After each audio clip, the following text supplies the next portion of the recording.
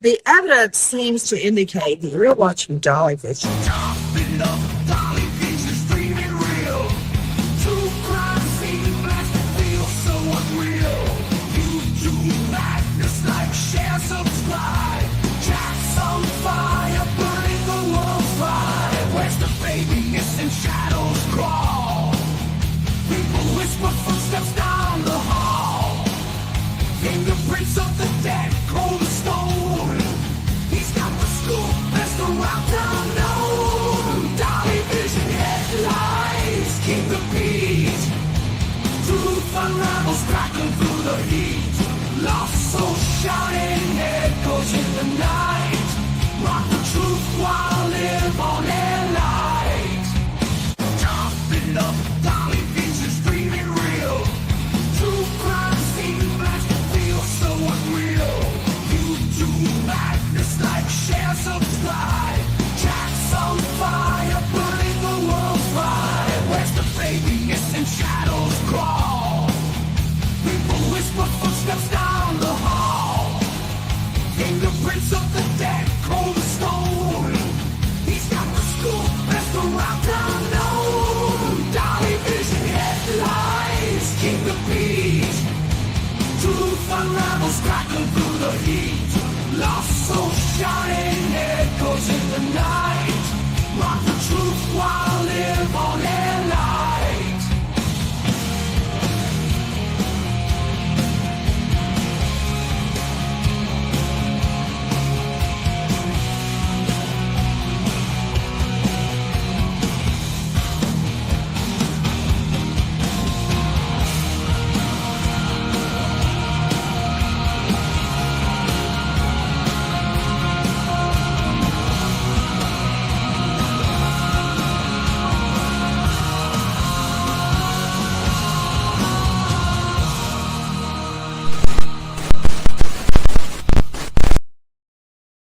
What is up, my beautiful people? Welcome to day 9, Karen Read murder retrial. Okay, so things are starting to heat up in the courtroom, and we're going to be here for it live today with the best commentary on YouTube, Dolly. Okay, so if you're just tuning in, give the video a like, and if you're brand new, sub up, ring that bell for notifications. Okay, so Karen Read back in court. A new day. Judge Bev up there doing the best she can with what she got to work with. Last week, we got to see Jen McCabe, which I thought she was a really good witness for the prosecution. Some people may disagree, but she held her composure, unlike she did last time. Last trial, she was a little mad and angry and came off like a killer, and it made Karen Read look innocent. This time, she came off way more calm, and she came off to me like a soccer mom, okay, that was being badgered by a lawyer.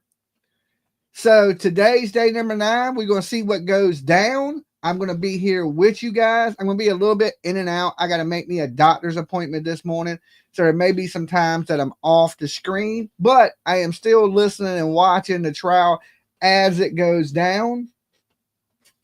We took a lot of phone calls on the Karen Read trial last night. A lot of people in the chat room was thinking she was guilty, but there was a few calls of people that called in that thought Karen Read was factually innocent. They like to use that word, factually innocent. Now, I'm going to let the trial play out. I'm not the lawyer. I'm not the jury. I'm not the judge. I have my opinions on it that most of the evidence to me points towards Karen Read. But do they have enough that they can prove that? That is the question. Is this going to end in a hung jury? I hear ye hear yes. Steam locomotive emoji. Chew. Okay, well, we're just a minute away. Let me go ahead and share the screen. Let's bring it up. Our favorite person, the fan, is already live and ready to go this morning. And thank you, PJ, for the $1.99. PJ is the first person on the Dolly train this morning. So don't be lame. Get on the train. It's the Blessed Express. You're rocking with the best when you're on the Express. Okay? I'm a poet and didn't know it. Good morning, Dolly, my beautiful fellow mods. Good morning, everybody. I hope everybody is having a great morning this morning. I woke up a little late. I've only been up for about, I don't know, 15, 20 minutes. So I'm still wiping the crust out my eyes. But we're here. We made it. We're on time. We know we didn't get held in contempt of court, right? Coming in late. Choo choo. There's Dusty. Yeah, Dusty the fan.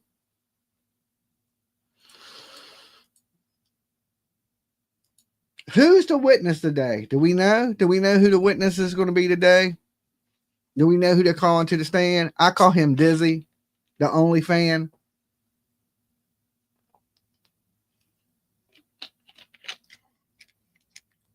Anybody know? It says hit the like button and say hello. There should be several. Okay. After y'all talking all the crap about the ceiling fan, I went through the dust and dusted all my fans. There you go.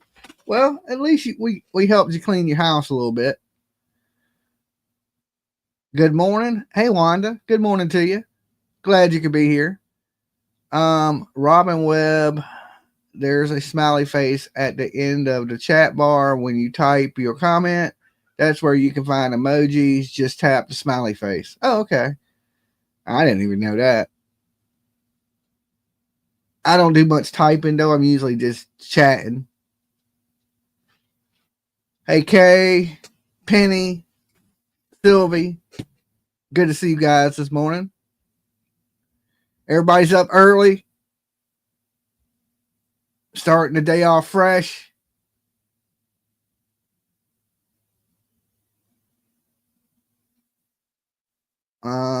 Poppy. Good morning. Good morning to you.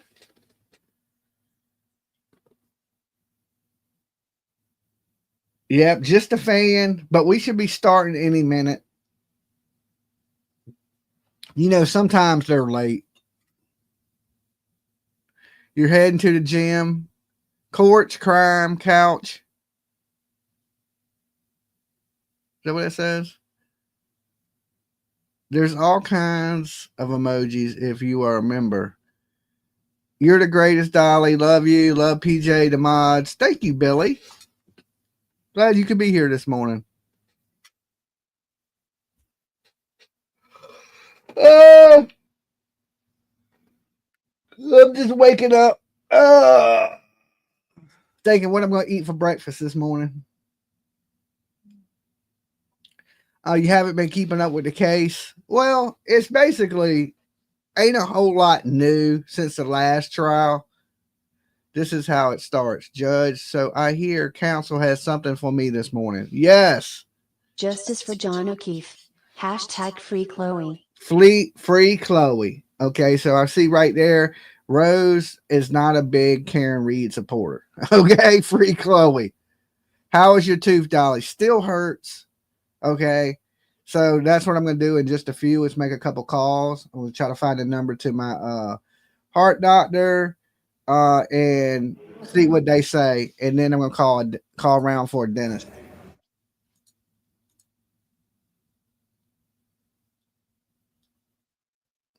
Diana says, I'm really just like watching other channels, specifically this case. So glad you're here, Dolly and PJ. Well, we're not here to brainwash you to tell you Karen Reed is innocent. You know, we're going to leave it up to the jury. Let them decide. If they come back that she's innocent, then she's innocent. If they come back she's guilty, then she's going to prison for the next 40 years. Okay, so we're just spectators. I don't have a dog in the fight, but Chloe. Free Chloe.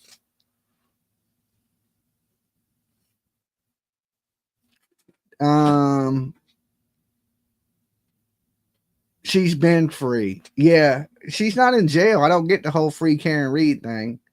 But, you know, if she was locked up, I would get the free Karen Reed.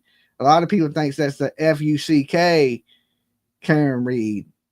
They picked a, you know, weird, the FKR thing. That could mean either one.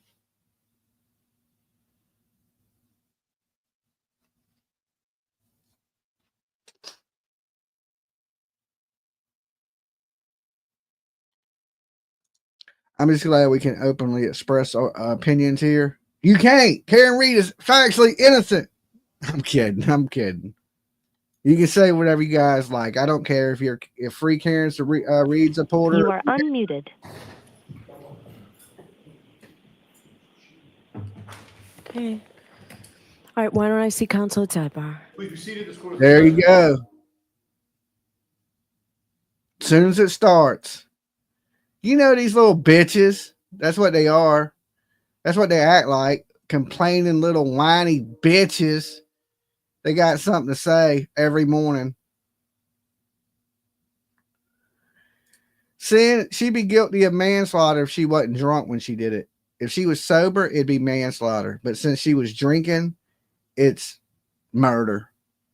You can't commit an accident while you're intoxicated. It's like, what is it? Committing a crime in the commission of a felony.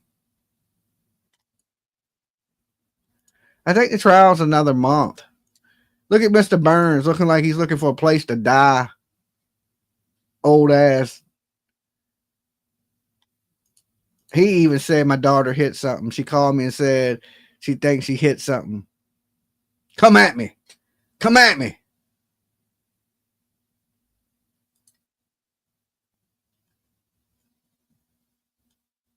Lori Daybell's asking for a new trial. I bet she is. It's not supposed to be but 5 weeks. Okay.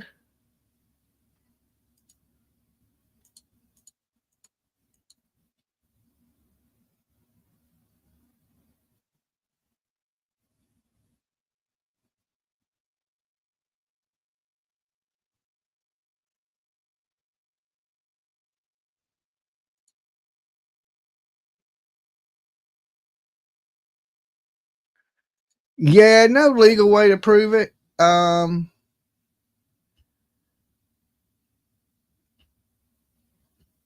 I mean, they know she was drunk. From her own admissions, she was drunk then. So we got to go with what she says, that she was drunk, intoxicated, and in her drunken stupor, you know, that she clubbed him, which ain't an accident at that point. It's murder. But I understand what you're saying. It's hard to prove the DUI because she drove off. She left the scene of a crime. Technically.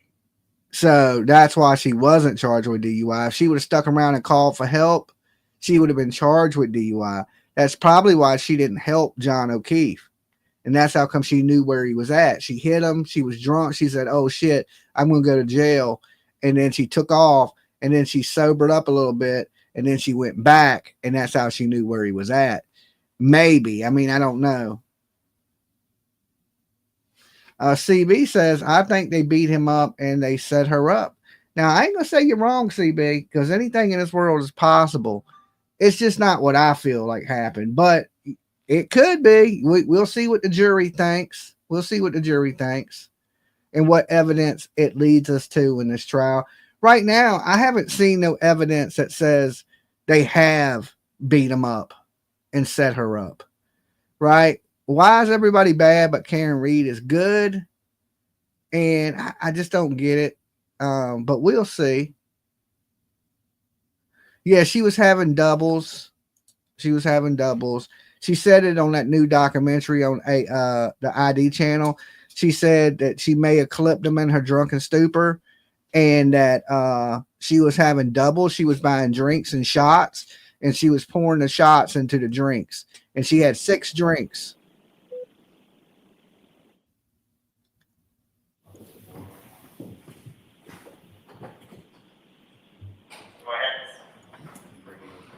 Yeah, and that's true, PJ.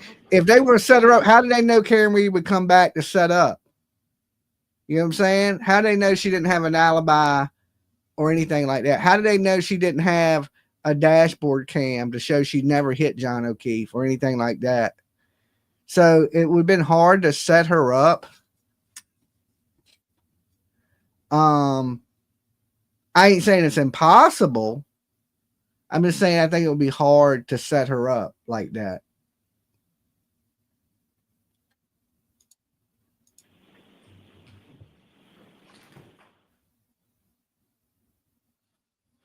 And if I was her, I would look a little more worried. Right? She acts like not a care in the world.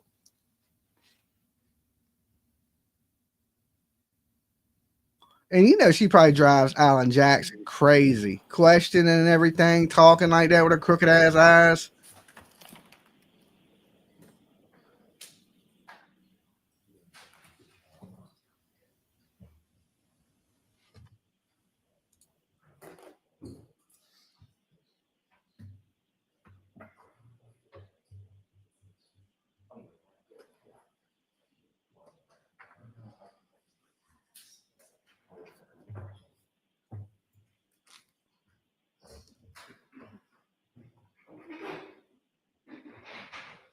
I don't know. I look at Carrie and Jen like soccer moms. I mean, we're just seeing two different things. I don't know, CB, but I'm not gonna say you're wrong. Anything's possible. We'll let the jury decide, and we'll see how it goes, which way the evidence goes. We still got a good ways in this trial. You know, there may be some things in here that change your mind. There may be some things in here that change my mind.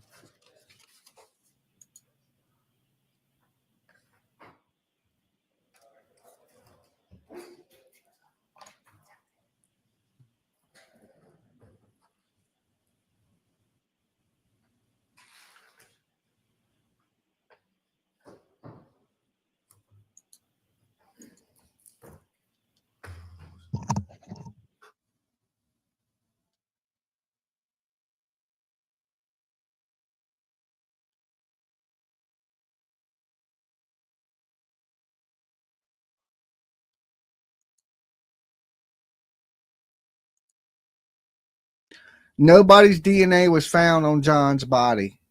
No, he didn't have blood from other people up there. He didn't have scraped up knuckles from hitting anybody. Yeah, and she was John's friend, CB. She wasn't friends with none of them people. She was friends with John O'Keefe. She didn't even know them. Carrie Roberts was John's longtime friend. So why would she lie for him? That don't even seem. I mean, she's friends with Jen McCabe now, but at the time they wasn't friends. All rise for the jury, please.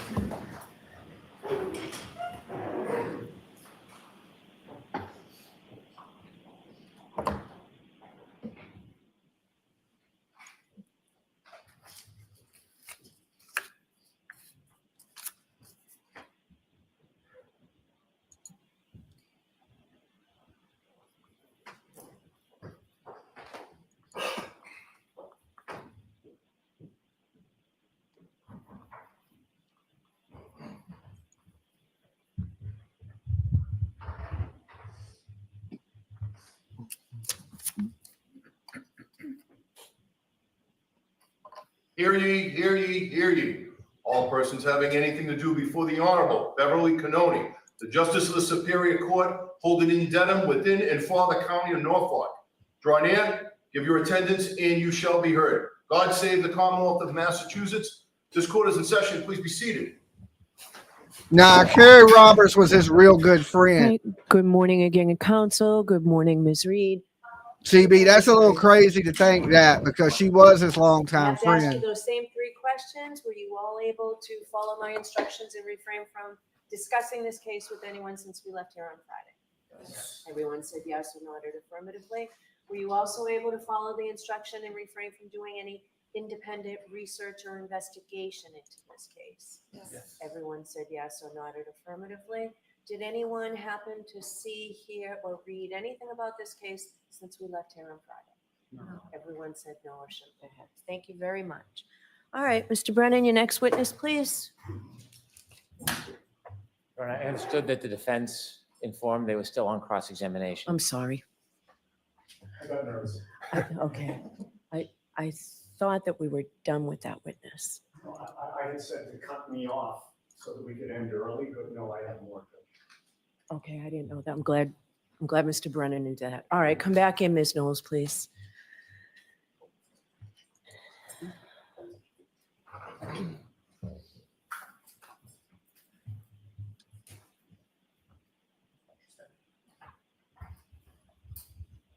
Ms. Knowles, I'll remind you, you're still under oath. Thank you. Thank you. All right, Ms. Dianetti.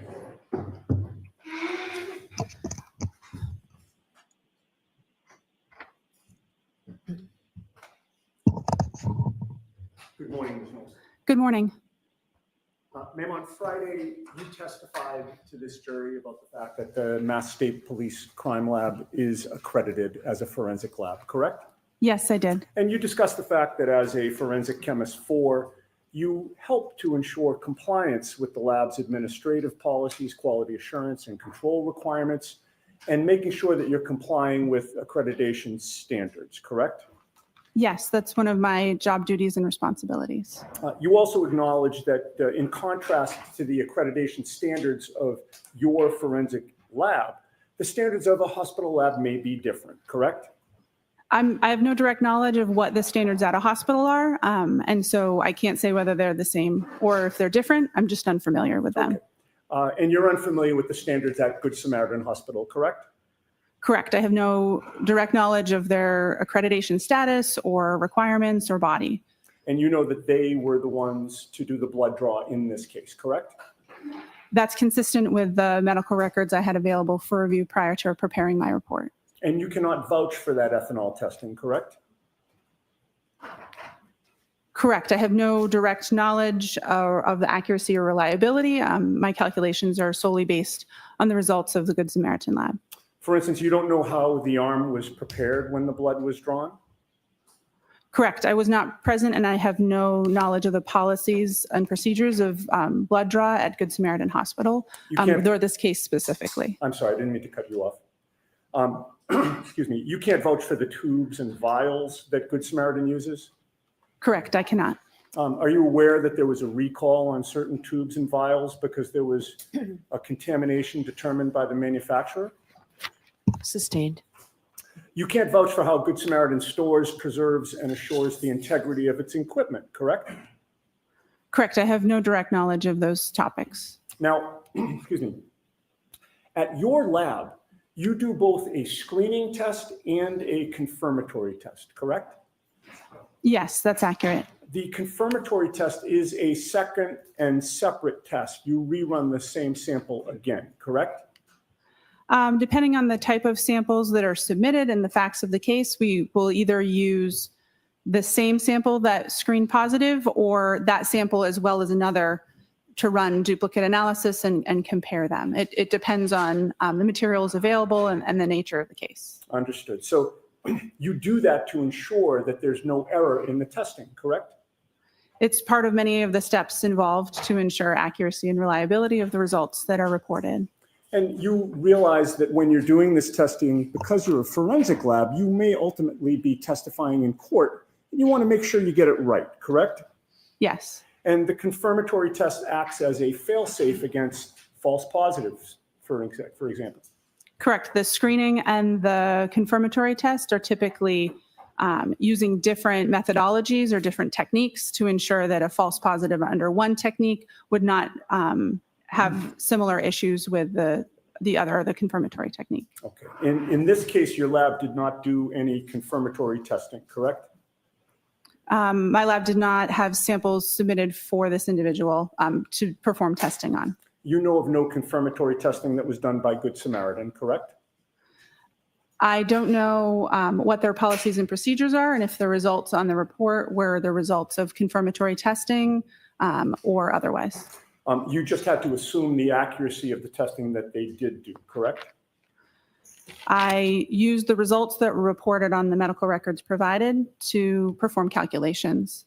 And you cannot testify that the testing done at Good Samaritan meets your accreditation standards, correct? Correct.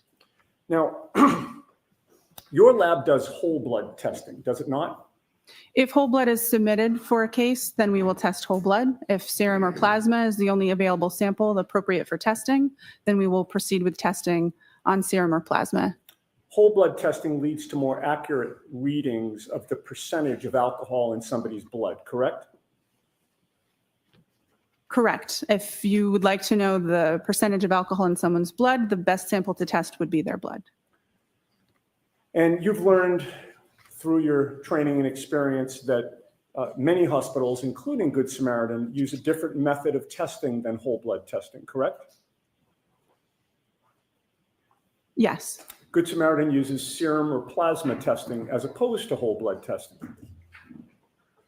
I'm not familiar with their specific technique or methodology. I haven't undergone training for their methods, but it is my understanding that this type of sample used for their method is serum or plasma. Now, whole blood includes plasma, but it also includes white blood cells, platelets, and red blood cells, correct? Correct. Typically, we describe serum or plasma as the liquid portion of blood, and the other cellular components that you described typically are removed or separated before testing. Plasma has a higher water content than red blood cells, white blood cells, or platelets, right? Yes, it is. Alcohol is highly soluble in water, is it not? Yes. So alcohol has a better affinity with water. Is that fair to say? Yes. That means that alcohol prefers to distribute into the more watery components of blood, correct? Yes, that's accurate. And that also means that alcohol is found in higher concentrations in serum and plasma testing than in whole blood testing, correct? That's correct. That difference in water content is the basis of the serum conversion that I described on Friday. Okay. So a lab like Good Samaritans, that in this case did serum or plasma testing, will therefore provide results of blood alcohol concentration that are higher than what the true blood alcohol concentrations are. No, it's no. The serum alcohol or plasma alcohol concentrations that they report on their medical records would be higher than the corresponding blood alcohol concentration. That's correct. So to calculate, but it's still in her system. Samaritan results into a more accurate reading of blood alcohol content. You need to convert the serum and plasma results to what those results would be in whole blood testing, correct? I'll allow it. Can you answer it as stated? Yes.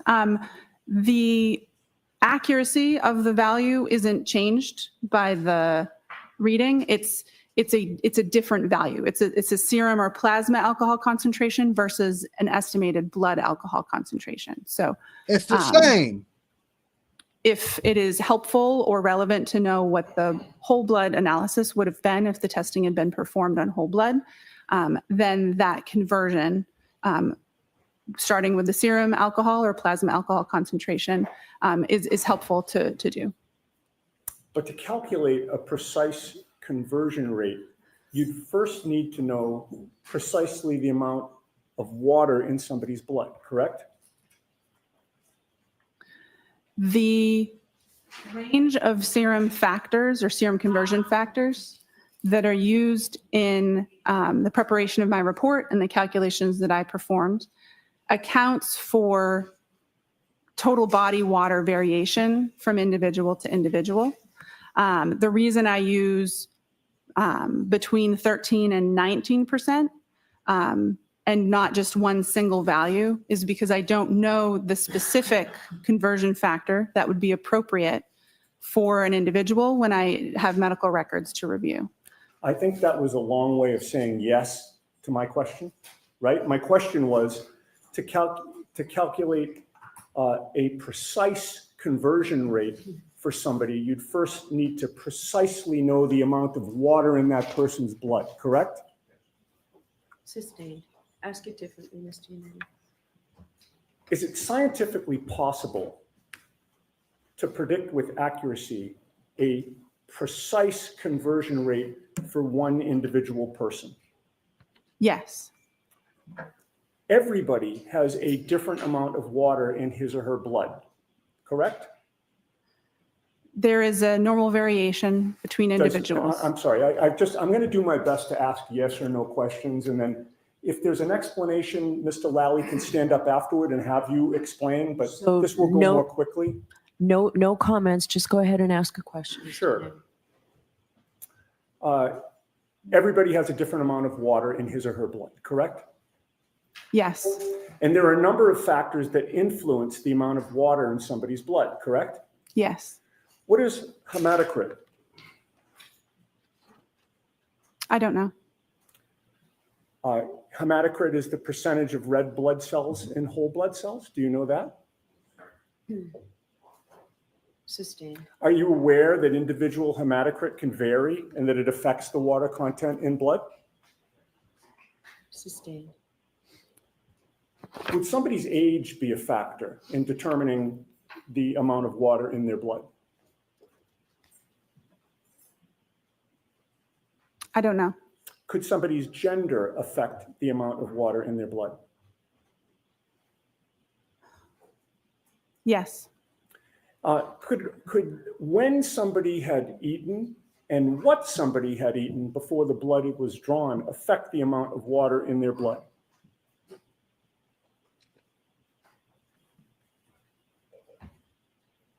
It's possible, but I'm not aware of those factors being considered when performing total body water calculations. Would how frequently a person uses the restroom affect the amount of water in their blood?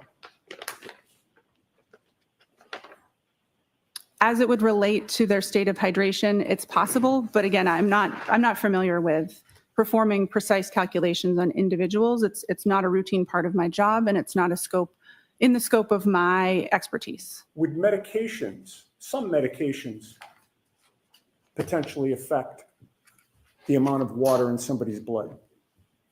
It's possible, yes.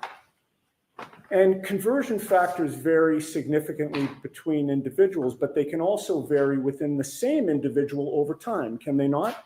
I believe so, yes.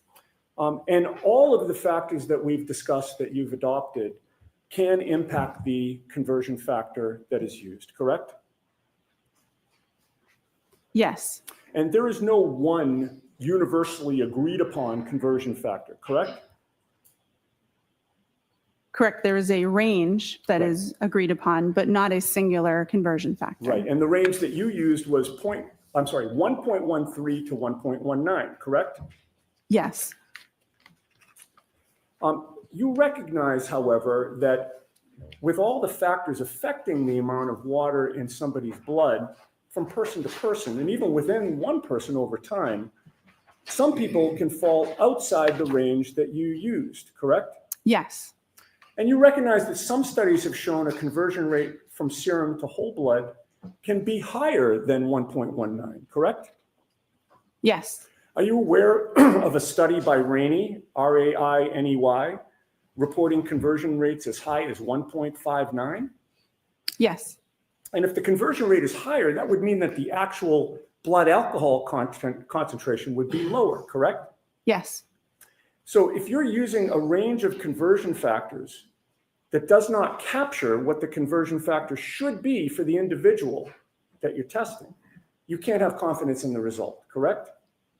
Correct. The range that is utilized is looking at studies of large groups of people to try to capture as accurately as possible most individuals in the population, but it would not cover 100% of scenarios with all the factors that you've described. Okay, and you'd agree that your conversion of serum to whole blood here is imprecise, correct?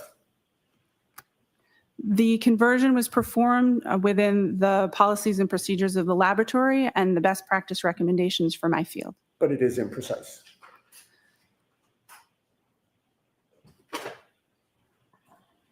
Can you repeat the question? Let's move on. The conversion from serum to whole blood did not end the calculations that you needed to do in order to testify here today, correct? Correct. The conversion from serum to whole blood only translated what Ms. Reed's blood alcohol supposedly would have been, or was, I'm sorry, at the hospital at 9:08 a.m. on January 29th of 2022, correct? Yes. You were asked to try to find out what her blood alcohol level would have been 7 or 8 hours earlier, closer to midnight or sometime between midnight and 1 a.m., correct? The time utilized for my calculations was 12:45 a.m. So you started with the results that you obtained from your serum to whole blood conversion, right? Yes. Which was an imprecise calculation? Which was intending to cover the majority of population. But was it and imprecise? It followed the policies and procedures of my laboratory. What was the precise number then? Was there a precise number or was it imprecise? The range. I'm not talking about a range. I know that you'd like to say that, All Was right. there a precise number, ma'am? The results of my report was not a single number. It is a range of numbers. Let's move on, Mr. Yannetti. Yes. Once you get that range, you have to do an extrapolation on top of that to figure out what the blood alcohol concentration would have been at 12:45, 7 or 8 hours earlier, correct? Yes. But in order, in order to do that extrapolation, you need to make assumptions about things that you do not know, correct? Yes. In terms of processing alcohol, there is an absorption phase, a plateau, and an elimination phase, correct? Yes, that's accurate and consistent with my understanding. And during the absorption phase, blood alcohol concentration can be rising, correct? Yes. And to determine whether somebody is in the absorption phase or the elimination phase, you need to know when their last drink was, correct?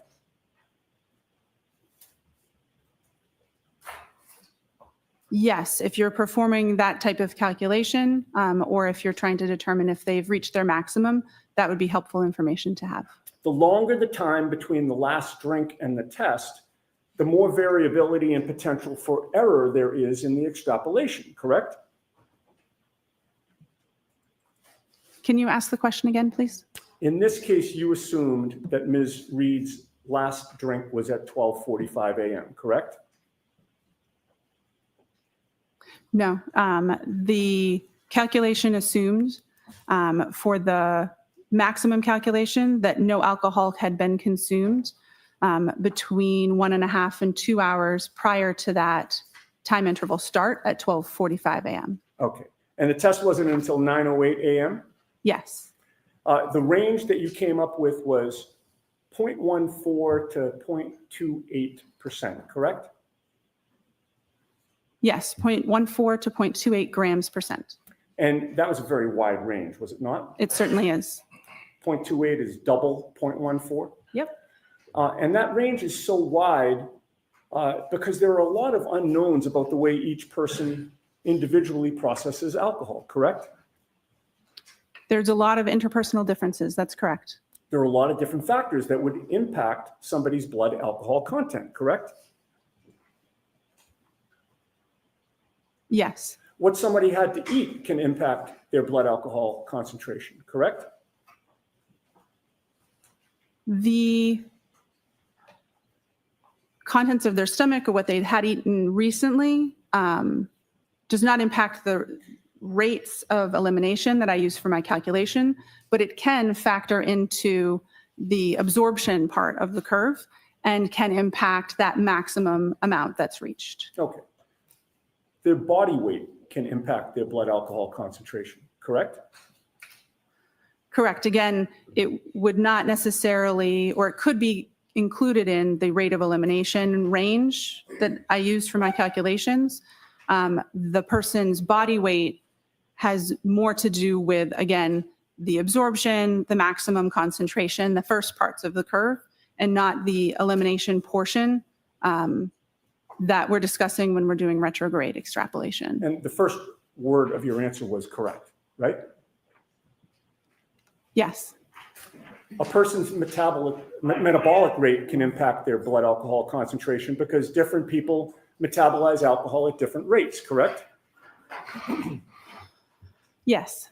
In addition, regarding the timing of the last drink, you were not with Ms. Reed on the late evening of January 28th or the early morning of January 29th of 2022, correct? Correct. I was not. You have no personal knowledge of when Ms. Reed had her last drink, correct? Correct. Were you informed that Ms. Reed was upset after 12:45 a.m. when you were doing these calculations? I don't believe so. Did you know, were you informed that she went to John O'Keefe's house in Canton and was the only adult in the house at that time after 12:45? Assisting. Are you aware of what type of alcohol John O'Keefe had available in his house at that time? Assisting. Were you aware that she was waiting for John O'Keefe to come home, but he never did? Assisting. Do you have any personal knowledge of whether Ms. Reed poured herself a drink during the hours of 12:45 a.m. and 6 a.m. on January 29th of 2022? No, I do not. And do you know whether she had more than one drink during those hours? No, I do not. Assume that Ms. Reed did have something alcoholic to drink after 12:45 a.m. Would that affect your assumptions about whether she was in the absorption or the elimination phase? Yes, it would. And if she did have something to drink after 12:45 a.m., what would that do to your calculations? The foundation of my calculations would be incorrect. I would need to perform different calculations or factor in the information as it would become available and issue a different report. Okay. So if your assumption of when she had her last drink was incorrect, you would not have confidence that your conclusions about which you testified Friday and today are accurate, correct? Correct. There is some parts of the calculation that are intended to accommodate for unknown drinking history, but with over 8 hour time span between the time of interest and the time that the blood sample was collected, that adjustment in the calculation intending to avoid overshooting the blood alcohol concentration may or may not be enough to address that. And if new, more accurate information was available, then I would need to incorporate that in the discussion and calculations. Right. So in answer to my question, if your assumption about when the last drink was consumed was incorrect, you would not have confidence that your conclusions are accurate today. Correct. Now, were you ever asked to determine the blood alcohol level of Brian Albert? No. Were you ever asked to determine the blood alcohol level of Brian Higgins? Sustained. Were you asked to determine the blood alcohol level of anyone except for Karen Reed in this case? I'll allow that.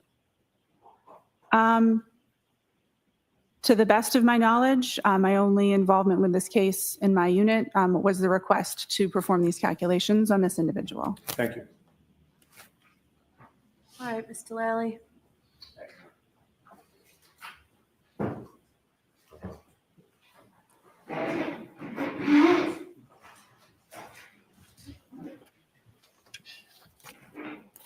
Morning, Ms. Knowles. Good morning. Now, again, how many serum conversions have you performed over your years at the lab? It's hard to know an exact number, but at least over 100. And the ethanol reading or the alcohol reading within Ms. Reed's medical records that you testified to previously last week, what was that reading again? 93 milligrams per deciliter. And that reading in milligrams per deciliter, is that typical for how you would see alcohol recorded in hospital records? Yes, it is. And specifically hospital records that you would then be asked to perform a serum conversion on? Yes. Now, with respect to your calculations in this case, did you perform these calculations consistent with how you have done in each and every prior instance within your work at the lab? Yes, the serum conversion factors have been adjusted since I first started doing these, but the same type of math was performed, and I'd used the approved conversion factors that are published in our protocols with each one that I did. Now, what is the difference between whole blood and serum? Whole blood is blood as we think of it, with both the liquid and the cellular components as it exists in our bodies. Serum is the liquid portion of blood after those cellular components have been removed. And how does the difference between them impact your testing or your calculations? Because of the different water content in whole blood versus serum, that means that if we would like to compare a serum alcohol concentration and a whole blood alcohol concentration, that we have to apply a conversion factor to be able to compare those two. The serum alcohol concentration is always higher than the whole blood alcohol concentration. And that difference, is that accounted for within the calculations or the conversion factors that you utilize? Yes. And how so? The conversion factors, by dividing by 1.13 and 1.19, can adjust for the difference between the water content and therefore the serum and whole blood ratio that's observed in studies. And that change in conversion factors, does that benefit the defendant in this case? Objection. I'll allow it, or ask it differently, Mr. Sure. Nagel. The change in conversion factors recently implemented in your lab and your protocols, who does that benefit?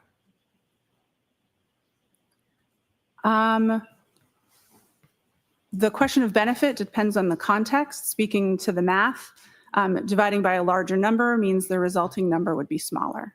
So the whole blood alcohol concentration numbers would be smaller when using the current between 13 and 19% factors, as opposed to the previously used between 12 and 18% factors.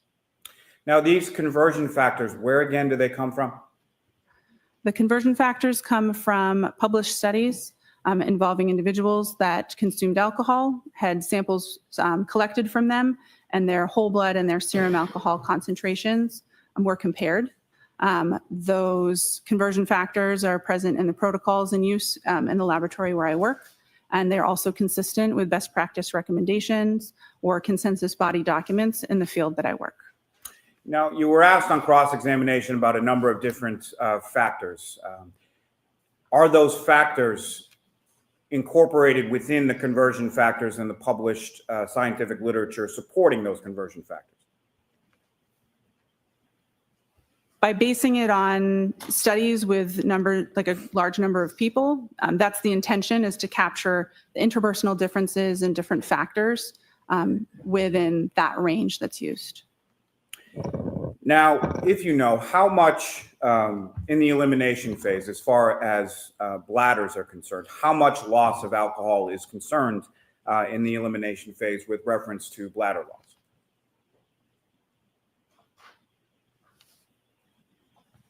I'm sorry, can you repeat the question? I don't think I understood the Poor question. Let me phrase. rephrase. So you were asked some questions on cross-examination about how frequently someone uses the restroom in the elimination phase, correct? I believe I was, yes. Right. And do you have any idea from your training and experience as far as how much alcohol is typically lost by an individual during the elimination phase through the bladder? Objection. Do you know that? I do. Okay, you can answer it. Less than 5%. The vast majority of alcohol is eliminated from the body by an enzyme that breaks it down from alcohol into carbon dioxide and water. I can't remember exactly how much is generally eliminated, but I believe it's less than 5% of the total blood alcohol concentration. Now, you were asked about whether or not the defendant had a drink after 12:45 a.m. Do you have any evidence that the defendant did, in fact, have any alcohol to drink after 12:45 a.m.? Objection. Sustained. If there was a drink at approximately 1 a.m., what kind of impact would that have on your calculations? It would depend on how much had been consumed. If any alcohol had been consumed, then it would adjust the calculations depending on that information. And what I'm asking, Ms. Knowles, is if there is a slight differential in the time of incident or last drink, how much impact would that have on the range that you're able to calculate?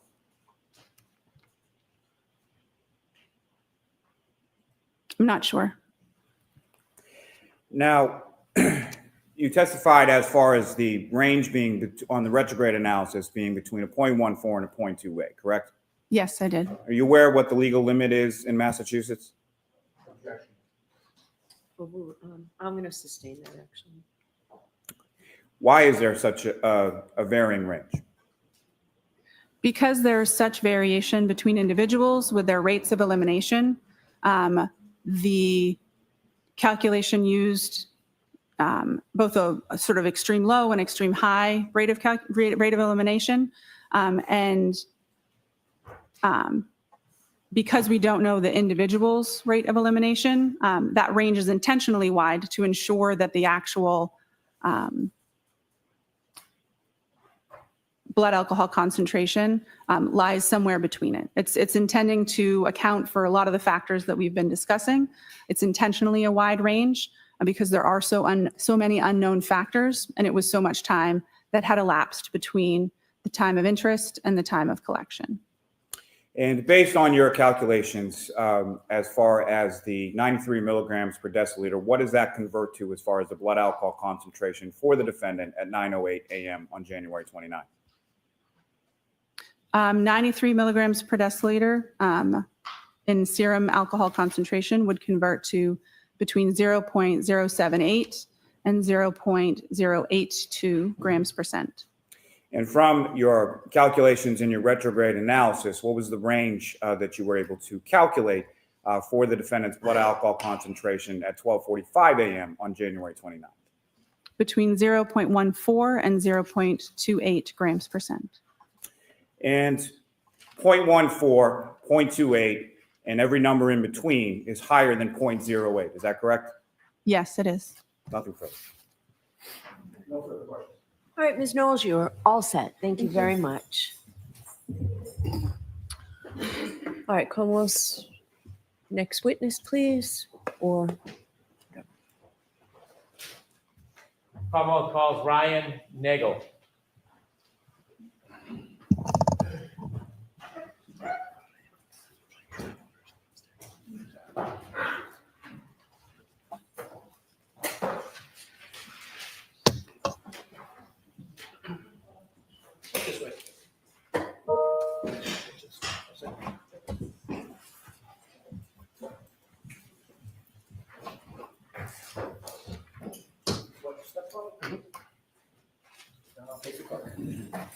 You raise your right hand. Do you solemnly swear the evidence given to the court and jury in the case now and hearing the truth, the whole truth, and nothing but the truth, so help you God?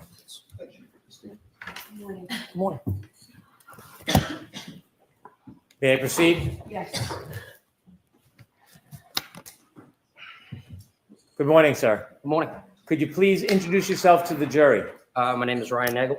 How old are you? I'm 32 years old. What area of the city or the state do you live in? I live in Canton, Massachusetts. How long have you lived in Canton for?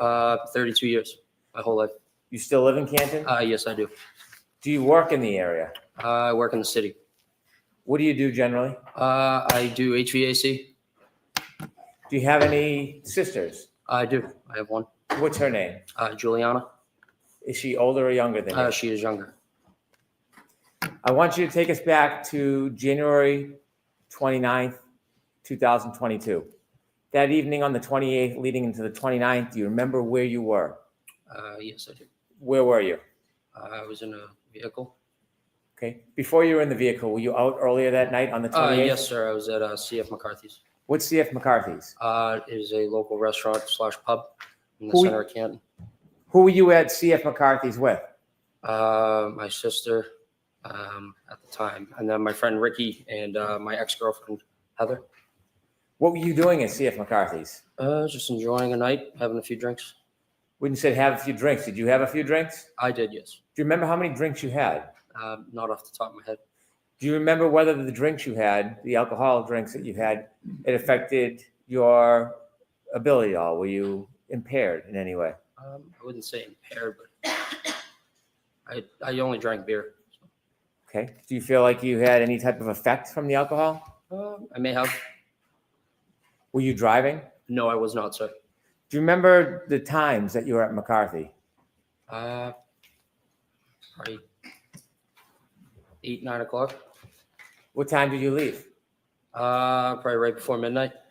When you left McCarthy's right before midnight, did you have a plan that you were going to do something? No, I did not. Tell us, after you leave McCarthy's, where do you go? I was going to go home, but my sister Julie texted me to be picked up. When you were going to go home, tell us, when you leave McCarthy's, what kind of vehicle were you in? I was in my friend Ricky's Ford pickup truck. Who was driving? Ricky. Was anybody else with you too? My ex-girlfriend Heather. Heather. You know Heather's last name? Maxon. Was she in the front or the back of the truck? She was in the back seat. So you three were in the truck and Ricky was driving? Correct, sir. You mentioned you were going to go home. Did you start to head towards your home? Mr. Brennan, slow down a little bit for the Oh. court reporter, please. Pardon me. You mentioned you were going to go home. Did you start heading towards your house? Yes. Do you remember what time you got the text from your sister? Around midnight. I can't remember that far back. You don't have a firm memory of it? No, I do not, sir. After you received the text from your sister, did your plan change? Yes. And what was the plan after you received the text from your sister? To go pick her up.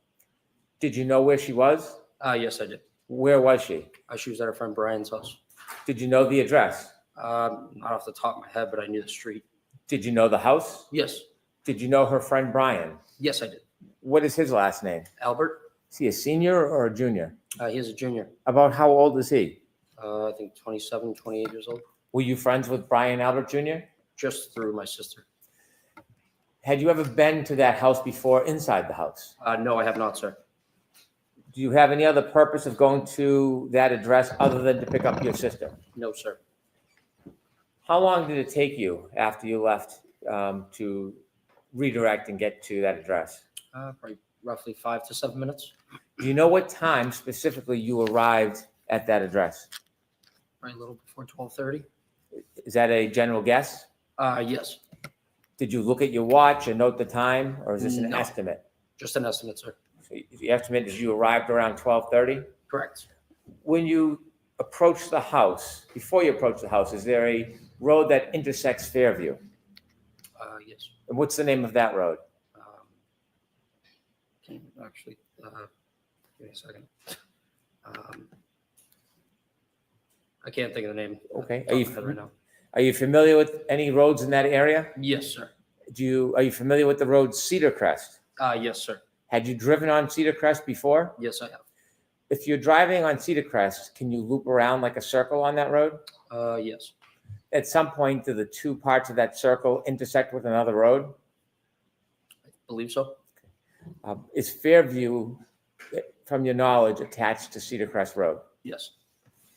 As you were traveling, did you travel on Cedar Crest before you got to Fairview? Yes. Okay, I want to ask you some questions about right before you turn on, or Ricky turns on to Fairview.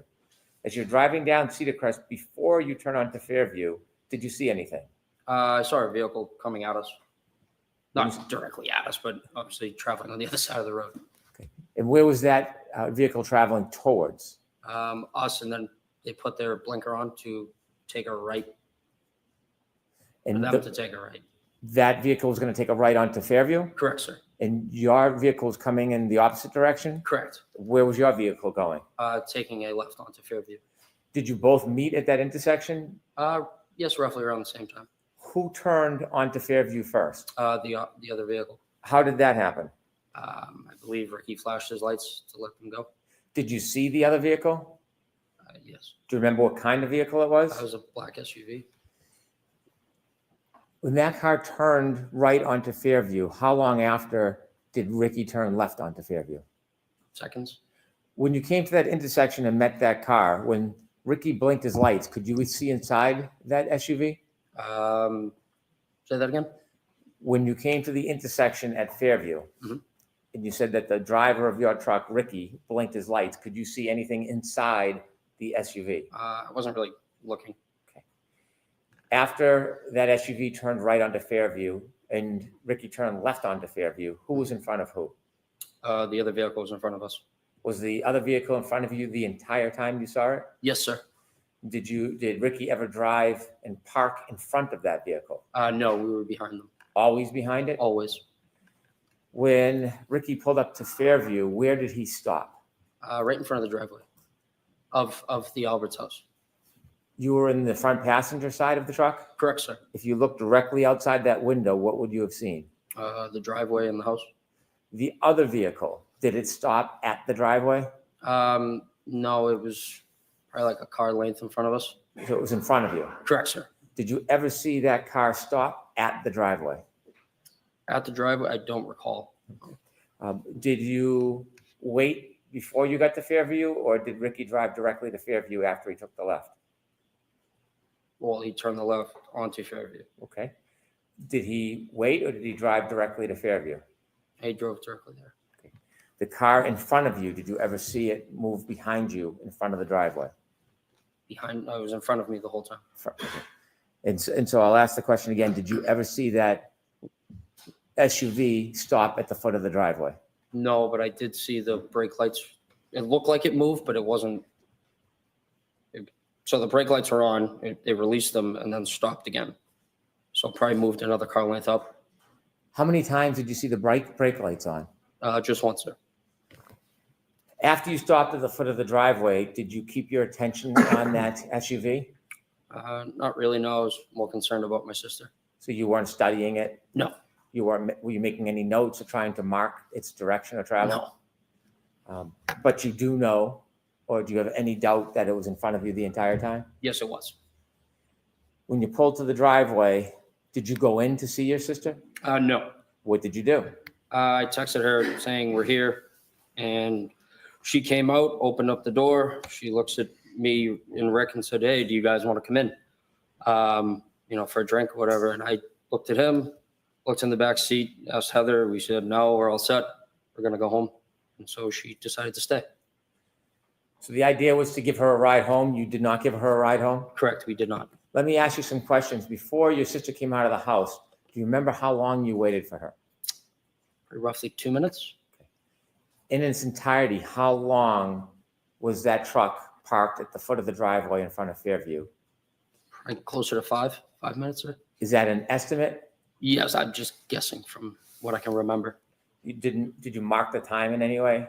Look at your watch in any way? No, sir. That's your general memory? You're just roughly trying to remember. When you looked up at the house, did you see there were more than one door? Yes, there were two doors. Yes. Do you remember what door your sister came out of? She came out of the side door, which is to the left of the garage. Did you watch her? Yes. Where did she walk? From where to where? She walked out of that door down the driveway towards us. When she reached you, how did you have a conversation with her if you were in the truck? I opened the door, my passenger door. As you were speaking with her, were you watching anything else, or was your attention directed to your sister? Nope, just on my sister. At some point after your sister turned to go inside, did you wait for her, or did you leave right away? Or did Ricky leave right away? We waited for her to get back into the house. At any point before your sister went back in the house, did you see any lights, like dome lighting, come on inside that SUV? Yes, I did, sir. Before or after your sister went in the house? Roughly like as she was getting in the door. Before you ended your conversation with her, did you see the dome light go on in that SUV? Say that again, sorry. Before your sister left the driveway, Mhm. did you see any dome light on in the SUV? No, I wasn't looking. Your sister began to walk back to the house. What was your direction? What was your attention focused on? Mainly on her. We were pulling away from the driveway and kind of just glancing back over at Julie to make sure she got in. When your sister went back up the driveway to go in the house, when was the next point you had any chance to see the SUV? When we were passing it. When you were passing the SUV, where was it located in relation to the house, flagpole? Directly in front of the house.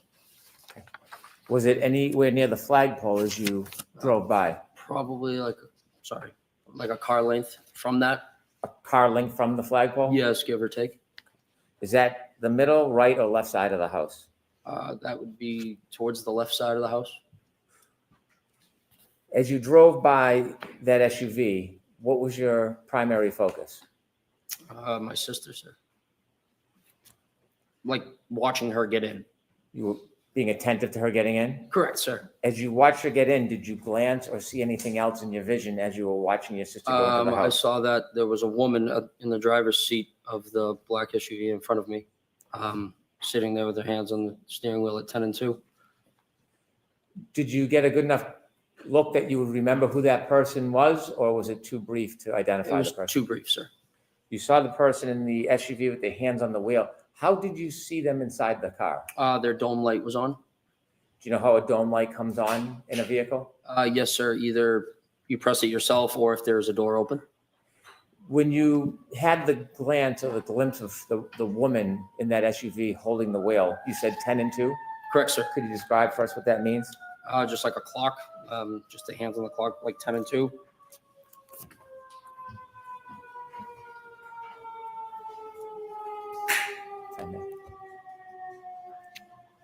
I was just waiting for the siren, Your Honor. If I could show Exhibit 3 to Mr. Nagel.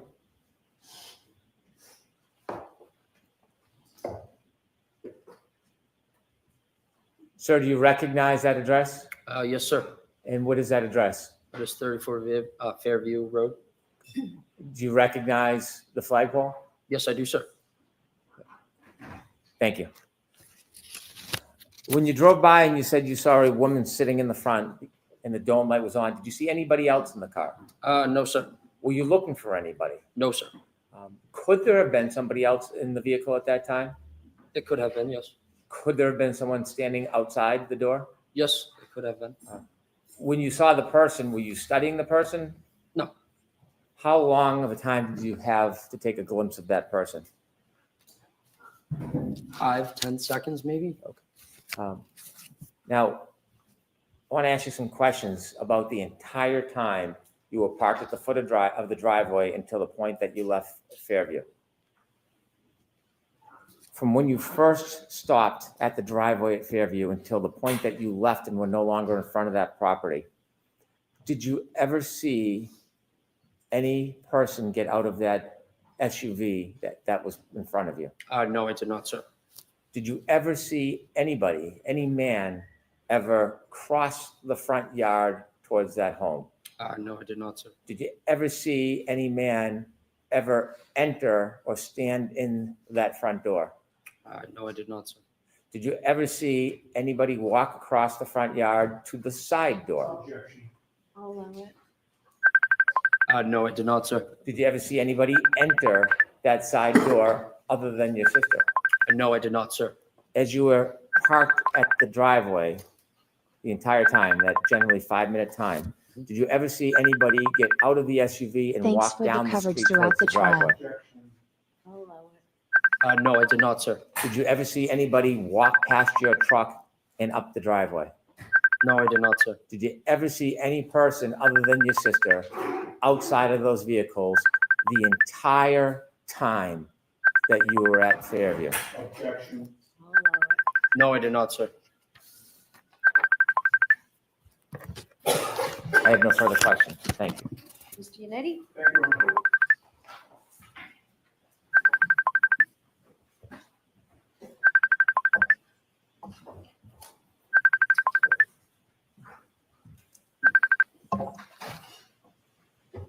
Good morning, sir. Good morning.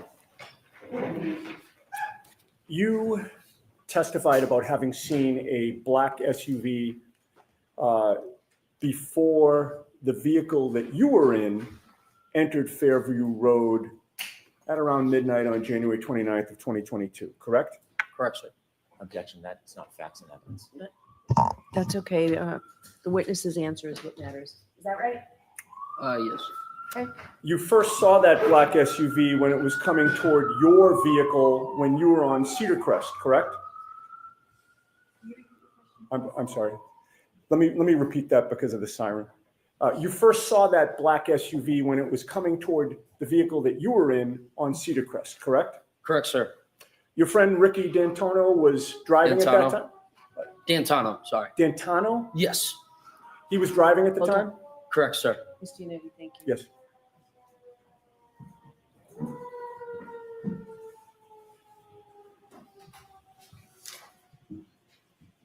All right, go ahead. Thank you. Ricky doesn't drink, correct? He does. He wasn't drinking that night, He may have had one or two. but he appeared to be driving safely. Yes, sir. And you also had a chance to observe the black SUV at that time as it was facing you, correct? Yes. When you saw it on Cedar Crest, you didn't know who was driving it at that time, correct? No, I couldn't see. But your observations of the black SUV at that time were that whoever was driving it, that person appeared to be driving safely as well, correct? Yeah, I would assume so, yes. one of the first things you noticed about the black SUV was that it was in front of you on Cedar Crest, and both Ricky's F-150 and the black SUV were basically converging on Fairview at about the same time? Yes, sir. The black SUV appeared to be going at a safe speed. Yes. It appeared to be properly staying within its lane. Yes, I would say, yeah. And when it was time for Ricky to take a left onto Fairview, he actually put on his left blinker, or not left blinker, but both his blinker, flashed his lights to signal that it was okay for the black SUV to cut in front of it, correct? Yes, sir. And he actually did have his left blinker on at that time, correct? Prior Yes, to sir. doing that? And the black SUV had its right directional on, correct? Yes, sir. And when both cars have their directionals on, indicating they're going down the same street, the black SUV did not suddenly cut in front of Ricky's vehicle until the flashing of the lights, correct? Correct, sir. Both cars appeared to be operating safely, correct? Correct, sir. And once the lights were flashed, there was nothing about the operation of that black SUV that told you that the driver appeared to be confused about what the flashing meant, correct? Correct, sir. The black SUV didn't hesitate at that time. It just proceeded onto Fairview in front of you, correct? Correct, sir. And it did so in a safe manner. Correct, sir. And the black SUV in that sense got ahead of Ricky's vehicle, correct? Correct, sir. And once you got to the Albert home, you noticed that the black SUV was parked outside the Albert home, correct? Correct, sir. And at that time, the snow had not yet started sticking to the pavement, correct? Correct, sir. You could see the pavement in both the driveway and the street. Correct, sir. You could also see the grass on the lawn. Yeah, for the most part, yes. The snow was only just starting to accumulate on the grass, correct? Correct, sir. And with that little snow on the ground, you saw no tire marks behind the SUV, correct? No, sir. In fact, you saw no tire marks in the street at all. Correct, sir. May I have the map displayed, please? Is it in evidence already, Mr. Yannetti? May we approach? Okay.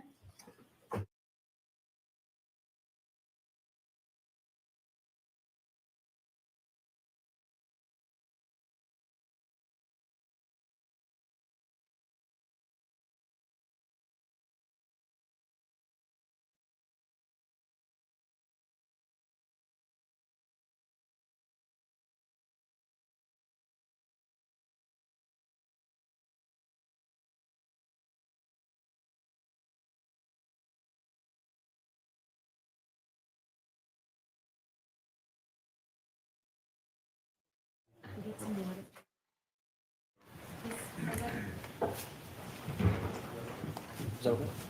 Thank you. Appreciate it.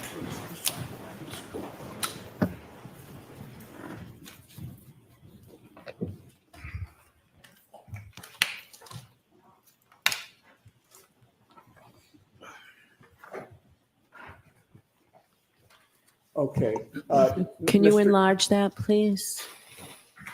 Yeah, actually, yeah, you know what? If we could enlarge it, so you don't have to show Chapman, just show Cedar Crest and Fairview and maybe pull it in a little bit to the right now, the other way. See if that works. Okay, that's much better. I don't know how your eyes are, sir, but are you able to read the street names on? To be honest, no, I can't see that far. Okay, if I suggested to you that the top street horizontal going down from right to left was Cedar Crest, and that the street where the red arrow is Fairview Road, would that orient you? Yes, sir. And would it be fair to say that before you actually were coming down Cedar Crest Road as you look at this map from right to left, correct? Correct, sir. And in that sense, you were traveling west on Cedar Crest, correct? Yes. You turned south onto Fairview, correct? Correct, sir. And you were still facing south when you parked in front of 34 Fairview, correct? Correct, sir. And that means that when you're sitting in that vehicle on Fairview Road, if you were going to walk to the house or look to the house, you would be walking or looking in a westerly direction, correct? From where I was in the vehicle? Yes. Yes, so to my right, yes. Okay, and so when you were looking for Julie to come out, you were looking to the west? Correct, sir. All right, Your Honor, I would offer that into evidence. We're going to have a hard copy printed out for the jury after this examination. Okay, so we need something for the court reporter. Sure. All right, we will take care of that. Thank you. All right, so- And you can put the lights back on and you can take that down. All right, so it will be, go ahead, madam. Next exhibit will be 49. 49, thank you. And sir, it took a couple of minutes for Julie to come out after Ricky parked the F-150. Yes. When she did come out, you opened the door and you had a conversation with her while she stood between the door and the passenger compartment of the F-150? Repeat that, please. Sorry. Sure. When she did come out, she approached the F-150, correct? Correct, sir. And you were in the passenger's compartment, right? Correct, sir. You opened up the passenger's door, correct? Correct, sir. And she sort of, you stayed in the vehicle, right? Correct, I never left. And she came sort of into like the crook of the door and the passenger's compartment. Yes, sir. All right. You had a chance. How close did she get to you? I could have popped her on her nose if I wanted to. Okay. And you had a chance to observe her and size her up, correct? Correct, sir. You spoke to her for maybe about 5 minutes was your best estimate? I wouldn't say 5. I'd probably say 2 or 3. Okay. But in any case, you did have a chance to observe her, correct? Yes, sir. And it was clear to you that your sister Julie seemed like she had had a few drinks, correct? I mean, yeah, it was 12:30 in the morning, so yes. And she called you for a ride, right? Yes, she knew that Ricky was driving. Right. And when you arrived there, there was a discussion about whether she'd actually take the ride, right? Correct, sir. If she was just going to come out and take the ride, there would have been no need for the conversation, correct? Correct. But do you recall previously testifying that you were out talking to Julie for over 5 minutes? I would not say over 5 minutes, no. Do you deny that it was about 5 minutes? Objection. I'll allow it. Do you deny it was about 5 minutes? Could have been. Okay. I'm not. Fair enough. And you talked with her about whether she wanted to go in the truck and leave with you, correct? Correct, sir. You also talked about whether instead you, Heather, and Ricky would go into the house to join the gathering there.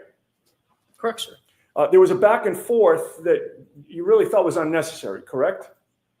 I wouldn't say it'd be unnecessary. It's just a common question if you want to come in and have a drink. But you have testified in the past that Julie can be kind of a pain in the ass, correct? I mean, all siblings can be, yeah. In any case, Julie decides to go back inside and you decide to leave, correct? Correct, sir. Ricky did not speed up the street at that time. No. He just gradually pulled out. Correct, sir. His direction of travel took him right past the black SUV that was now in front of you, correct? Correct, sir. He passed the black SUV on the left, correct? Correct, sir. And you were in the front passenger seat at that time still, correct? Correct, sir. So you were closest to the black SUV of the people that were in your vehicle as you passed it, correct? Correct, sir, yes. And you were closest to the driver's side of the black SUV, correct? Correct, sir. You noticed that the interior dome light was on, correct? That is correct, sir. That lit up the whole front compartment of the SUV, did it not? Yes. It lit up the driver's seat and the passenger's seat, correct? All I could see was the driver at the time. Sir. Understood. But the light wasn't just shining just on the driver. It wasn't pointed at the driver. I would say they were both lights that go down at both seats, correct? They were on. Yes. Okay. Yes. So you could see both seats in the front driver's compartment. I couldn't correct? see past the woman. Well, you only saw one. I only person. saw a woman. Sorry to interrupt you. Yes. No problem. It allowed you to see into that front compartment. Yes. All right. And you saw one person inside the car at that time. Correct, sir. It was a woman with long hair in the driver's seat, correct? Correct, sir. And she looked like she was alone. Yes. You didn't see anybody else in the SUV. No, I did not, sir. You certainly didn't see a 6'1" man in the SUV in the passenger seat, correct?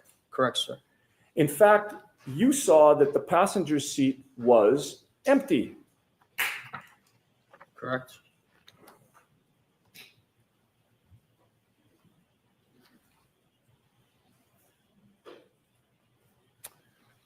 The woman in the passenger seat was staring straight ahead, correct?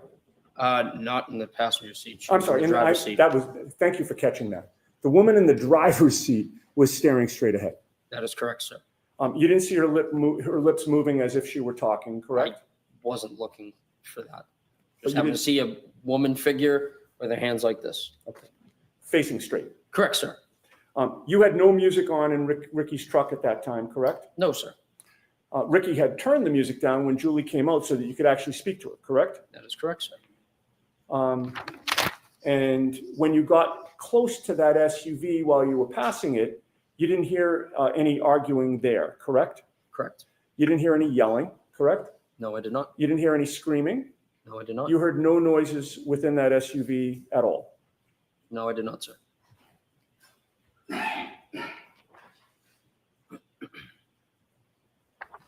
I have no further questions. Thank you. All right, Mr. Brennan.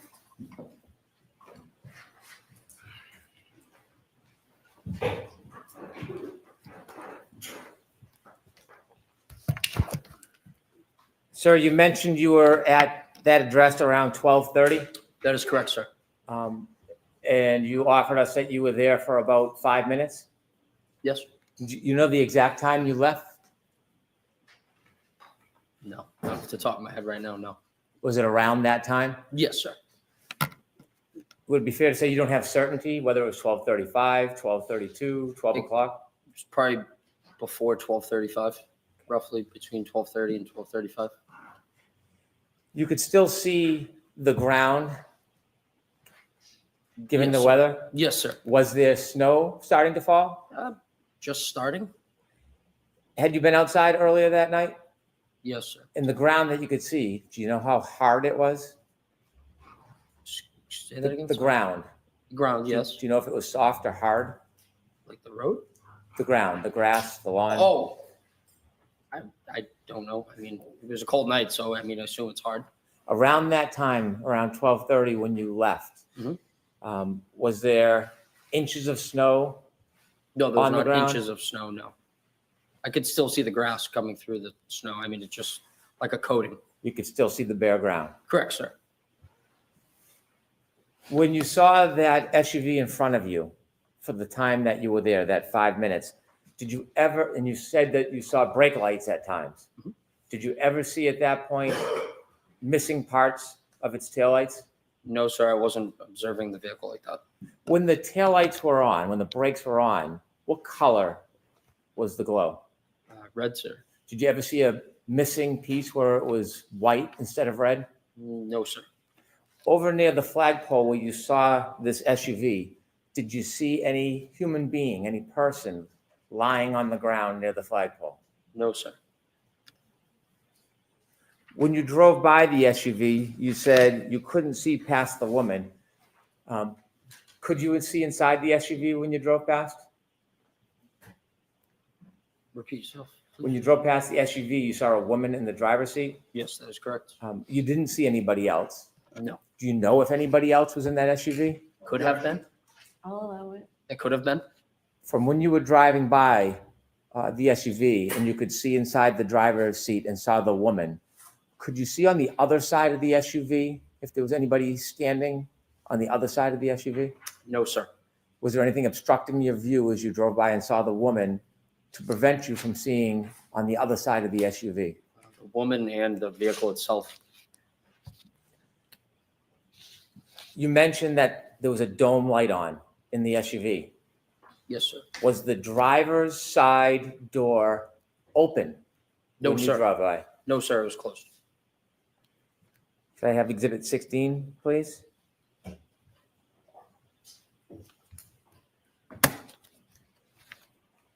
Did you ever see this man at any point No, sir. I've never Walking. seen- Oh, sorry. walking across the yard, going to a door, or entering the house the entire time you were there? Objection. Sustained. No, sir. I've never seen That that. means you don't. Oh, I'm sorry. Sorry about that. That's okay. Sorry. Could you That's take okay. that down, please? And after you left, you never went back that night, did you? No, sir. Thank you.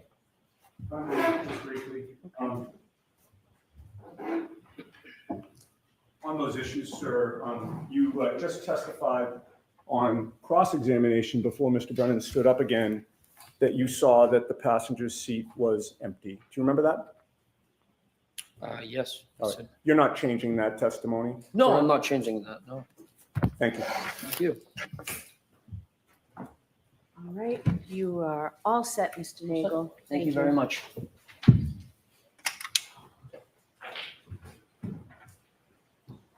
Your next witness, Mr. Brennan. Thank you, Your Honor. Commonwealth calls Heather Mason.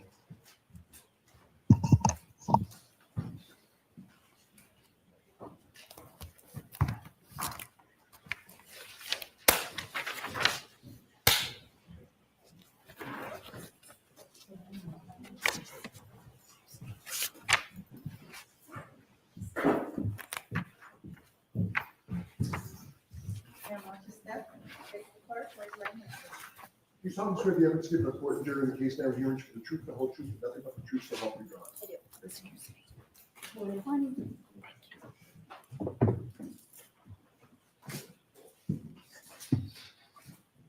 Whenever you're ready. Mr. Brennan. Thank you, Your Honor. Good morning, ma'am. Good morning. Could you please introduce yourself to the jury? Hi, I'm Heather Maxon, Maxon. How old are you? I'm 31. Do you live in the area? I do. How long have you lived in the area for? My whole life. Do you know a person by the name of Ryan Nagel? Yes. And how do you know him? I dated him a few years back. I want to have you take us back a few years to Sure. January 28th, during January 29th, 2022. Do you remember that evening? Yep. Where were you earlier that evening on January 28th, 2022? We were at Ryan's parents' house, just hanging out. Whose parents? Ryan's. Right. Were you with anybody else besides Ryan and his parents? Eventually, we met up with friends Where? at local restaurants. Did you end up at one restaurant or bar in particular at the end of the night? We were first at CF McCarthy's, and then we went over to the hillside. Were you drinking? Yes. Do you remember about how many drinks you had? No. Did the alcohol affect your perception or your memory at all? Most likely, yes. Do you feel like you were impaired in any way? I believe so, yes. After you left the establishments, after they closed, did you go somewhere? We went to pick Ryan's sister up, Julie, from a friend's house. She needed a ride. Before you went to pick Ryan's sister up, did you have other plans before that? Sorry, could you repeat the question? Yes. Before the decision was made to go pick up Ryan's sister, was there other plans that you were? No. Okay, that was just the plan to go get her? Yeah. Do you remember generally or specifically what time that was? Late midnight? Okay. Do you remember the time exactly? No. Is there any marker in your mind that would help you remember exactly what time it was? Not necessarily, no. So is that a generalization or a guess? Yes. Okay. When you went to pick up Ryan's sister, do you know where you were going? No, Were you driving? I was not. Who was driving?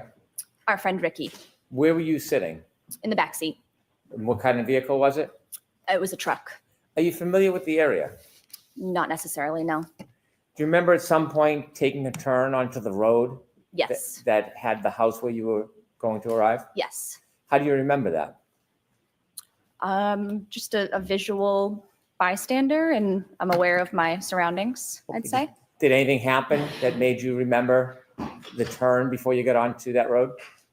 There was another vehicle also on the road coming from the opposite direction, and we had let that other vehicle turn onto the road before us. Describe in a little detail what happened at that intersection. So I don't recall the name of the street that we were on before we took the left onto the street that the house was located, but the car coming from the opposite direction was taking a right onto the same street. So we had somewhat yielded to the car coming from the opposite direction to have let them take a turn onto the street before us. Did you see if the driver of either vehicle gave any indication to the other vehicle who should go first? I don't necessarily recall, but I'm assuming maybe I don't want you to assume. That's Oh, okay if you don't okay. recall. Sure. Who turned first onto the road, Ricky or the other car? The other vehicle. The other vehicle, do you know what type of vehicle it was? It was a big, like a SUV, a bigger car. The SUV turned before you? Yes. Before or when the SUV turned, did you get to see inside the vehicle? I did see inside the vehicle, yes. Could you describe for the jury what you remember seeing? I saw a male and a female inside the car. Where was the female? Female was driving and the male was in the passenger seat. Was the male in the front passenger seat? Yes. Were you able to recognize either the female driving or the male in the front passenger seat? Recognize? Yes. I'm not sure if I understand the Did question. you know who they were? No. Strangers? Yeah. When they turned and then Ricky turned after them, how far ahead of Ricky were they? Maybe 100 feet. Could you see them the entire time? No. When you drove to Fairview, how long did it take after the turn? A couple minutes. It took a couple minutes to get from Cedar Crest to Fairview? Oh, That's maybe. okay. Yeah, I'm not sure. Okay. When you arrived at Fairview, where did Ricky stop? Outside the house on the street. Do you remember where on the street in relation to the driveway? No. The other vehicle, the SUV, was it in front of you or behind you when you stopped? It was in front of us. When it was in front of you, did you notice anything about the vehicle? No. Did you notice anything about its lights? No. Did you see whether the interior light, the dome light, was on or off? I did as we were leaving. Before you left? No. Did you ever see that dome light come on? No. Did you notice anything about the brake lights? No. Did you notice anything about the vehicle's tail lights, whether they were intact or broken? Nope. When you arrived at that address, do you know the street address? I do not. When you arrived at that address, what happened next? I believe Ryan had reached out to Julie saying, we're here, time to go. And so she had come outside and we had a short conversation and she decided that she was actually going to stay at the house. She had invited us in, but I had said that I didn't want to go inside. I just wanted to go back to the house. From the time you first arrived at that address and until the time you left, did you ever see anybody get out of the SUV that was in front of the truck? I did not. Did you ever see anybody travel across the front yard to the doorway from that SUV? Nope. Did anybody ever walk by on the street, walk by the truck in front of you or behind your truck and walk on the driveway? No. Well, besides Julie, sorry. So Julie is the only person that you saw in the driveway that night? Yes. And then you left? Yes, When you left, did you drive by the SUV? we did. When you drove by, what were you looking at? My surroundings. Okay. What did you see? I saw the female that I saw beforehand, also still in the car, Where did you see her? in the driver's side. Was there, at that point, any lights on inside the car? There was, yes. Which The light? dome lights, Was the driver's side door open? not to my knowledge. Did you see anybody else inside the SUV? I did not. Was there anybody else inside the SUV? You didn't see anybody inside the car? Besides the driver, no. Okay, next question. Do you know whether there was anybody else inside the SUV at that time other than the driver? No. Did you look in and study the interior of the SUV? No. How long did you look inside the SUV for when you passed? It was just passing, so I don't know, a couple seconds. Did you see if there was anybody or a man standing outside the door of the SUV? I did not. Outside the door? No, Did you see anybody lying on the front lawn? no. Thank you. I have no further questions.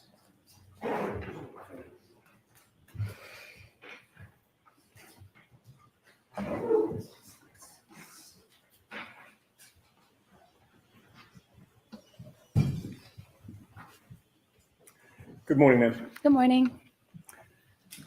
Before Ricky turned onto Fairview Road, you saw the SUV in front of Ricky's truck, facing it, taking a right-hand turn in front of you, correct? Correct. And at that point, you had an unobstructed, good look at the driver and the front passenger, correct? Correct. And you could see that there was a female driving and a male in the front passenger seat at that time. At that time, yes. Now, ultimately, Ricky's car took a left after the other SUV took a right, correct? Correct. And eventually, when you reached the house where Julie was, you saw that that SUV was in front of that house, parked now further down ahead of you, correct? Correct. And it took Julie a couple of minutes to come out of the house? I'd say so, yeah. Do you recall whether there was any conversation at that time between you, Ricky, and Ryan? Possibly. I don't recall or remember what, but most Okay. likely, yes. And you don't remember whether you were participating in a conversation or what was discussed? Not necessarily, no. You had your cell phone with you that night? I did. Like many of us, is your cell phone something that you tend to check when you're bored or there's a break in a conversation or you're not actively engaged in a discussion? For sure. And while you were waiting for Julie to come out of the house, do you recall whether you were checking out any web page or Instagram or text message or app on your cell phone? I don't recall. Can you testify with certainty that you were not checking your cell phone during that period of time? Not with certainty, no. And so you can't say for sure how long, if you did check your cell phone, you would have been looking at it while waiting for Julie, correct? Correct. And no one's asked you for your phone so that they can analyze what you were doing during that period of time outside 34 Fairview, correct? Correct. All right. Well, you testified that you didn't see anybody get out of the SUV or approach the house, correct? Correct. You obviously don't know what did or didn't happen before you, Ricky, and Ryan arrived there, correct? Correct. While you were parked near the driveway, you weren't thinking that you had to watch the SUV every second in case you were later asked to describe what was going on with that vehicle, correct? Correct. And that SUV was the same vehicle that you recognize as previously having a female driving and a male in the passenger seat, correct? Correct. And as far as you know, you didn't know either of them at that time? No. Fair to say that what they were doing was their business and you weren't particularly interested in what they were doing, correct? Correct. You were there to pick up your boyfriend's sister, correct? Yes. It was late and you were tired. Very much so, yes. You'd had a good amount to drink. Mm-hmm. You did not want to continue to drink and socialize, correct? Correct. Fair to say you were looking forward to ending the night at that point? Yes. And so you were more focused on hopefully getting Julie in the car so you could leave than anything that was going on in the SUV, right? Yeah, exactly.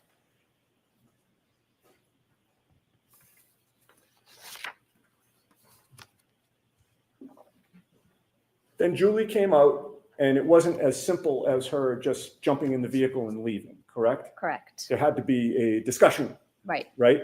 And she came out to speak to the three of you for about 5 minutes or so, I'd say. like a back and forth about who's going where. Yeah. And when Ricky was pulling away, you looked over to the SUV and you saw that the interior light was lighting up the front compartment, correct? Correct. And it was then that you looked over and you saw a female in the driver's seat, correct? Yes. You did not see any person in the passenger seat, correct? Correct. And you certainly did not see a 6-foot-tall off-duty police officer in the SUV at any point on Fairview Road. Correct. I have nothing further. Thank you. Anything, Mr. Brennan?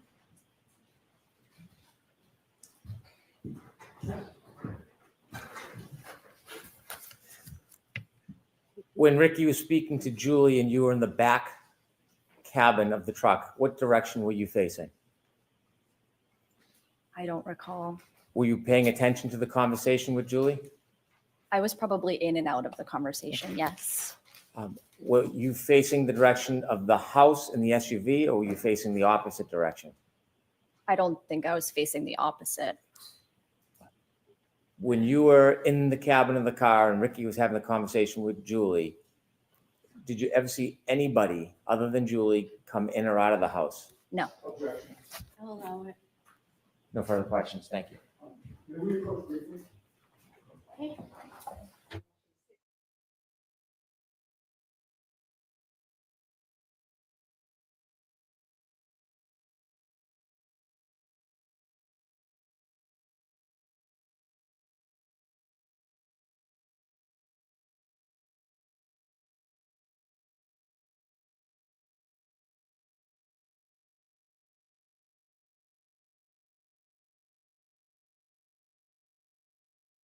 Ms. Maxon, you are all set. Thank you. Thank you so much. Mr. Brennan, your next witness. The Commonwealth calls Katie Mclofflin. Okay. Sorry, Chris.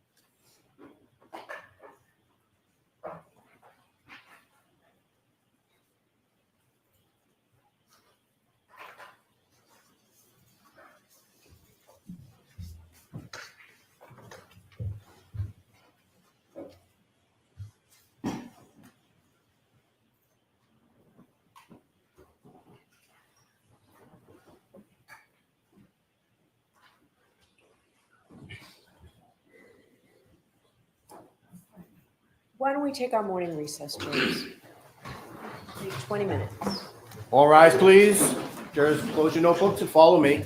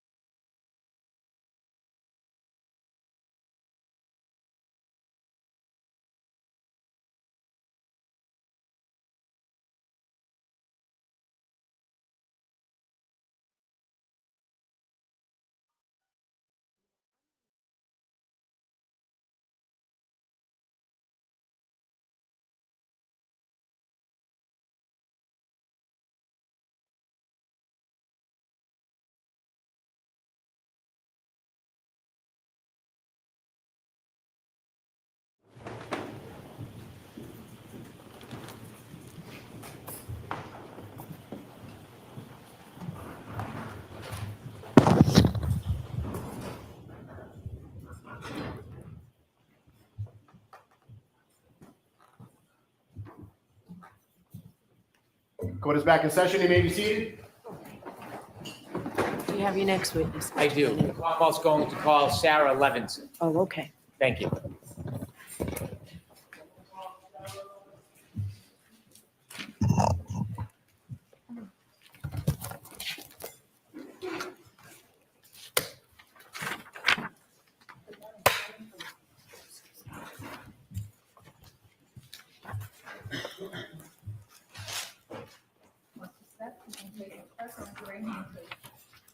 Do solemnly swear the evidence given to the court and jury in the case now hearing to be the truth, the whole truth, and nothing but the truth, so help you God.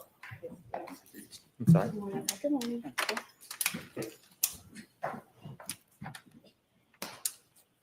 All right, Mr. Brennan, whenever you're ready. Thank you, Your Honor. Good afternoon, ma'am.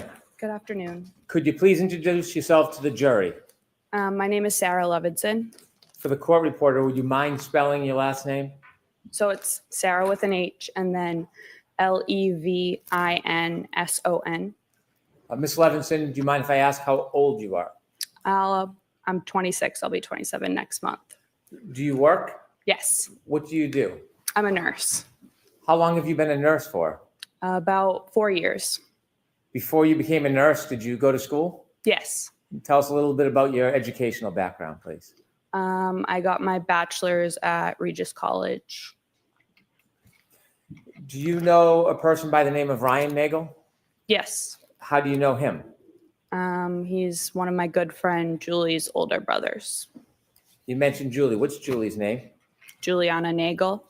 Are you friends with Julie Nagel Yes. to this day? Yes. Were you with Miss Nagel back on January 28, 2022? Yes. I want you to take us back to that day, the earlier evening hours of January 28, 2022, maybe around 5 or 6 p.m. Did you have a plan that day? Yes, we as in myself and Julie, were going to Brian Albert Jr.'s house to celebrate his birthday, which was the next day. Who was Brian Albert Jr. to you at that time? One of my good friends. How long had you known Brian Albert Jr. for? At that point, probably 8 or 9 years, I would say. Did you attend school with him? Yes, high school. Is that when you met Brian Albert Jr. in high school? Yes. Who was going to Brian Albert Jr.'s house with you? Just myself and Julie. Did you have a general plan for that evening other than to visit your friend and celebrate his birthday? It was kind of up in the air if we were going to stay there or go somewhere. But we were definitely going and celebrating with him. Do you know the address where Brian Albert Jr. lived? Yes. Could you share that with us? 34 Fairview Road, I believe. Road. Had you been to 34 Fairview Road before? Yes. Did you know Brian Albert Jr.'s family? Yes. Had you met them in the past? Yes. How often had you met with them before? Well, I was friends with him for, like I said, about 8 years. So I knew his older sister, Caitlin, pretty well. We went to high school together, but the younger siblings, I don't believe we overlapped in school. And then his mother, I had met, a good amount of times. And then his father, too, I would say. How many times would you estimate you had been over 34 Fairview prior to the night of January 28, 2022? Over the years, maybe like 20. I don't know. Do you remember what time you arrived at 34 Fairview Road on that evening? It was between 7 and 8 o'clock at night. Who did you go with? Myself and Julie Nagel. Could you tell us how both you and Julie Nagel got from where you were living, your home, to 34 Fairview? Yes, Julie's dad drove us. When you first get to 34 Fairview Road, before you walk in the front door, what's the weather like outside? It was cold, but it wasn't raining or snowing or anything. No snow on the ground? No. When you walked in the door, did you go in the side door or the front door? The side door. Okay. Take us through walking into the house. What do you see? So we walked through the side door, and then it's their family room, they call it, with like the TV and everything. And then at the back of the family room is like a sliding glass door out into their porch. And then if you turn left, it's like the kitchen / dining room. And then there's a back door. There's like a small bathroom over like near the back door. And then if you walk straight through, it's the front door, the stairs, the door to the basement. And then they called it like the library is like their formal living room. If you walked in the front door, would the stairs leading to the next floor upstairs be right in front of you? Yes. If you were going to go downstairs, would you walk around that staircase to the back side of it? I don't believe the back, but the side. Okay. You mentioned you walked in the side door near the garage. When you walk in the side door, you're in a living room, did you say? Yeah, their family room, they call it. Yeah. Can you walk into the garage from the family room, or do you need to go back outside to get into the garage? No, you would have to go back outside. So there's no door in that family room that leads directly to the garage? No. After you walked into the family room, did you stay there or did you go somewhere? We stayed there for a little bit, like 10, 15 minutes probably. Tell me who's in the house when you get there.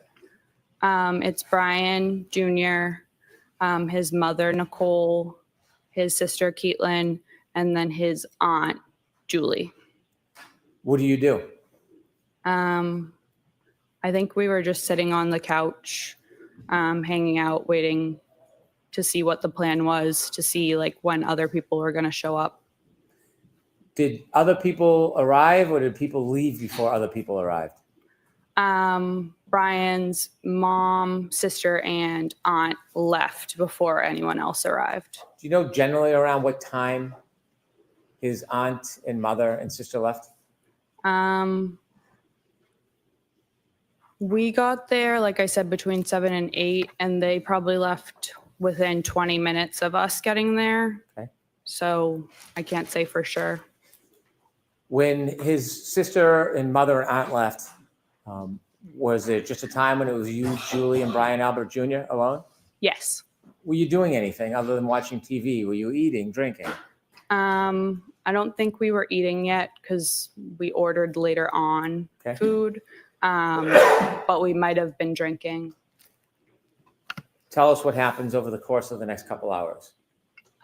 So at some point, probably between like 8 and 9, 4 other girls showed up. So Courtney Alba came by herself, and then Catherine Duty, Emily Fabiano, and Mary Kent all came together. Are those friends of Brian Jr.'s? Yes. Did you know who all of them were? Yes. Were you friendly with them? Some of them, yes. We were all friendly, but not Everyone, I'm friends. super excited. That makes sense. Hardell What's the has sent me atmosphere this like when the visitors come? sauce shake. You have the calendars right there as well. And we have Celebratory, the tool. light, It looks like this joyful. is the fine. part you Were people push in drinking this, alcohol? which allows you Yes. to. And at some point, did you order food? Now it's going. Yes. We'll give it a Did anybody else come spinning there. I don't know if at you can that pick point? that up. Any other And friends I'm or gonna family? put this up right No. here, and then we're gonna. One of Brian Jr.'s Oh, you can cousins actually come see at it. some point? Yes. Is that later? Yes.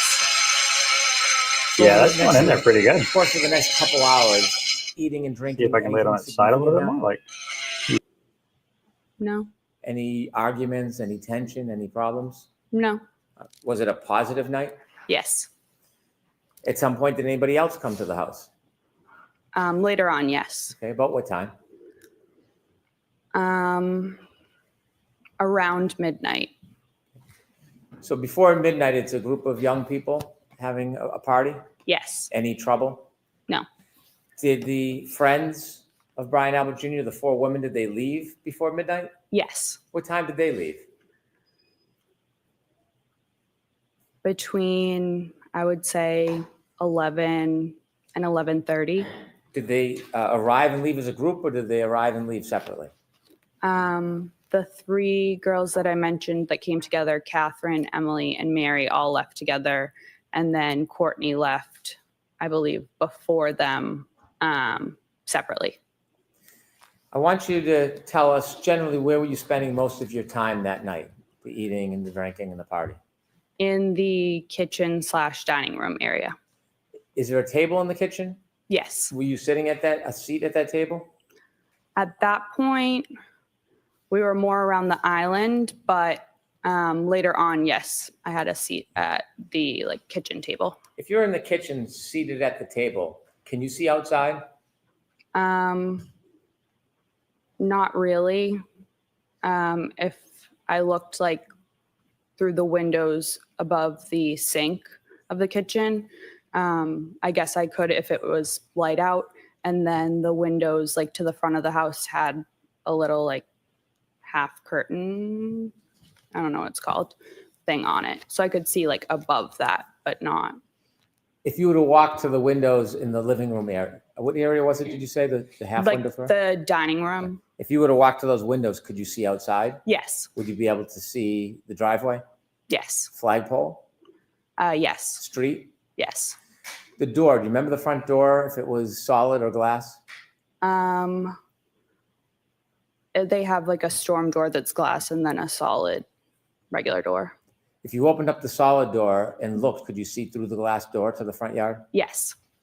At any point, did you have a chance to look outside that night? No. If you're in the living room, the kitchen, can you see where the basement access is? Yes. Can you see the backyard door? Yes. You mentioned that the visitors, the young woman that came to see Brian Jr. left. After they left, did somebody else come to or arrive at Fairview? After they left, yes. And who was that? It was Brian's father. His name is also Brian. Mr. Higgins. Brian's mother came back, his sister Caitlin, and then his aunt Jennifer and his uncle Matt. If I can just step back just a little time before the adult group showed up. Yes. Did any other of Brian Jr.'s cousins come to Fairview? Yes. And who was that? Colin, but he showed up before the girls left. He showed up before the group of young women left? Yes. How long did you see him stay for? Probably half an hour, 45 minutes. Did you get a chance to speak to him? Yes. Did the mood change at all in the house? No. When the adults came to the house, do you know about what time that was? Around midnight. You mentioned that you saw Brian Albert. Is that Brian Albert Jr.'s father? Correct. And his mother's name? Nicole. You also mentioned a person by the name of Brian Higgins. Did you know him from before that night? No. Did you meet him that night? Yes. Are you now familiar with who he is and what he looks like from that night? Yes. There was somebody else you said, Brian Jr.'s aunt and uncle? Yes, and then his sister. His aunt and uncle, what are their names? Jennifer and Matt McCabe. Did you know Mrs. McCabe from before that night? Somewhat. Had you ever socialized with her? I don't believe so. I knew who she was. I don't know if she knew my name, but I think she knew I was Brian's friend. Had you seen her before? Yes. Was that in relation to spending time with Brian Jr.? Yes, I believe so. Had you ever seen her or spent time with her outside of Brian Jr.'s presence? No. How about her husband, Matt McCabe? Did you know No. who he was? I knew who he was, but I don't believe I had ever met him in person before, no. Anybody else, any other adults come with that group? No. Do you remember who came into Fairview first as far as the adult group? Yes. Who? Mr. Albert, Brian's dad, and Mr. Higgins. And who came next? Next, I think they all kind of walked in together, Caitlin, Nicole, Jennifer, and Matt. Other than you, Julie, and Brian Albert Jr., had the young group left at that point? Yes. After that group arrived, what happens? Tell us what's happening inside the house. So it then was Brian Jr.'s actual birthday. So again, we were celebrating. Caitlin, his sister, was playing music on one of the speakers.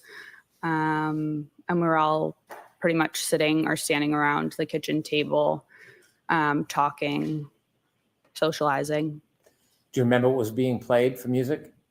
Like 70s, 80s type of music. I don't want to overstate it, but Were you drinking? I don't believe I was anymore at that point. No. Did you feel impaired at all? No. As the night grew on, was there any problems in the house? No. Any argument? No. Any fighting? No. Anything exciting or controversy in any way? No. Did you have a plan that you were going to leave with Julie? Yes. What was the plan? She said that her oldest brother, Ryan, would pick us up and drive us home when he was done wherever he was. Did you see at any point before you ultimately left Fairview, did you see your sister leave the did you see Julie Nagel leave the house? Yes. Did you actually see her go and leave? Yes. About how long did she leave for? 5 minutes or less. Did you see her come back? Yes. After she went out of the house and came back in, did the plan change about a ride home with her brother? Yes. What was the new plan? So a little bit before she went out to talk to Ryan, we were talking, myself, her, and then Jen, were talking about how we were leaving and Julie's older brother was going to come pick us up. And we were the only ones that weren't like related to the Alberts there. So like Brian's friends left. So Jen was like, oh, like, don't leave just yet, because like we were celebrating Brian's birthday. If you want, myself and Matt can drive you home a little bit later. So we agreed to that. And then Jen said, feel free to invite Ryan inside because he was already on his way. So Julie went out to tell Ryan, like, hey, we're not coming with you. But You weren't outside for the conversation, so you just heard this secondhand from Julie. Yeah. So from what you saw, Julie went in and out? Yes. For about 5 minutes? Yes. Why did you decide to stay? Did you want to stay? Yeah, I didn't mind. Did the night continue after Julie came back in and spoke to her brother? Yes. Was the mood any different than it had been the entire night? No. Anything extraordinary or remarkable happen inside that house? No. After Julie went out and spoke to her brother and came back in the house, did anybody else come inside the house other than everybody who was already there celebrating Brian Jr.'s birthday? No. Did you ever see another man or woman you didn't know come into that house? No. At some point, there was a decision that you would leave, I suppose? Yes. What time do you think you left generally? Between 1:30 and 2 in the morning. Do you have a specific time? Did you look at your watch? Did you know a certain time you left? No, I believe it was closer to 1:30 because I believe I was home by 2, but I can't say for sure. When you left, tell us what the weather was like when you went outside. Was it the same as when you came in? No, it was snowing. What was the conditions like? Had they changed, the wind or temperature? Yes. Yeah, it was colder. How much snow was on the ground at that point when you left? Like, I don't know, a dusting, or I could still see like some little pieces of grass like sticking out of it. But it was pretty much like the walkway and everything was white. Did you leave by the front door or the side door? The front. You remember that? Yes. Was there any type of hazard or difficulty with you walking? Julie and I walked out together down like the front stoop stairs. And I remember we were arm in arm. I was wearing shoes that didn't really have traction, so I was looking at my feet, so I didn't slip. And other than that, no real hazard, I wouldn't say. Whose car or vehicle did you walk to? Jennifer and Matt's. Did you get in? Yes. Which seat did you get in? The back seat behind the passenger. And where did Julie Nagel sit? The back seat behind the driver. Did the McCabe's get into the car? Yes. Who was driving? Matt. And then Jen was in the passenger seat. Front passenger? Yes. As you were leaving, was there any conversation or joking going on? Yes. So Matt actually forgot his jacket inside, so he went back in. And then I believe myself and or Julie turned around just kind of looking, and we saw a lone loaf of bread in the third row. So one of us said something to Jen about the loaf of bread, which she had gotten because of the storm. And I believe Jen was turned around looking at us and said something along the lines of, "Does anyone want a peanut butter and jelly?" Joking around. Do you remember that moment, having the conversation about the bread? Yes. It stands out? Yes. As you drove out of Fairview, you were in, the McCabe vehicle was in the driveway? Yes. Did it back out or go out forward? No, backed out. When it backed out and began to drive away, what side of the vehicle was closest to Fairview? You mean the house? Yes. Was it Okay. I'm sorry. Was the passenger side of the McCabe vehicle closest to 34 Fairview, the house, or was it the driver's side? The passenger. When you drove, did you drive towards the flagpole? Yes. And during those moments when you were, or Mr. McCabe was driving towards the flagpole, was that the time you were having conversations about the bread, or was that a different time? That was a different time. What was happening as you were driving past that area in front of the house? I believe maybe I was on my phone, and then Julie said something. Did you ever look out the window near the front yard, near the flagpole area? Not like at the front yard, but a little ways up the street. Yes. Next to 34 Fairview, up the street is 32 Fairview? I believe so, yes. When you looked out the window, the first time you looked out the window, what were you facing in relation to 32, 34 Fairview? What could you see? There's like a little bit of woods in between the two houses. So it was the trees. Did you notice anything that stood out? No. Ultimately, did you get home that night? Yes. Thank you. I have no further questions. Mm-hmm.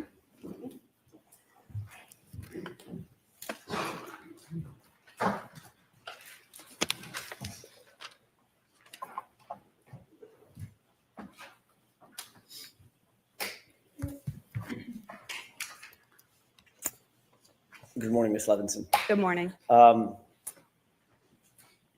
You've been longtime friends, as you've described, with Brian Albert Jr., going all the way back to high school. Yes. And that high school friendship has percolated into a friendship into adulthood. Yes. You obviously know much of the entire immediate family, Brian Albert Sr., his wife, Nicole Albert, correct? Yes. You know his uncle, Chris Albert. Yes. You're familiar with his wife, Julie Albert. Yes. Obviously, Brian Albert and his cousins, which cousins are they? Last names? Do I know? Right. There's the Alberts, and then there's the Galvins, the Reardons, and the McCabes. Okay. You indicated that you've been to the Albert home probably at 34 Fairview. That's the home I'm talking about. Yes. Probably you estimated at least 20 times, correct? Over the years, yes. Over the years. And you've known Brian Albert since high school. I mean, in the last 8, 10, 12 years, you've been to the house to and from. Yes. You've never met, or you had never met, going into January 29th, 2022. You had never met their dog, had you? Their dog? Their dog. I'm not completely sure. Didn't you testify about a year ago in another proceeding that although you had been to the Albert home many times, you had never actually met the dog?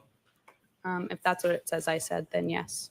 Is that because the dog was not really good with strangers? Objection. Sustained.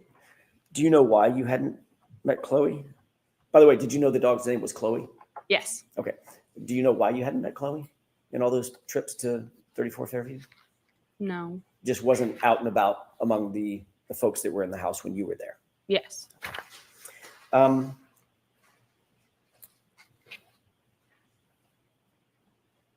When you left 34 Fairview, I want to follow up very briefly on a couple of things that you said just before Mr. Brennan sat down under questioning by him. When you left 34 Fairview to join Jen McCabe at her invitation to take you home, you left through the front door, correct? Yes. As opposed to the side door. It's a little confusing. The front door has the brick stoop and the stairs, correct? Yes. Okay. Is that the door that you normally would leave through, or did you normally leave through the side door, come and go through the side door? What was your more ready habit and practice? Probably the side door. Okay. When you left through that front door, there was nothing obstructing your view as you walked out, correct? Correct. You could see to the left, the driveway. You could see to the right, over toward the flagpole. Nothing obstructing anything, correct? Correct. There was a light dusting of snow at that time when you left, just after, what time was it? 12:45, 1? Probably 1:30, 1:30. 1:45. Yeah. Got it. So you leave at 1:30. There's still just a light dusting of snow on the ground. Yes. The yard is flat. Yes. You could see all the way out to the flagpole. Yes. You didn't notice anything unusual at that time when you looked out toward the flagpole walking out of that front door? I didn't notice anything. I wasn't looking out at the flagpole, but yes. You were looking in that direction when you walk out of the door. Obviously, you're standing, walking out of the door toward the front yard, correct? Correct. But as I stated, I was looking down at my shoes in front of me. Okay. Obviously, then you have to, at some point, you have to look up to see where you're going. You have to turn left to go to the driveway. Is that right? Yes. Okay. Then you walk over and walk parallel to the yard again to walk over to the car. Correct? Yes. And as soon as you walked out of the stoop, you had to figure out where the stairs were. So make sure you don't fall down the stairs, right? Yes. But you're still looking up like normal, correct? At some point. Most likely. My question is, you didn't see anything unusual in the yard, did you? No.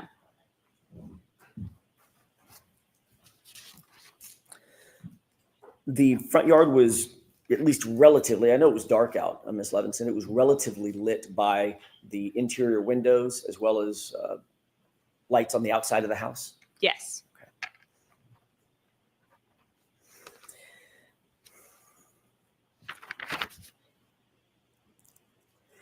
You indicated that you did, in fact, get the ride home with Jen McCabe and Matt McCabe.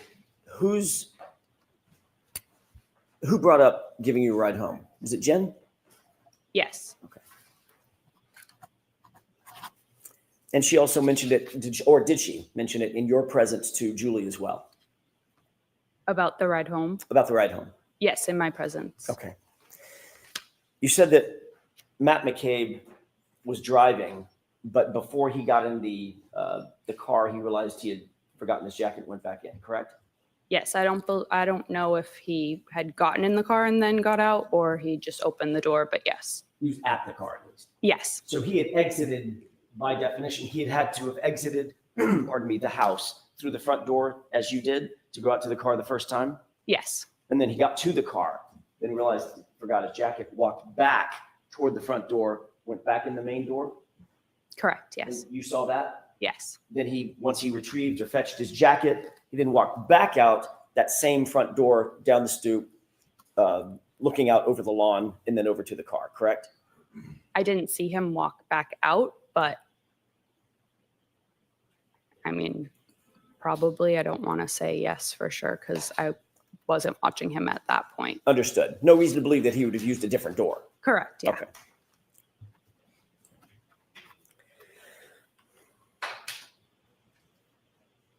Your Honor, may I have just a moment? Okay.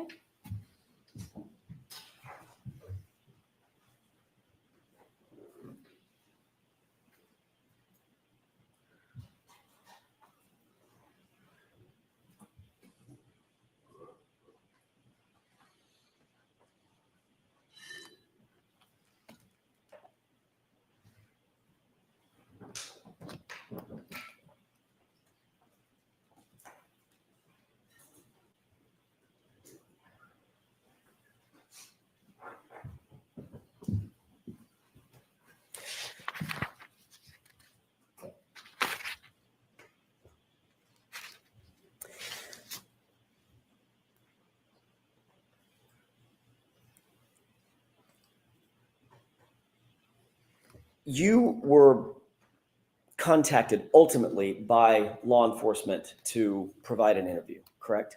Yes. That was not until October of 2022. Is that right? Yes. A couple of quick questions about that.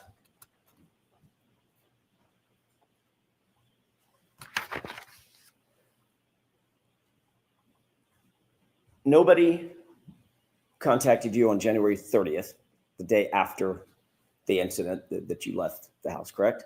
No. And when I say nobody, I mean from law enforcement. Nobody contacted you the next week, No. the next month. No. It was 9 months later. Yes. When you were finally approached, who was it that conducted the interview? State Trooper Michael Proctor. Did Mr. Proctor indicate to you why he waited 9 months to contact you? Objection. Let me ask you a different question. Were you confused about the fact that you weren't contacted? Objection. May we approach?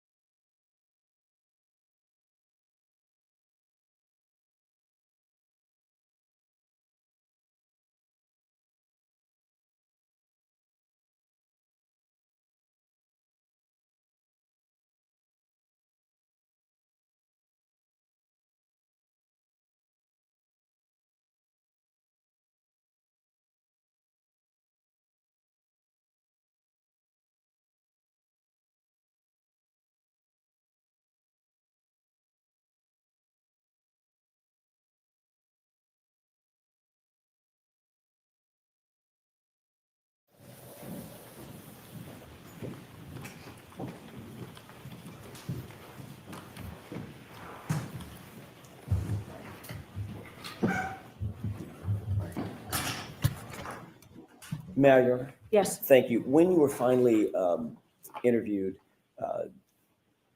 let me ask you a different question. When you were ultimately interviewed in October of 2022. Was that telephonically or was that in person? In person. Were you alone or was there anybody else with you? I was alone. You mean like besides the troopers? Besides the troopers? Yeah, I was alone. And had you prepared for that interview with any person or persons before that interview? No. Had you spoken to anybody, Julie or anybody else, about the potential for being interviewed? I believe Julie called me to tell me. If I may, don't tell me what was said. Okay. Did you speak with Julie before the interview? Yes or no? Yes. Okay. And one more question, without telling me any of the words that were used, was the subject matter the interview? In other words, I'm not asking if you talked to Julie about going and getting the dry cleaning picked up or something like that. Did you talk about the subject of the interview with Julie before you were interviewed? Somewhat. Okay, that's all I have. Thank you. Anything, Mr. Brennan? Briefly, Your Honor. Could I have exhibit 3, please?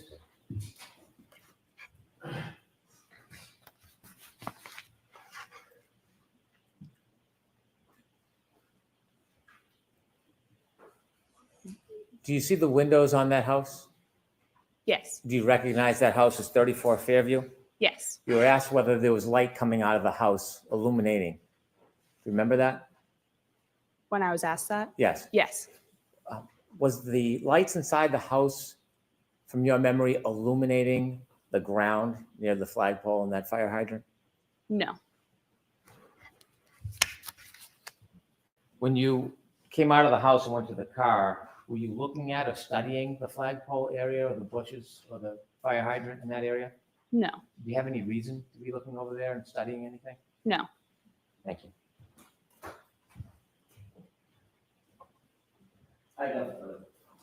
All right, Ms. Levenson, you are all set. Thank you. And your next witness, please, Mr. Brennan. Thank you, Your Honor. The Commonwealth will call Katie Mclofflin.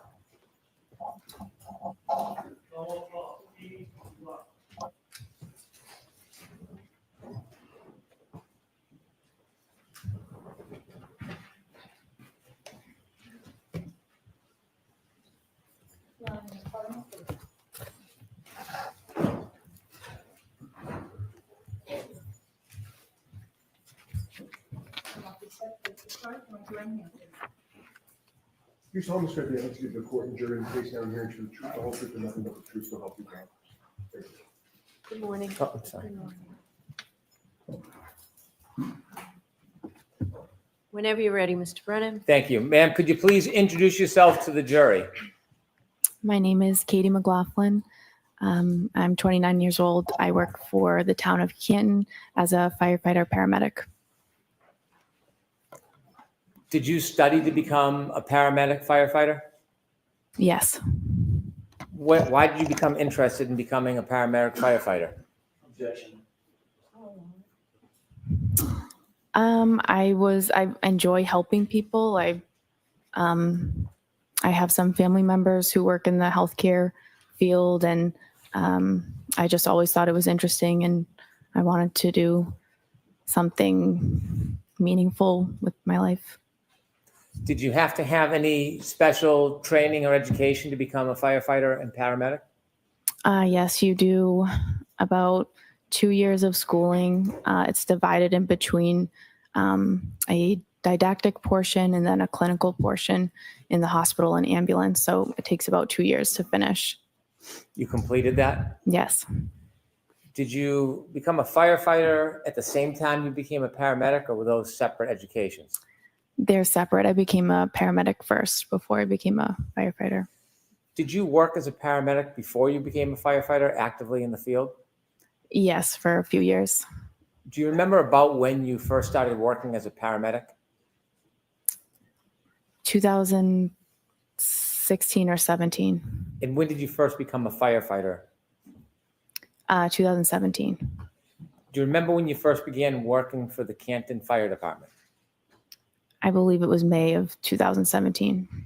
Are you still employed by the Canton Fire Department? Yes. In your paramedic training, did you learn how to provide care for people who are in need. Yes. Had you, before 2022, responded to different events or people's homes or public locations to help people? Yes. About how many calls?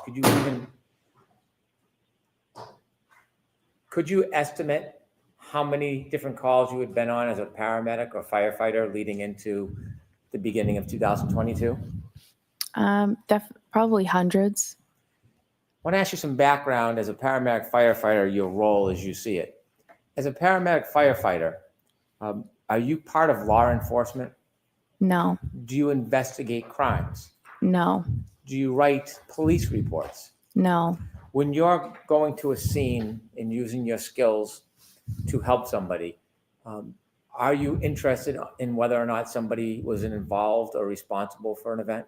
No. What is your focus when you go to a scene to help somebody? What's your priority? To help the patient, to save someone's life.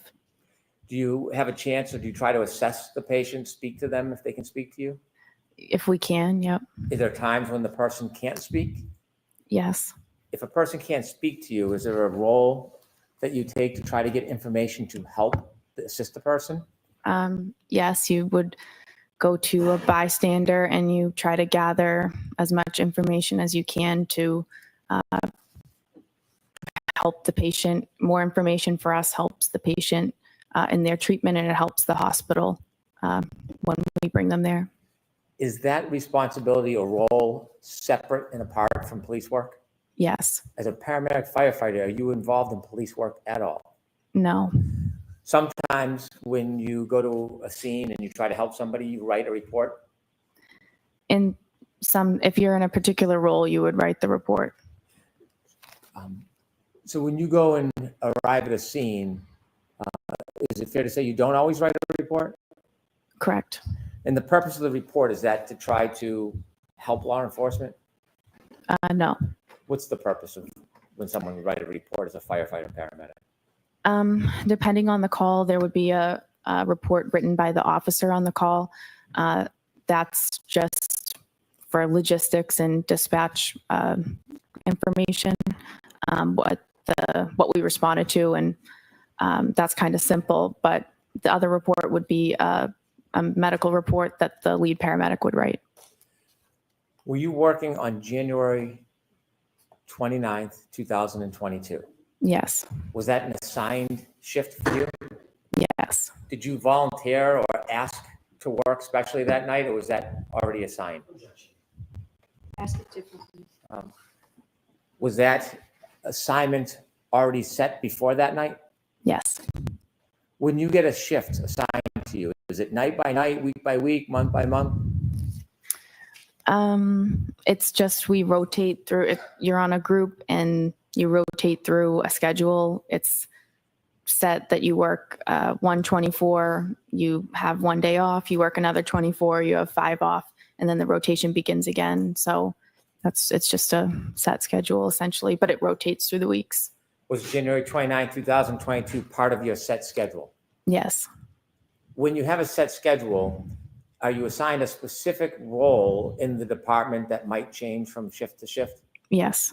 What was your specific role on January 29, 2022?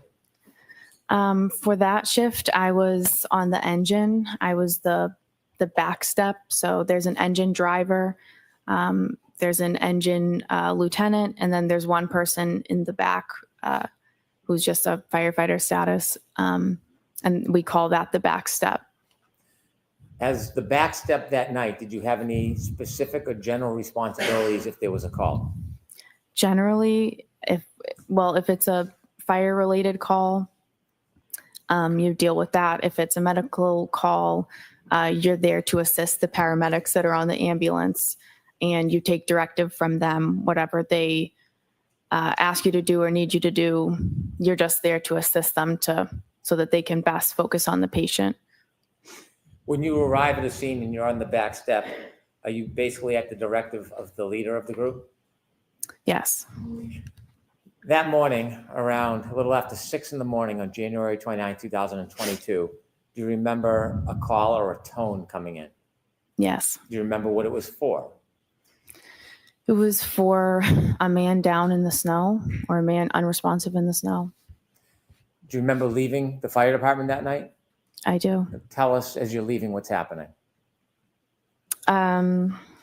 So I'm in the engine, the command car with the captain who runs the shift started to 34 Fairview Road first. The ambulance was in front of us, and then we were behind the ambulance. Did you know the address you were going to was 34 Fairview Road? Yes. And when you left the police station, or the fire station, when you got on the back of the truck, did you know at that time who lived at 34 Fairview Road? No.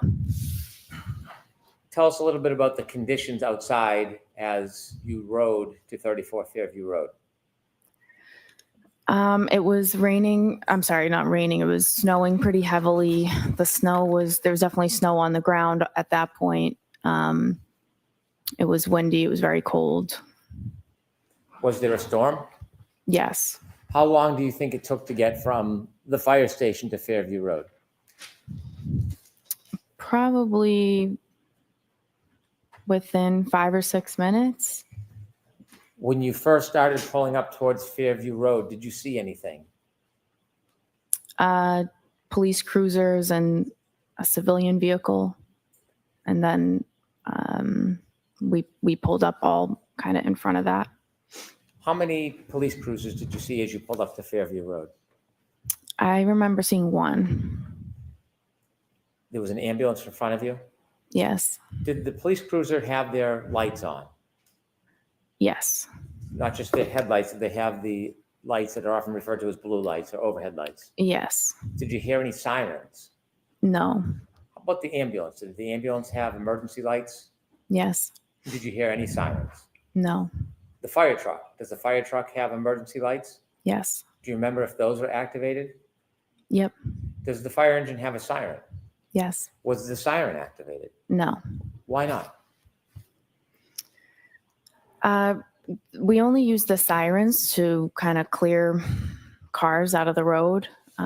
So there's no need to use a siren when there's no cars on the road. So we're not just doing it in the middle of the morning to wake everybody up. It's just unnecessary. When you first arrived at Fairview Road and you saw the emergency vehicles, did you see any people? Yes. While you were still in the fire truck or after you got out of the fire truck? Probably after I got out. After you got out of the fire truck, where do you go? So I knew that they were working on a patient. So I knew they're going to need the stretcher. So myself and firefighter Walsh went right to the ambulance and retrieved the stretcher and brought it as close to the patient as we could. At some point, did you see the patient? Yes. Was it a he or she? It was a man. Where was he when you first saw him? He was lying supine on the side of the road, off the curb, like into a lawn. How close to him were you when you first saw him? Well, I only made it to the curb where I brought the stretcher. He was maybe from here to that table, maybe. When you stood on the curb and you saw that man lying, was his feet closest to you, his head, or his side? His head would be closer to me. Did you lift the man from the ground? No.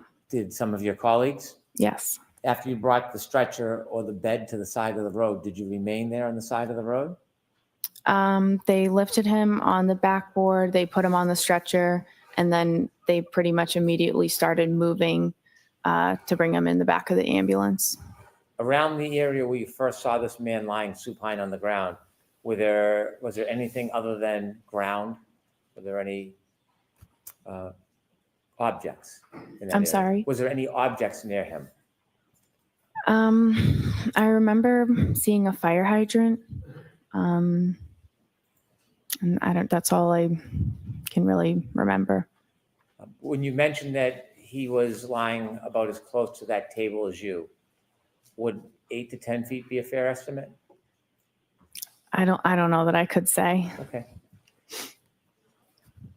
At some point, did you receive further directions from anybody on the team asking you to do something?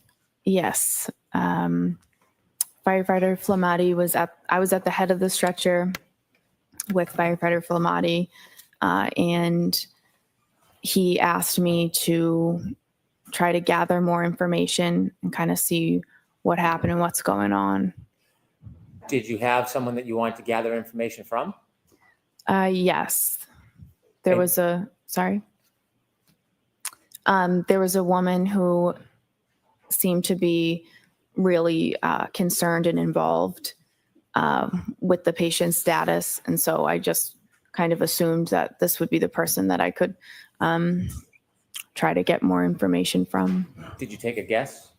Yeah, The person that you try to get more information from, do you see that person in the courtroom today? I do. Could you point that person out and describe an article of clothing Black they suit. wear? Black suit. And do you see where that person's sitting in between? I do. Her attorneys. Did you approach that person? I did. Now, you mentioned you're not a police officer or a criminal investigator. What type of information are you hoping to get generally in these circumstances? Some basic demographic info. You can answer a lot of questions by just asking a few very simple ones. So obviously you're trying to get his name and his date of birth. And then you ask questions if the patient has a medical history, if the patient takes daily medications, if the patient has any allergies. And that's all things that can help to sort of maybe explain why this person is in the position that he's in. For example, if someone reported that he had a heart condition or a seizure disorder or he was a diabetic, that would help us sort of, that's relevant information for us for his treatment and to pass on to the hospital. Did you have a chance to speak with the person that you had pointed out? I did. When you spoke to that person, did you get a chance to ask any of those questions you would typically ask? I did. When you spoke to the person, what did they tell you? She gave me his name, his date of birth. She denied him having any medical history or daily medications or allergies. I was kind of moving around. She was moving around the scene. So I was kind of moving around, trying to gather the information with her. Did she say anything to you in addition to the typical background information that you would try to obtain from somebody? Yes. What did she say? Well, I asked another question. Once we had come to a stop, I asked if there had been any significant trauma that happened that preceded this. And she answered with a series of statements that she repeated. I hit him. I hit him. There was a woman next to us who told her to calm down, stop talking, calm down, you're hysterical. So she repeated, I hit him. And a police officer asked her, said, you what? And she repeated it again, I hit him. And the officer then signaled for his sergeant to come down to the scene or down to where he was. When she first told you that she had hit him, you said there was another woman next to her. Did you know who that woman was? Not at the time. Do you now know who that woman was? I do. And who was that? Miss Jen McCabe. Did you know Miss McCabe at that time? No. Do you know her personally now? No. Are you friendly or friends with her in any way? No. You mentioned that when the defendant said, I hit him, Miss McCabe was trying to intervene? Yes, it appeared that way. What did it appear she was trying to do? Trying to get her to calm down, to stop talking. It appeared that she was... Sustained. Jurors disregard that comment. Did Miss McCabe interject verbally? Yes. After Ms. McCabe interjected and the defendant made those statements about hitting him, did you persist in getting more information, asking to clarify what she meant by I hit him? No, I did not. Why not? A few reasons. I felt at that point,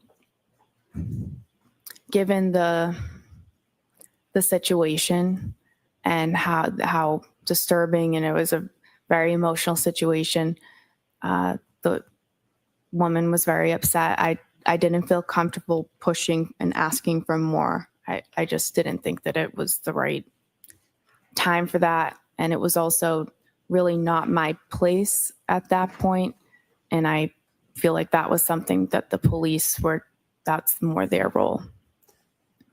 Asking follow-up questions about what she meant by I hit him, would that have helped your diagnosis and treatment of the man in any way?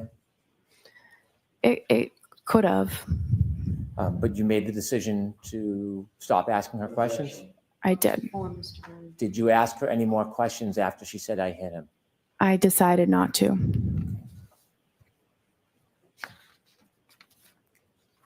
At some point after you spoke to the defendant, did you go back to the ambulance and tell anybody, any of your colleagues? I did. And why would you do that? That's the whole point of me trying to get more information, is that I get the information and I bring it back to the people who are treating the patient. So. Did you go back to the ambulance and repeat that information to your colleagues? I did. Did you have any other further role at the scene as far as helping the man or doing anything else? No, other than I drove the ambulance to the hospital. With the gentleman in the ambulance? Yes. Did you learn who that person was? Yes. Did you know at the time who it was? No. When you got to 34 Fairview, did you recognize the home when you got there? No. Did you later learn who lived at that home? Yes. Did you know somebody who had lived at that home? Yes. Did you know that person lived there prior to that night? I learned that she lived there. Okay. And that person that you knew lived there, what is their name? Caitlin Albert. How did you know Caitlin Albert? We went to high school together. We're in the same grade.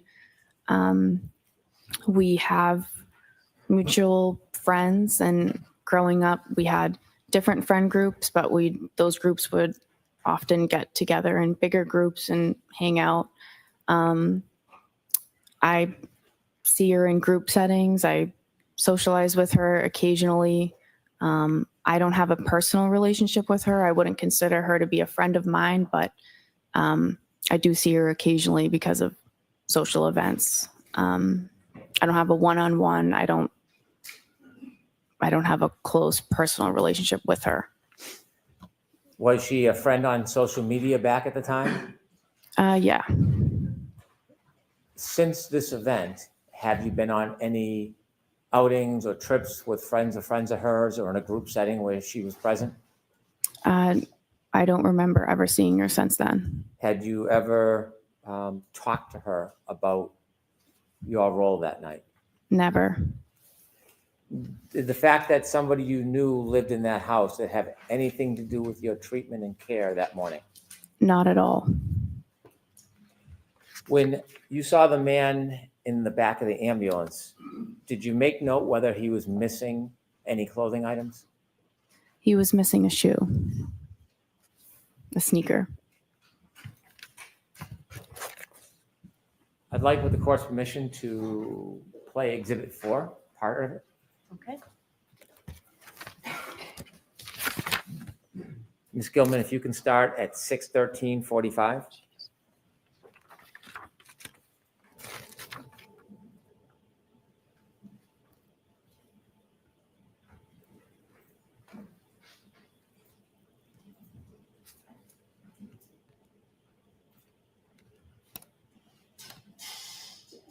Stop, please. Do you recognize whether or not you're in that video, ma'am? Yes. What color jacket are you wearing? I'm in the red and yellow jacket. Okay, continue, please.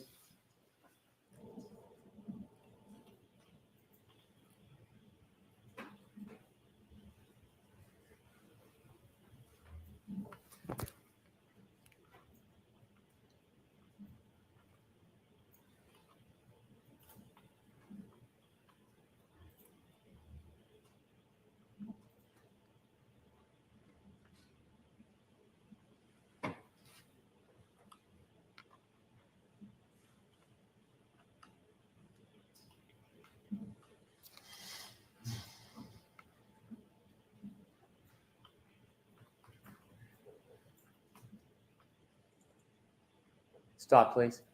There are two yellow jackets, one on the left, one in the middle of the screen. Do you know which one is you? I'm now in the middle of the screen. Continue, please.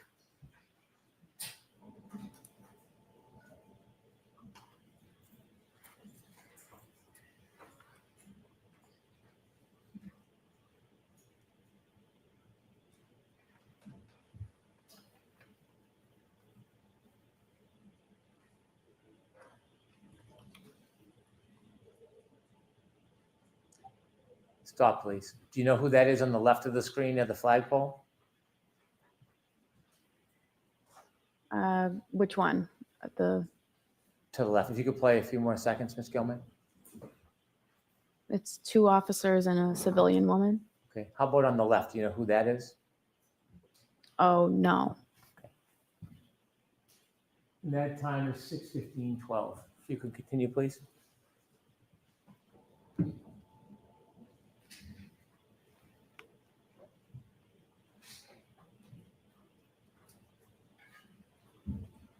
Stop, please. Is that you, ma'am, in the yellow? Yes. Okay, continue, please.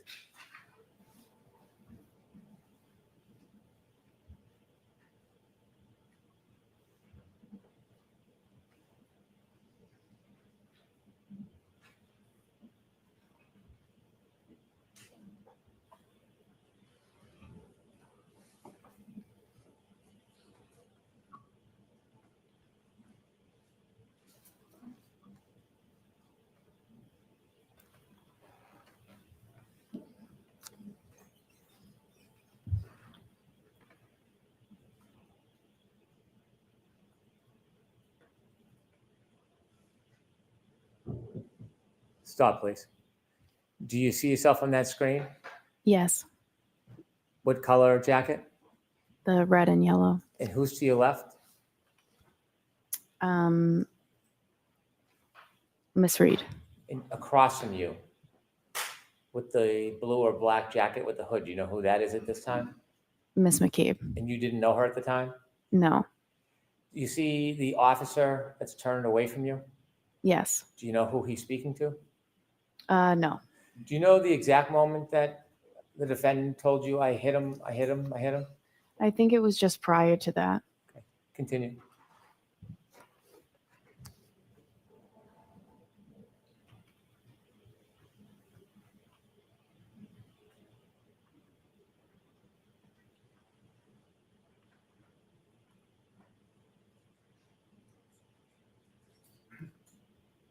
Stop, please.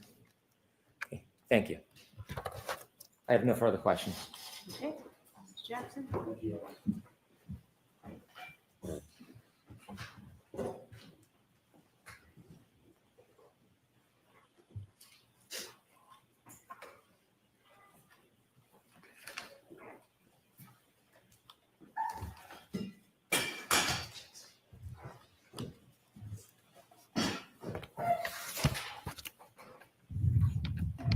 Good morning, Ms. Mclofflin.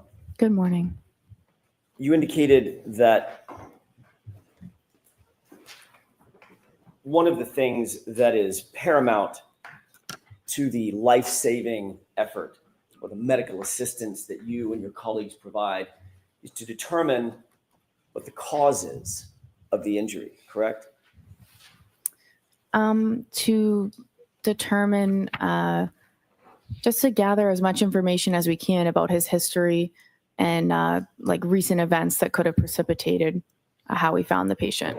What you said on direct examination was, quote, what happened and what's going on, end quote, correct? Yes. So for instance, the what happened, you want to find out and differentiate what happened. Is it a gunshot? Can you repeat the question? Sure. When you're asking what happened or trying to determine what happened, for instance, one of the things you're trying to do is differentiate between a gunshot and a knife wound, correct? Yes. Or poison or ingestion of a poisonous substance or a heart attack. Yeah, in this particular, I'm this not asking about scenario, this it's, instance. Next question. Thank you. I'm asking about in general, when you're taking on information, trying to download information at a scene, you're trying to determine, as you said, quote, what happened, correct? yeah, That's important to determine, correct? You want to get the person's age. You want to get the person's date of birth. You want to get the person's allergies, for instance. Yep. But you also, paramount among those, you want to find out what happened. Why are we here? Correct? Yes. Did a person fall out of a tree? Or Right. stumble down a stair step? Correct? Right.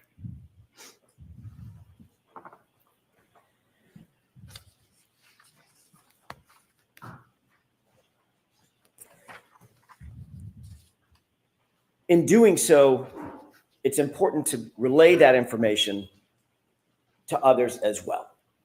You would agree with that, correct? Yes. That's the whole point, Ms. Mclofflin. You want to gather the information and then let others know exactly what happened, document that as best you possibly can so that the life-saving efforts or the medical assistance can continue for the patient, correct?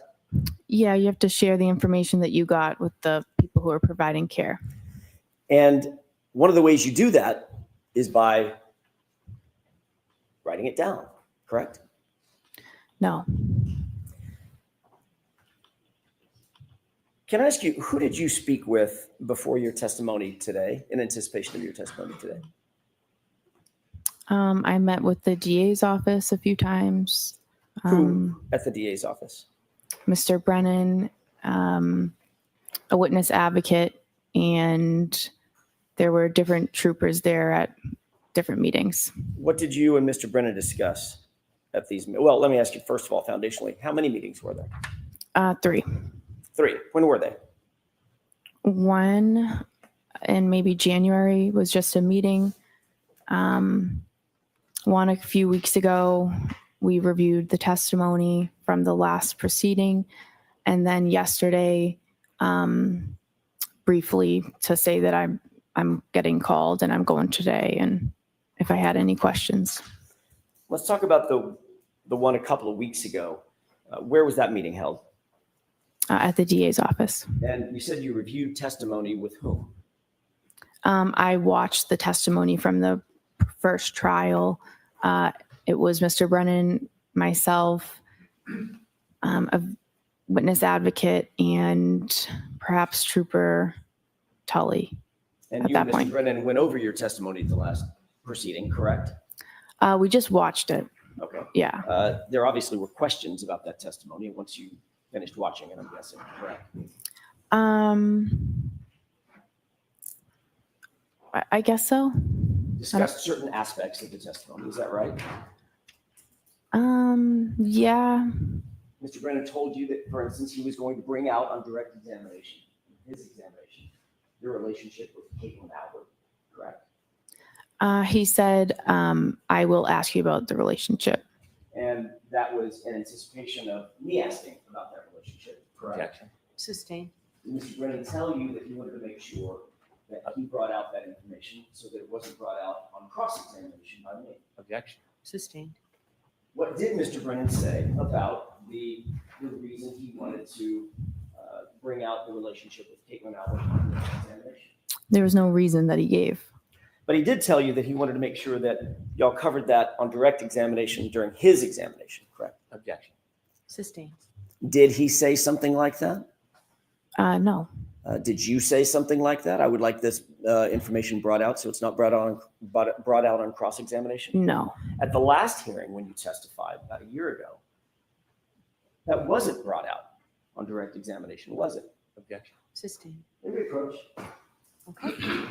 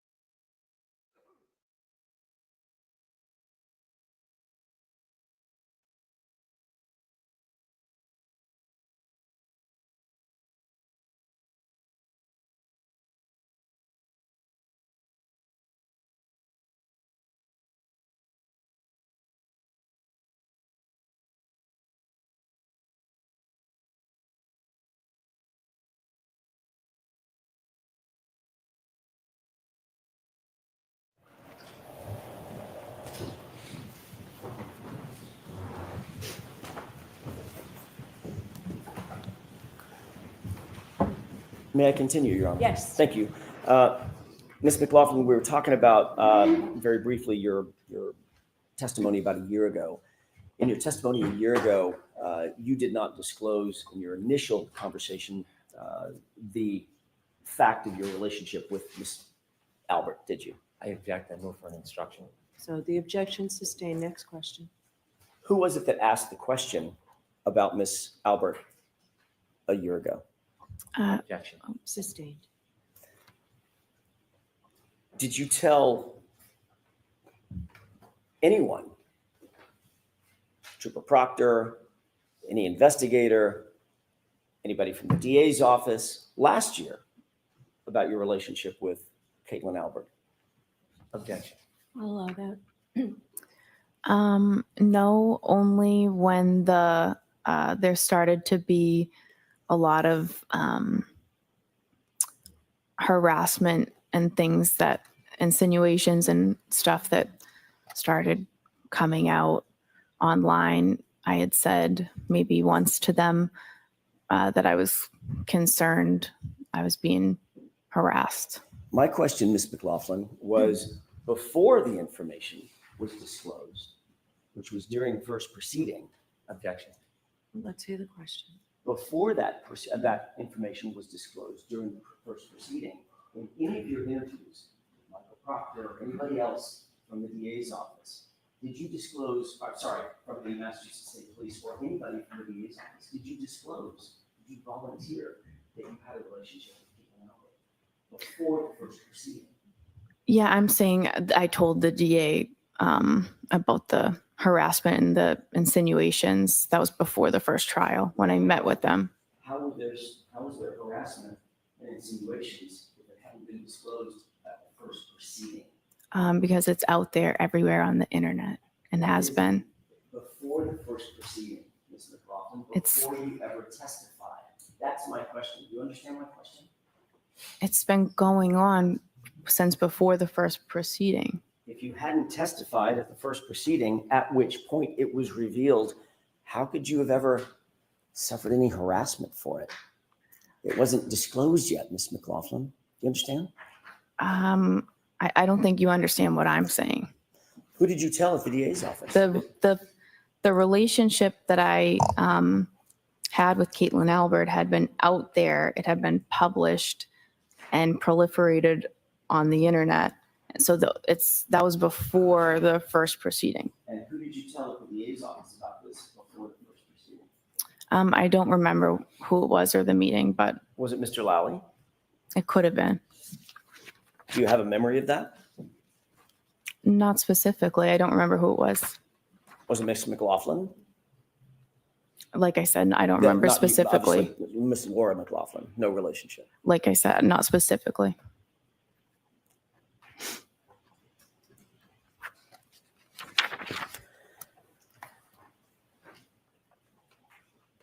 Let's talk about that initial call to 34 Fairview. You responded to the call of an unresponsive male in the snow. That was early morning hours of January 29th, correct? Yes. Once you were there, Mr. O'Keefe had been placed on a gurney and moved to the ambulance. You were instructed to go get information about the victim.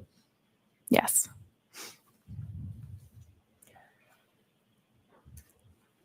You've described in a video the basic scene where you claim that this statement was made by my client, correct? Yes. That was a situation in which you're standing there, Ms. Reed is standing there, Ms. McCabe is standing across from you, and there's Miss Reed was on the right, Miss McCabe was on the left, and then there was a officer kind of diagonal across from me. Yes. Just a still shot. Thank you.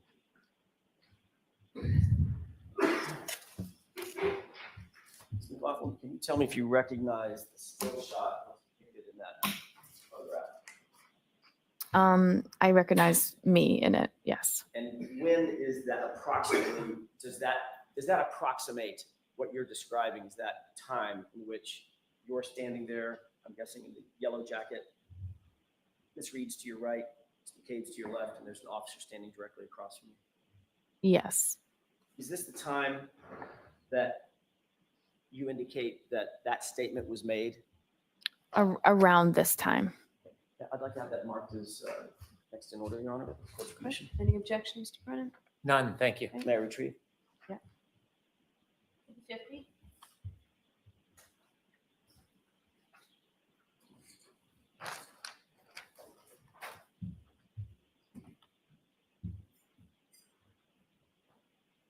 Do you remember the name of the officer that was standing directly across from you when you indicate that this statement was made? I didn't know, but I am aware now. But, and by the way, that officer's name is what? Officer Sarif.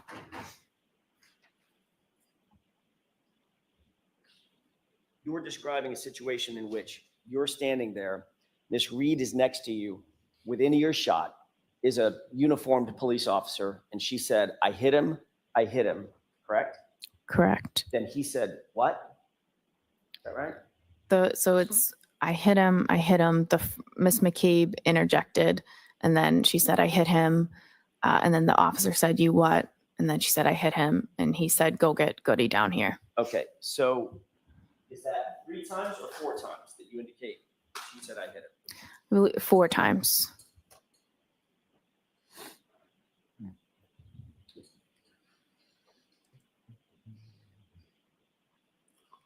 And you, according to you, you indicate that at the time that Ms. Reed made these statements, she was hysterical and somewhat out of control. Is that right?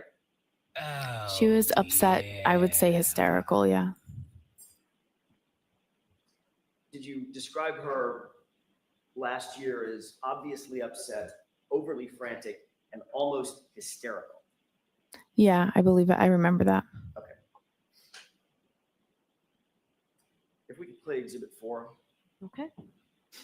Starting at 9, Court Commission, starting at 9:15, about 9:46.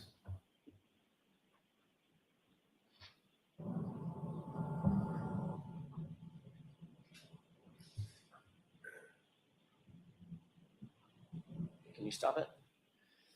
Did you see the 2 people enter from screen right? Yes. Who is that?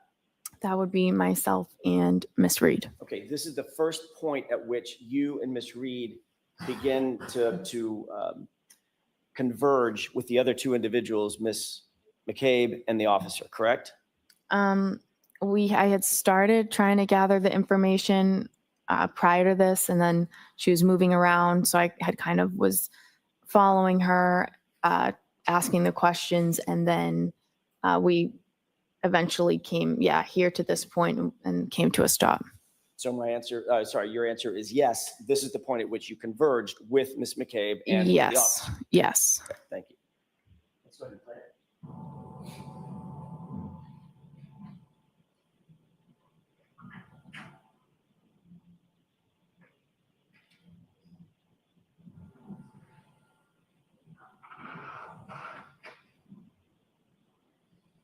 Pause it. You see yourself sort of in the foreground of the bright jacket. Yep. And Miss Reed's just on the other side of you, correct? Yes. Standing there. Yes.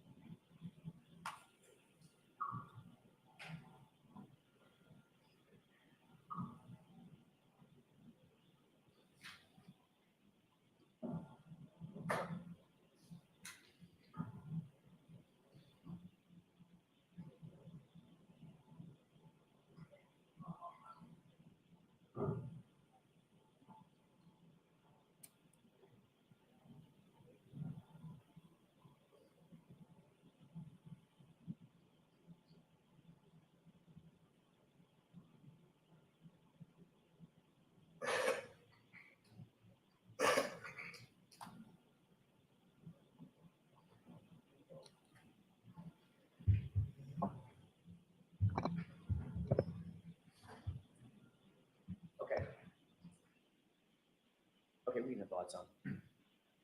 Ms. Mclofflin, during that video, that's the time in which you say, or you claimed last year that Ms. Reed was, in your words, obviously upset, overly frantic, and almost hysterical, correct? Yes. Did she look almost hysterical in that video? She was, well, in that video, that could not explain what that scene was like. Did she look overly frantic in that video? She was frantic throughout the whole scene. I think that was me describing the entire scene. I see. Yeah. So she did not look overly frantic in that video. She was upset for sure. Was she overly frantic and almost hysterical in that video? Just now. I don't know that you could really see from that video. Did you see anything that appeared to be overly frantic and almost hysterical? Like I said, that video is not really you can't hear anything, so it's hard to. Was she running around? She had been. I didn't ask you if she had been. Yeah. There are a lot of things that happened. When she's standing there with you, was she running around? No, she had just stopped running around. Was she gesticulating? I don't know. Do you know what that means? I don't. Was she using her arms and going crazy with her hands and arms and running in circles? She had been, but like I said. She had been. Yeah, but I I'm think asking you about what happened before you got there. I'm asking you what happened when. I'm sorry. Question and answer, please. Thank you. I'm not asking you what happened before we got to that video. All right? I'm asking you about the video in which you described her previously as being overly frantic and almost hysterical. Did she look like she was just gesticulating and moving her arms and spinning in circles? Not in that video. Okay, thank you.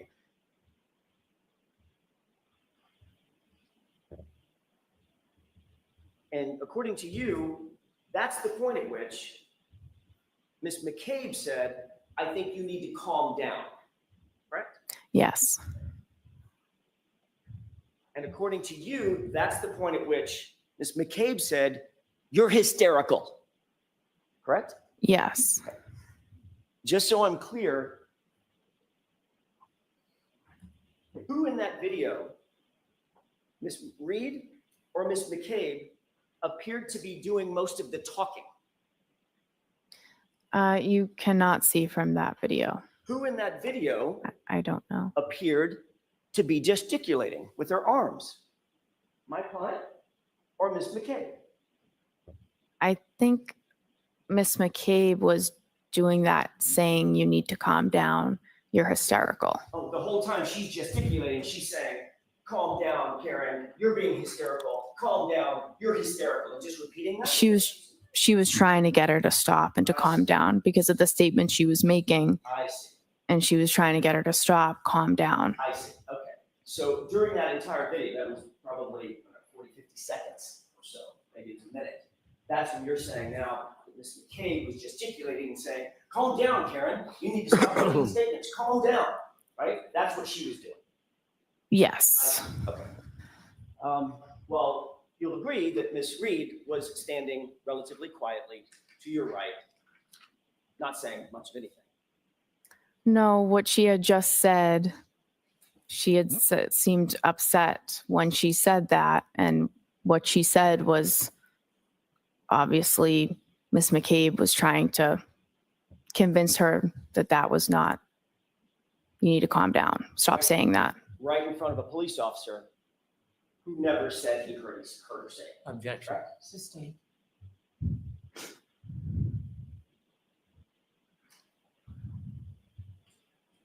You were standing 18 inches, 2 feet from Officer Seraph, correct? I don't know exactly. Well, give me an idea. I mean, 2 feet, 3 feet, whatever. He was standing near me.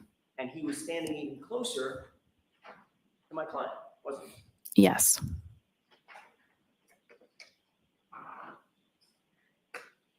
At this moment, when you claim to have heard the I hit him repeated 4 times, where was Officer Flamati? I'm sorry, where's Firefighter Flamati and Firefighter Nuttall? In the ambulance. With the doors closed. Yes. And the ambulance, this is my ignorance, I'm assuming the engine was running. Yep. I'm assuming that there's some sort of a heating system inside that ambulance to keep it nice and warm for patients? Yes. That was running as well? Mm-hmm. Yes? Yeah. So if that door closed, those doors closed, how many feet away, by the way, from where we're looking? How many feet away? How many yards away? I don't know. We were fairly close to the ambulance. Further than you and I are from each other right now, or closer? I think closer. Okay. How about now? I'm not sure. The ambulance was behind us. I'm not sure how close we were. Right. At least a few yards. Sure. Okay. And those doors are pretty thick, secure metal doors that lock. Is that right? Yes.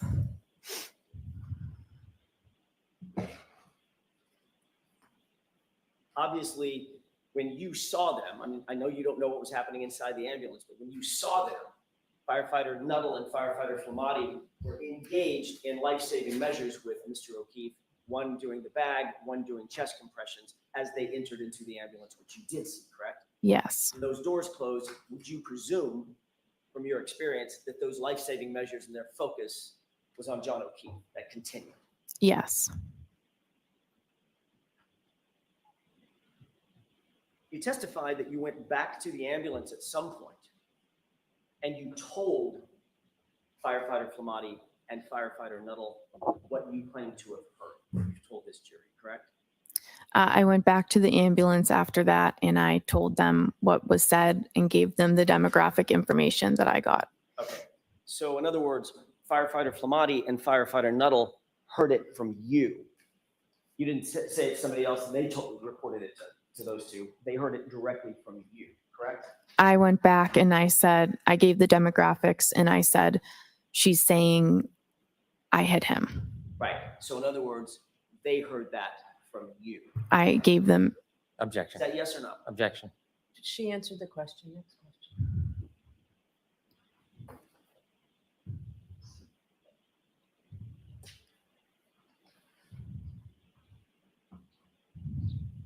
I want to ask you a couple of questions about your relationship with Caitlin Albert.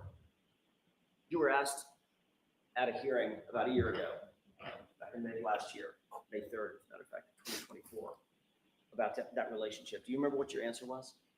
No, not specifically. You remember saying in response to the question, who's Caitlin Albert? Asked by me. I don't remember specifically what I said. Did you say, I went to high school with someone named Caitlin Albert? Have the page number in line, please. May 3rd transcript, 10-24, lines 2 and 3.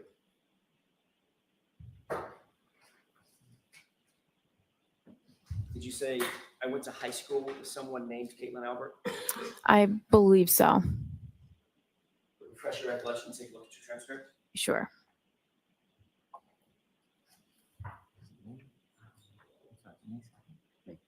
No, May 4th. May 2nd. Let me look. I have May 3. Okay, thank you, Brennan. Thank you. May I approach? Yes. Let me wait for you to No, get. no.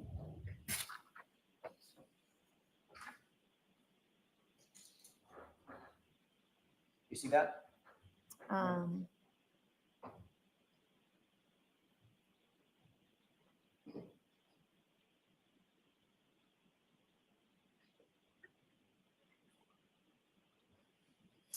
Yeah. May I? Yes.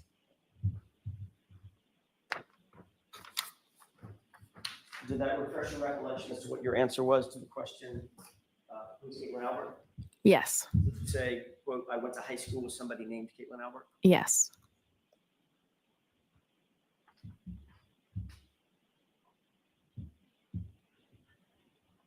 Ms. Mclofflin, that was not a full and accurate statement of your relationship with Caitlin Albert, correct? I object. Was that accurate? I mean, that's a fact. That's. Okay, next question. All right, I'd like to be seen. All right. Mr. Jackson, why don't you do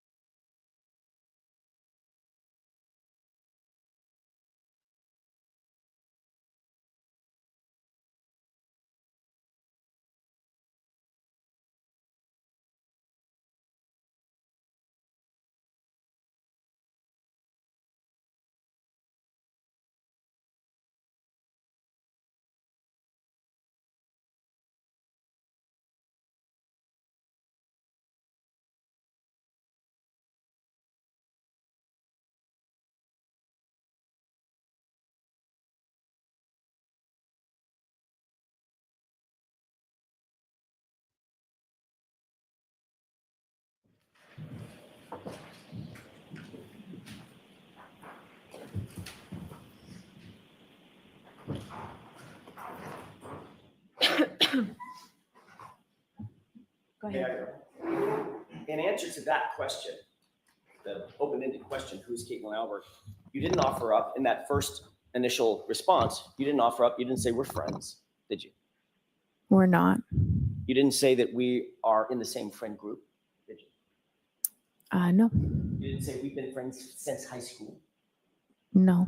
You said I went to high school with someone named Caitlin Albert, correct? Yes. Almost as if you just saw her name in a yearbook. No, I don't agree with that. That's not true, is it? I mean, that wouldn't be true, correct? Because you did know Caitlin Albert. That is true. And you asked me if I knew her, and I said yes. And you asked me if I'm friends with her, and I said I wouldn't say friends. You wouldn't say friends. Right. Even as you sit here today, you would not say that you're friends with Caitlin Albert. No. You wouldn't say that you've been friends for years. We've known each other for years. That wasn't my question. We've known each other for years, but we are not close friends. We don't have a relationship, just her one-on-one. It's just group settings. You grew up in the same town together, correct? We did. Went to the same middle school together. Correct. Went to the same high school together. Yes. You socialized with her. Yes. You've taken day trips with her and others. Yes. You've taken beach trips with her and others. Yes. You've taken 4th of July weekend getaways with her and others. I don't remember that, but One of your best friends named Michaela actually lived with Caitlin Albert at college, didn't she? yes. And you visited your best friend at that residence where she lived with Caitlin Albert on more than one occasion, didn't you? Yeah, occasionally I would go to visit the friends that I had there. You would even spend the night in the apartment with them, correct? Maybe a handful of times, yes. You've taken photographs with Caitlin Albert, correct? I'm in pictures with her, yes. You've been to baby showers with Caitlin Albert over the years. I have attended a baby shower with her, Had yes. celebrations with her over the years, correct? Yeah, we socialize, like I said, group settings, social events. I will see her.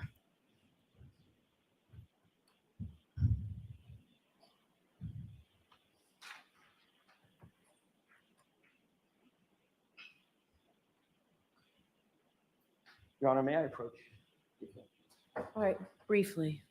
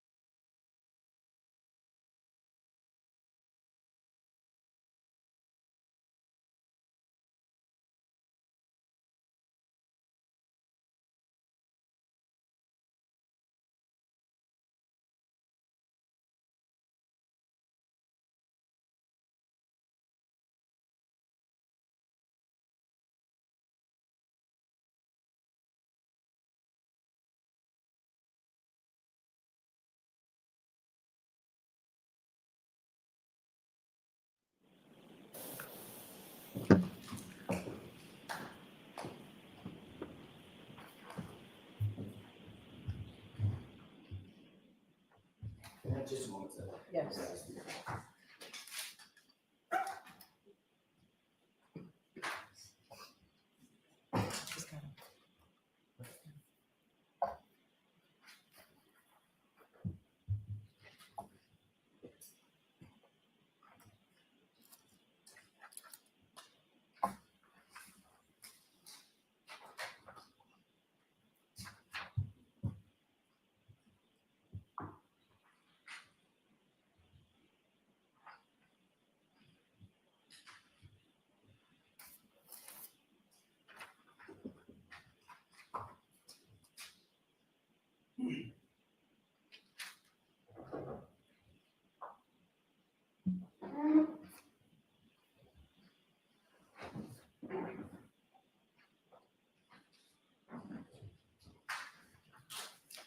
Thank you, Your Honor.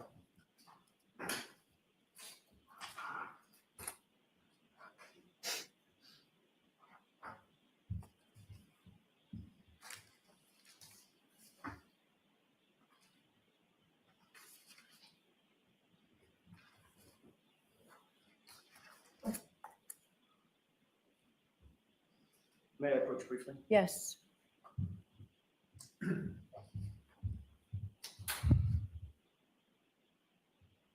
May I state on the witness stand, just so I can take the photographs back? Can you describe, first of all, take a quick glance through that series of pages and tell me if you recognize what's depicted in those pages?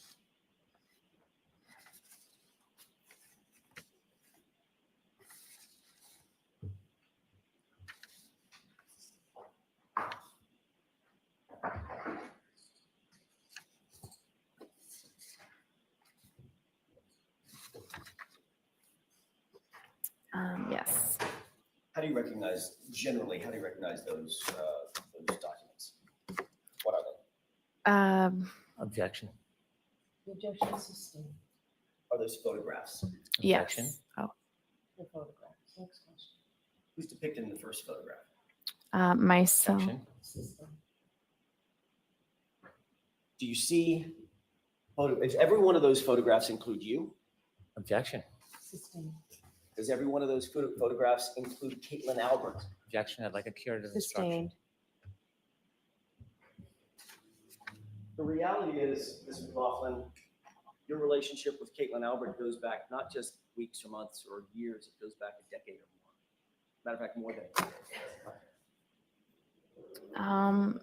decade. I mean, I grew up we live in the same town, so we went through all the same school systems and everything. May I approach? Yes. If I can have this, please. The reality is you did more with Caitlin Albert than simply go to the same school system. Is that right? Yes. One of these photographs has you on vacation Objection. with Caitlin Albert drinking, correct? Sustained. You've been photographed. You've been photographed with Miss Albert on many occasions at many celebrations with your girlfriends, correct? Like a sidebar, please. I'm going to allow that. Is that right? Been photographed on occasions. On occasions, yes. That wasn't my question, Your Honor. Go ahead, ask My it. question was, you've been photographed on many occasions and many celebrations with Caitlin Albert and your girlfriends, that group of girls that we just looked at. Yeah.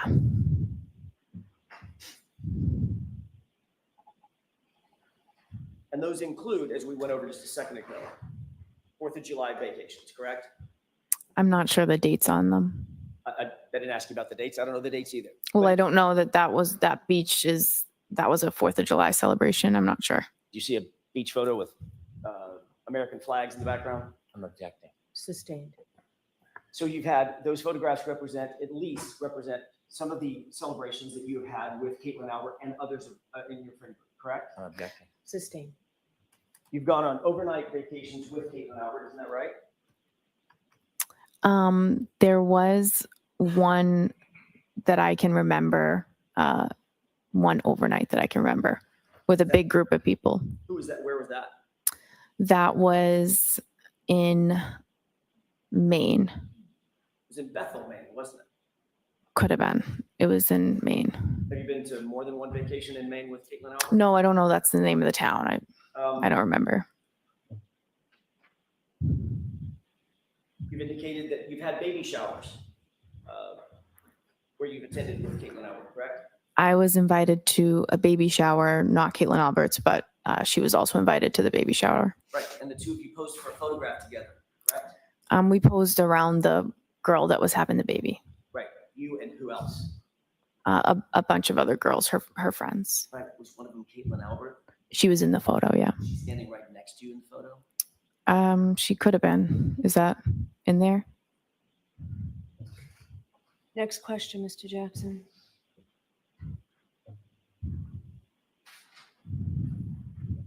May I approach? No. Next question. You just looked at a photograph of you. I just glanced through them. Sorry. The objection is sustained. The reality is, Ms. Mclofflin, your relationship with Caitlin Albert is far more than simply somebody that you went to high school with. Isn't that true? I described what it is. Do you stand by your testimony that Caitlin Albert is, quote, somebody I went to high school with somebody by that name? I said that, and I described the relationship numerous times throughout that testimony to clarify it. And you clarified it under questioning by me, correct? Yes. And Mr. Lally, he asked follow-ups. And in fact, you were shown some of these photographs last year too. Objection. Sustained. The reason you clarified it is because you were confronted with photos of yourself last year, correct? Can you repeat the question? Sure. The reason you clarified it, as you just testified, your relationship, is because you were confronted with photographs of you and Caitlin Albert last year, correct? I just answered the questions that you had. Right, and you were shown photographs last year. I was, yes. There's also another member of the Albert family that you've spoken to about this case, isn't that right? No. January 30th, 2022, you were contacted by a member of the Canton Police Department to set up an interview, weren't you? No, I was not. You remember being contacted by anybody to set up an interview with Michael Proctor? The state police called me, and I met with two state troopers. I don't know which one of the troopers called me to set up the interview. Isn't it true that it was actually a Canton police officer who coordinated that interview with you? I have no knowledge of that at all. Isn't it true that the Canton police officer who set up the interview with Massachusetts State Police and coordinated that interview was a detective named Kevin? Do you remember that? I have no knowledge of that. Isn't it true that Brian Albert has a brother named Kevin Albert on Canton Police Department? I know that now. Isn't that who coordinated your interview with Michael Proctor? I've never spoken to Kevin Albert, ever. You can't remember who it was that set up the meeting. How can you say with such specificity? Because it was the state police called me. The state police called me. It was a state trooper. Can you wait till I'm Just finished with my hold on question? 1 second. Oh, Wait. sorry. If you can't remember who it was that called you specifically, how can you say with such specificity that you've never spoken to Kevin Albert? Because I have only ever talked about this case with a state police trooper. So there were two of them there when I went for the interview. I don't remember which one called me, but I've never been contacted by anyone in the Canton Police about an interview or about the case. So I know it's not. I just don't know which state trooper it was that called me. Did you talk to Mr. Brennan about this issue when y'all met? No, I did not. This issue never came up? No, About Kevin Albert or the Massachusetts State Police or your first interview? no. You remember testifying about this last year? I remember you asking me about who coordinated the interview. And now as you sit here, you're saying it was absolutely 100% Massachusetts State Police that coordinated that interview. It was I only ever spoke to the state police about that interview. I wasn't contacted by anyone else to go in for that interview. Are you saying that you now have a specific memory of how that interview was set up and that it was Massachusetts State Police? My only memory Do is, you have a memory or do Can you she answer not? the question, please? I don't really get the question. Can you answer my question? I don't understand the question. Ask it again. Sure. Are you saying as you sit here now that you have a memory of how that interview was set up and it was by a Massachusetts State Police officer? I always had a memory that it was a state police officer. Okay. I don't know which one. That's why I said I don't know.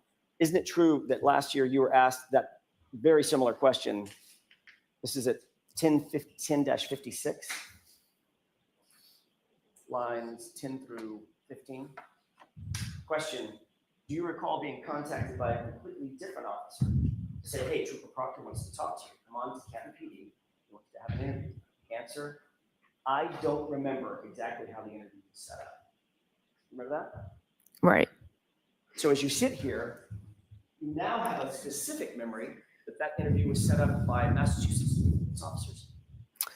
That's the only memory I have of it. And when I said I don't know, you said somebody other than Proctor, and I didn't know if you were referring to the other state trooper that was there, because I didn't remember specifically who called me to come in for the interview. But I've never spoken to anybody in the Canton Police about that interview or the setup. In fact, Kevin Albert is Brian Albert's brother. I'm aware of that now. You're aware that Kevin Albert is Caitlin Albert's uncle. I guess so. How many conversations did you have with anybody before you actually sat down with Michael Proctor? Either in anticipation of setting up the interview or otherwise? None. I think once I got the call, I just called my chief that they're asking me to come in. And that was that. And you got the call from whom? I don't know which state trooper called me. But as you sit here now, you're very specific in your memory. It was a state trooper. I only ever met with state troopers, and no one from the Canton Police ever contacted me about an interview, setting up an interview. During your interview with Michael Proctor, did you disclose to Trooper Proctor that you had a pre-existing relationship with any member of the Albert family? No. Did Michael Proctor disclose to you during that interview that he had any kind of relationship with the Albert family? Objection. Sustained. I want to talk to you for a second about your role when you did, in fact, arrive at 34th Fairview, Mclofflin. How long had you been a firefighter paramedic at that time, January 29th of 2022? Probably about 5 years. You said that you'd responded to hundreds, you believe it's possibly hundreds of calls. Is that right? Possibly. How many were homicides or potential homicides? None that I know of. So this would be the first one on January 29th of 2022, is that right? Yes. And obviously, if you had never responded to a homicide before, you certainly had never responded to a homicide police officer before, correct? Correct. I think you indicated as much on direct examination that you are not and are not now a trained detective, is that right? Right. You never conducted any sort of a formal investigation, formal criminal investigation, had you? No. You hadn't been trained, you had no advanced training on how to preserve or interpret statements or memorialize statements for evidentiary purposes? No. Or for the use in trial, things of that nature? No. In fact, your role that morning was just to provide medical assistance and pretty much nothing else, is that right? Yes. And you'll agree that it was a somewhat chaotic scene, right? Yes. Lots of first responders on scene. Right? Yes. Everybody working furiously, or at least people working furiously to provide life-saving measures to John O'Keefe, is that right? Yes. People were talking over each other. There was a cacophony of engine sounds and noises coming from people talking and trying to speak over the wind and the howling, the driving snow and wind that was coming down, or snow that was coming down. Is that right? Yes. You hear people in the background, in the foreground, people talking over each other. Yes. Emotions, your emotions, everybody else's emotions were on high alert. Is that right? Yes. So you were trying to do your job under pretty intense pressure and in a very limited context, correct? Yes. You didn't have a tape recorder with you when you were asking my client any questions, did you?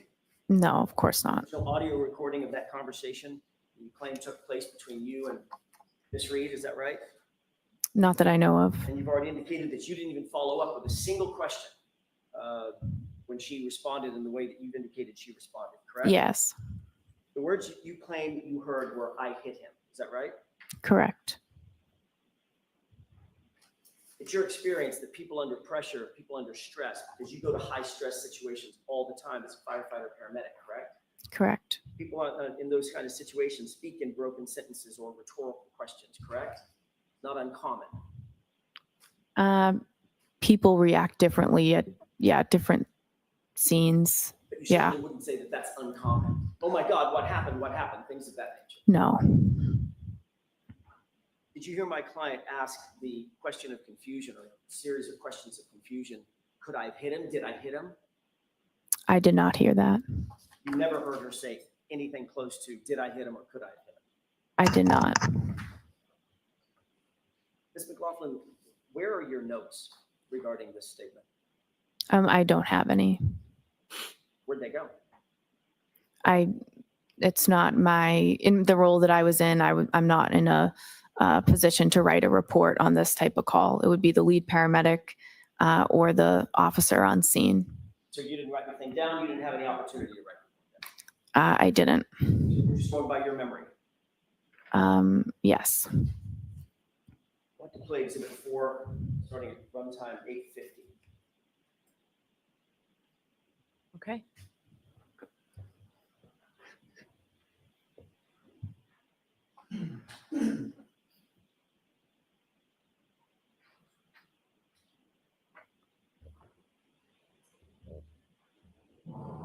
Pause it. Just to orient us, can you tell me where you are in that video?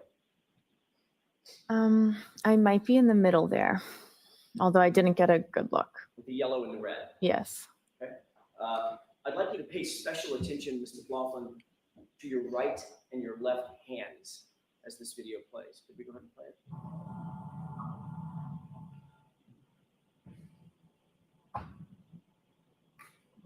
Pause it. What are you looking down at? Oh, I see what you're saying. Yeah, I would write like stuff on my glove. That's something I'll do as I'm getting the information. Was that your question about notes? So you were taking notes. That's just me jotting down the demographics. Let's keep playing.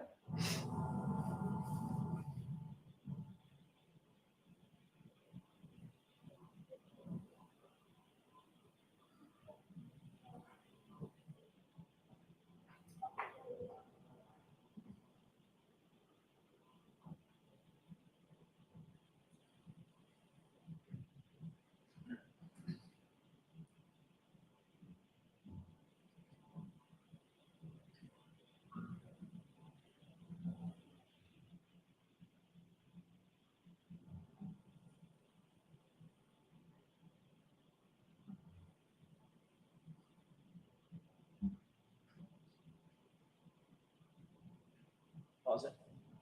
Is this still the part of the interaction where my client is overly frantic and almost hysterical? That's the point where your client started to make the statements. Was she overly frantic and almost hysterical? She was distraught. Okay. Overly frantic and almost hysterical. We're using different words. I'm asking you about your words. Does this describe her as overly I think the overly frantic and hysterical, I was describing the entire scene. So you'll agree that she doesn't look overly frantic or hysterical? Again, hard to say from a video, but. And according to you, well, that's actually, Ms. Mclofflin, it's easiest to say from a video, isn't it? It's a video. Yeah, I mean, she's she's not totally in view, and I mean, she wasn't standing there calmly, I guess. Right, she was hysterical to you. She was upset. She was very upset. Hysterical? I might say hysterical. She was extremely upset. Okay, and this is the point at which Ms. McCabe is saying, calm down, you're being hysterical. Yeah. Okay, let's go ahead and play it.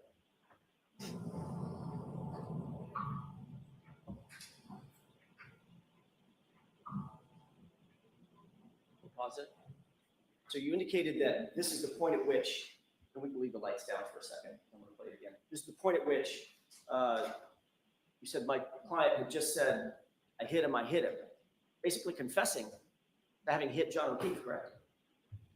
Those are the statements she made. And Officer Seraph is standing right there, right? Yes. You see any reaction from him right there? I know he turned and told somebody to go get the sergeant. I don't know if that already played. I'm sorry. Do you see any reaction from him? He responded, "You what?" And she repeated it again, and then he told someone to get the sergeant. I know that's what your statement is. I know that's your testimony. I'm asking about the video. Do you see him reacting right here? You'd have to play it again. I wasn't looking at that part. Do you see him handcuff my client? Oh, no. You see him call anybody over to handcuff my client? He turned to signal to get Goody down here is what. So they handcuffed her? No. They didn't handcuff her? No. Even though she just confessed in front of a police officer, according to you. That's what she said. I hit him. It's my fault. I did it. That's a confession, correct? She said, "I hit him. I hit him. I hit him. I hit him." And Officer Seraph just stands there and my client walks away, correct? You'd have to talk to Officer Seraph about that. Oh, we have. You should. Mr. Mclofflin. Objection. Okay, so let's move on. Mr. Jackson, I'm not rushing you, but how much longer do you think you'll be? Not long. Okay, so, I can wrap it in a couple of minutes. okay. Toward the end of this video. Are you playing it again, or should we put the lights on? If we can play it again. Okay. Continue.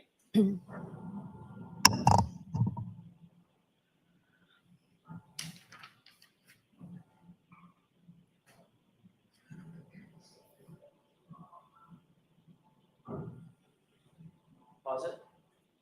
You appear to be writing something down, I could be. and according to you, you're writing on your glove. Yes. Okay. What kind of glove?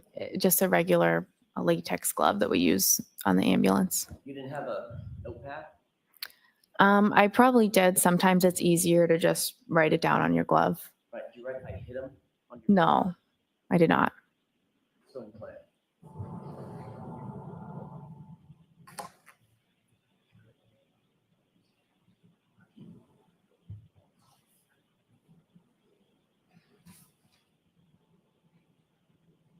Still appear to be writing something down, looking down at your glove? I might be looking at it.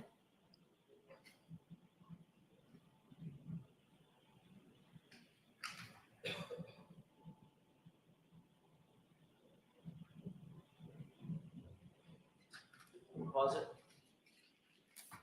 Is this also an example of my client being overly hysterical and frantic? I wasn't paying attention to her. You can have the lights up.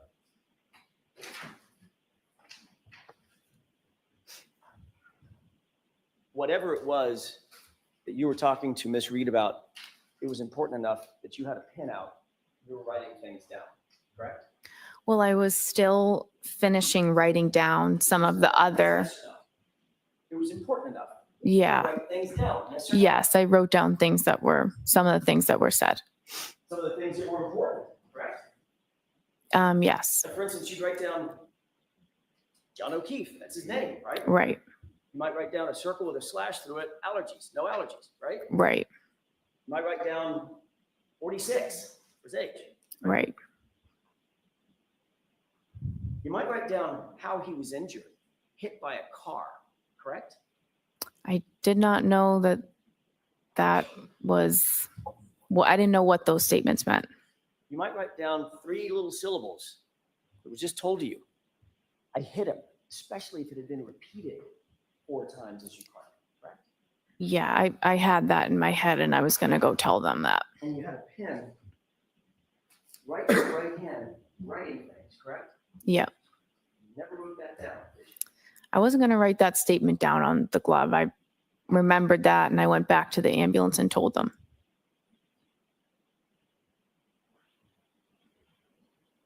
You didn't memorialize that statement on any note that we have, correct? No.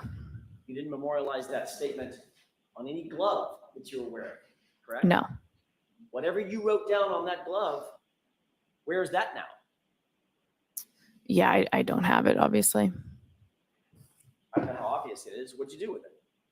You just scratch everything out and you throw out the glove. Just threw it away. Hmm. Is that right? Hmm. Is Yes. that yes? Yes. So we don't know what was actually on or not on that glove, do we? I didn't write those words down on that glove. As we stand here, we don't know what was or wasn't on that glove. Name, date of birth, no meds, no history, no allergies. And then I wasn't writing that statement down on the glove.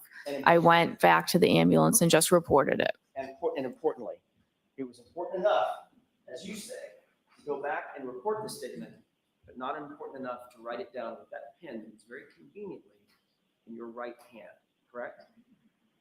It's not about importance. I was relaying that information to the ambulance verbally. I didn't need to write it down. And you, in fact, didn't write it down, did you? No, I didn't make a report about it. And you're also aware that not a single police officer out at the scene wrote that down either. Objection. Sustained.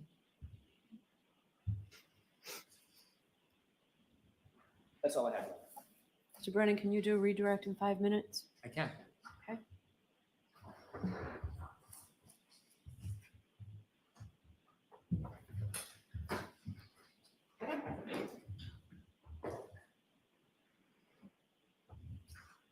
Ma'am, when Mr. Jackson would show you part of your testimony from a prior proceeding, was he leaving something out when he was showing you that, asking you questions? Sustained. When he asked you about whether you knew Caitlin Albert, and you said you went to high school with her, did you immediately then answer questions describing that relationship? Correct. Watch the phone. Were you asked immediately other questions about the relationship? I explained the relationship over and over again throughout the testimony. In fact, you described the relationship over 20 times, didn't you? I'm sure it was that many. You didn't simply just say somebody named Kate. I went to high school with somebody named Caitlin Albert. You didn't leave it at that, did you? No, I didn't. Do you remember saying, I would say more acquaintances, not close friends? Right. You remember immediately saying after that, I would say we had mutual friends. We might see each other occasionally because of mutual friends, but we don't have a one-on-one friendship or hang out regularly. Right. Objection. I'm going to allow it. You remember many more statements after that initial answer where you describe the relationship. Yes. Similarly, you were asked about a meeting with the state troopers, Yes. and the attorney asked you a question about your memory or suggesting that Mr. Albert set up the meeting. Do you remember those questions? Yes. You were asked questions just like that before at the last hearing, weren't you? Yes. Remember being asked about who set up the meeting and you saying that you didn't recall? Yes. And then you remember being asked about whether a completely different officer set up the meeting, and you said, I don't remember exactly how it was set up, Yes. followed by, so that was my next question. You may have told me this. Do you have any recollection who set that interview up? And you said you didn't? Right. And you were specifically asked, does the name Kevin Albert sound familiar? Objection. Do you remember saying no? The objection sustained. Do you remember when you were asked at the last hearing, does the name Kevin Albert sound familiar? Do you remember what you told Attorney Jackson? I told him no. And then you were then asked, do you know Kevin Albert? Do you remember your response? I said no.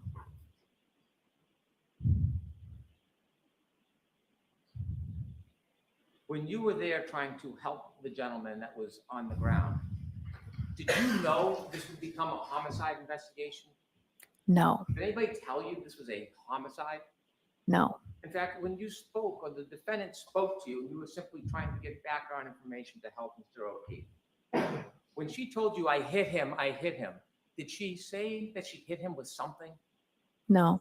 Did you know whether it was with a fist or a foot No. or a Lexus? No. You mentioned this was not part of your role to investigate. Why didn't you persist? Why didn't you follow up and ask more questions about that statement? What about the situation and the dynamics caused you not to ask questions? Sustained is to the. Why didn't you persist in getting more information from the defendant when she said, I hit him? I felt bad for her at the time. It was a very disturbing scene, and I did not want to push further down that road. It's not my job, and I didn't feel comfortable doing it. Write those statements down on your glove. No. Then how do you remember she made those statements? I won't ever forget those statements. I have no further questions. Anything, Mr. Jackson? Very briefly, that was a disturbing scene, you said, correct? Yes. An emotional scene. Yes. Right? Yes. A scene that was upsetting. Yes. A lot of people, Yes. for a lot of reasons, right? Yes. And that's when things start getting missed, when emotion starts playing a role, correct? That's when details start getting missed. I guess it depends on the situation. Right, but this was a disturbing, emotional, upsetting scene even for you, correct? I felt that for a civilian to see it, it was very disturbing for them. Probably wasn't great for you either, was it? It's not. Yeah.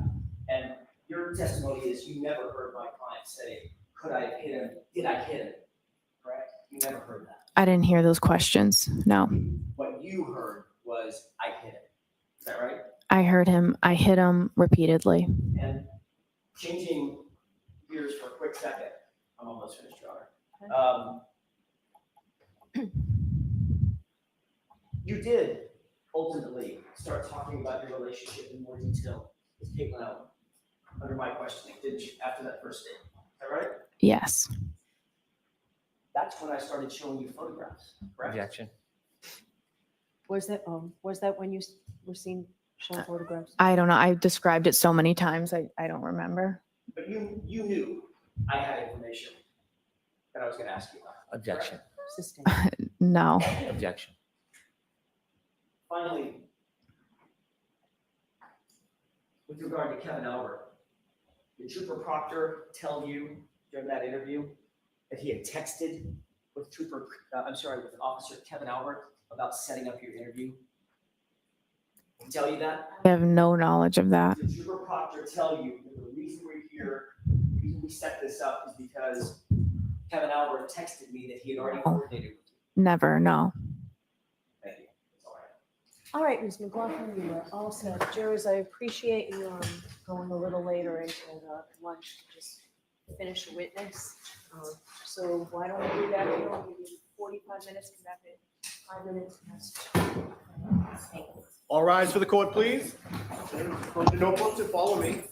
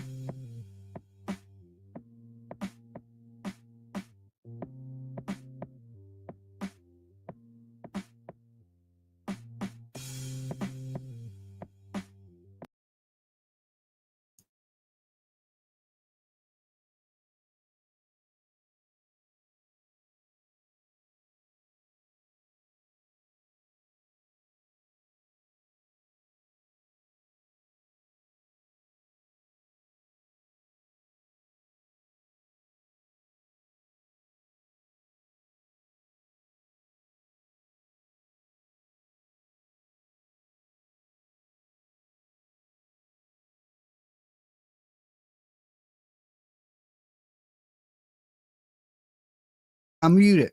Okay. How long are they on lunch break? What time the court will resume at 2:05? So we got 35 minutes. Okay, 35 minutes. That ain't too bad. All right, I got to take care of something, and I'll be right back with you.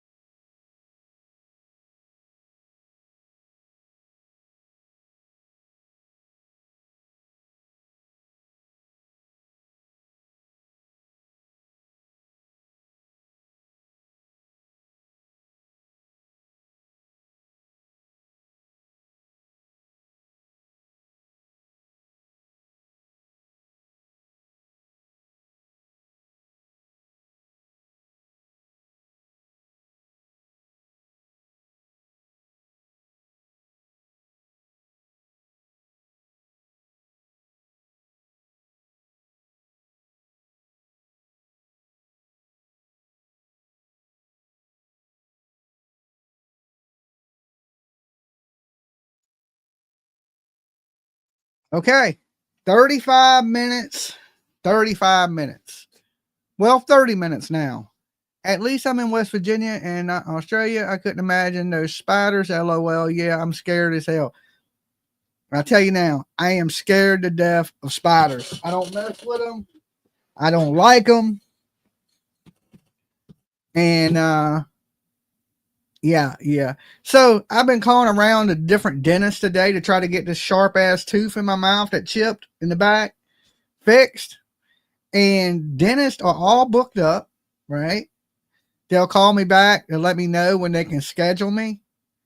And I tell the people on the phone, I'm like, look, we need to do this like immediately. I was like, I'm in pain. It hurts. It's making it hard for me to talk. And they were like, well, we'll call you back in 4 to 24 hours.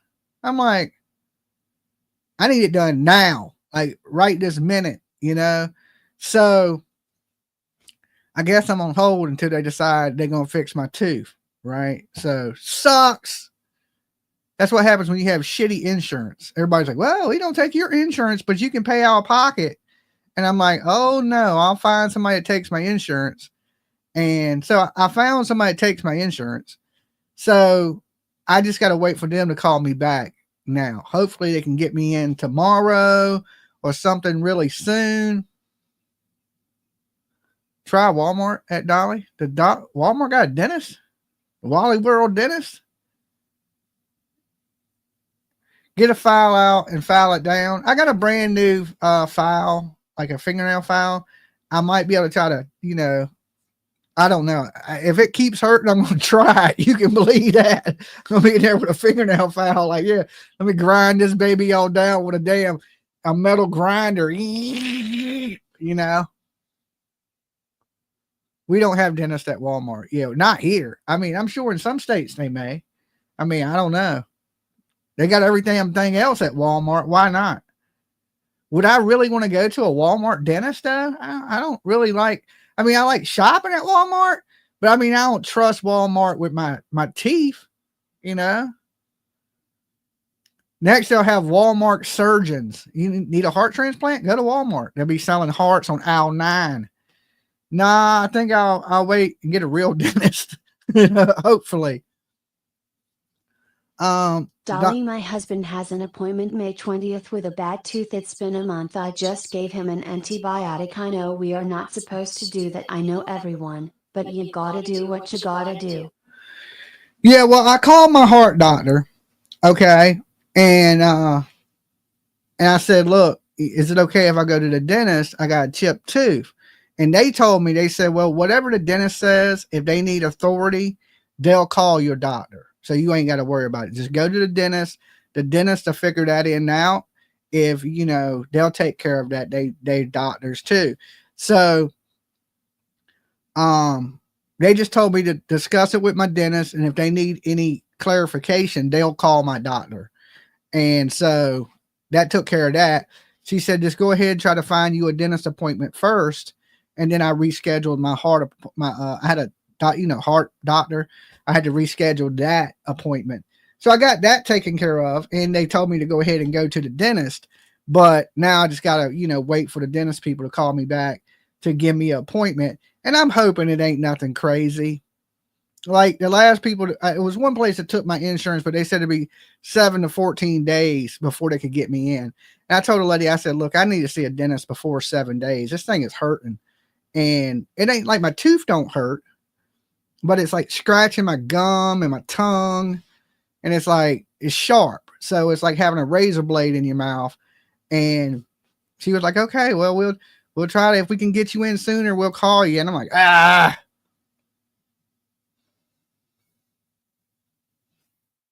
Now, if I wanted to drop them a bunch of money today, there's a dentist down the road that said, yeah, we'll take you today.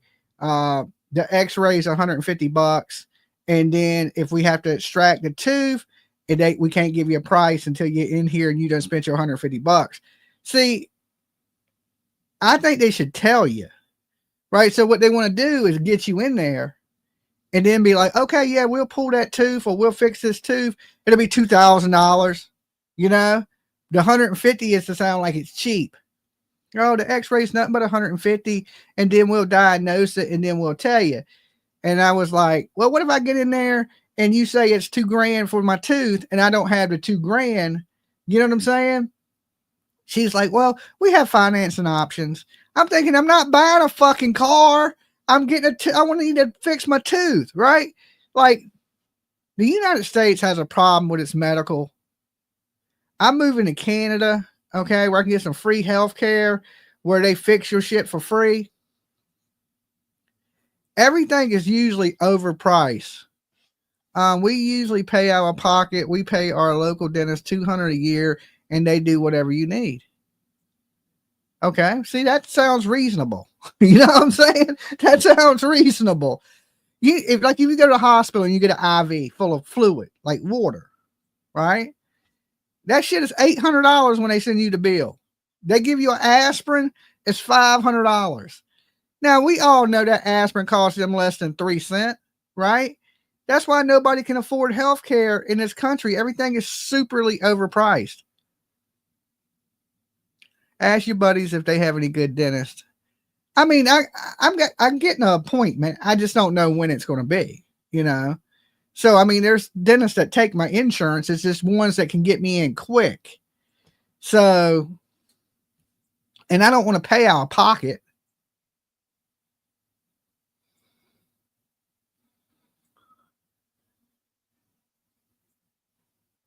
They're cosmetic. Well, you need your teeth to eat, to talk.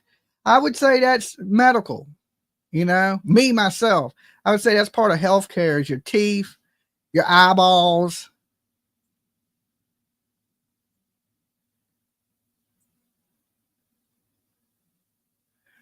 Get wax. Well, I got this stuff like this putty stuff that I have on it now. Where's it at? Hold on, I'll show it to you.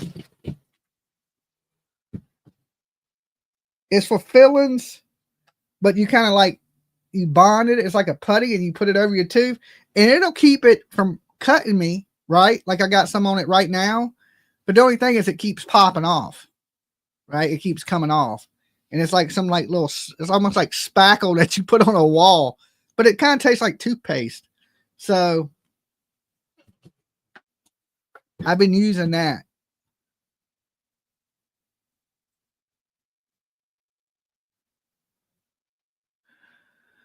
Trust me, West Virginia is a poor state. I'm 1 mile from the Virginia line too. Oh, okay. Yeah, I mean, hopefully they'll get me in tomorrow. I don't think they're going to get me in today. I don't think there's going to be a chance of it. I think I'm going to have to suck it up until tomorrow and then, you know, or the next day or next week. Who knows? I'm about to throw some duct tape on it. Y'all see me up here with some duct tape in my mouth. Y'all know. Tape it up. Put a Band-Aid on it. I don't know.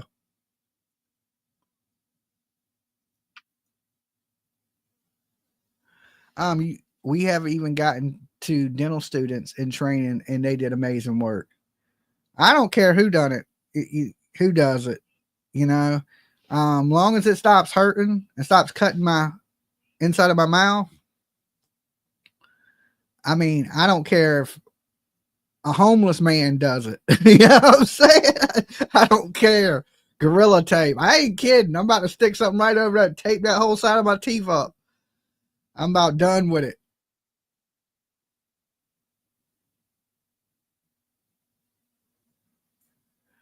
Dolly, use dental wax until you can get to the dentist. Okay, PJ, pick me up some on the way home.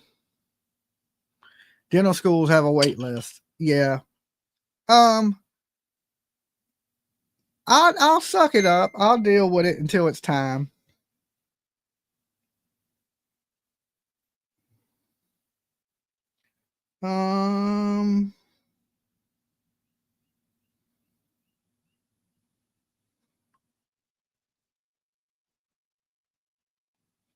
Where's this?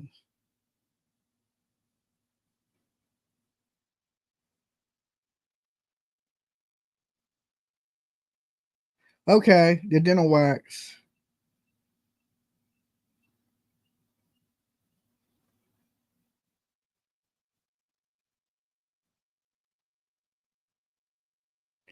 Okay, that might sound like it might work.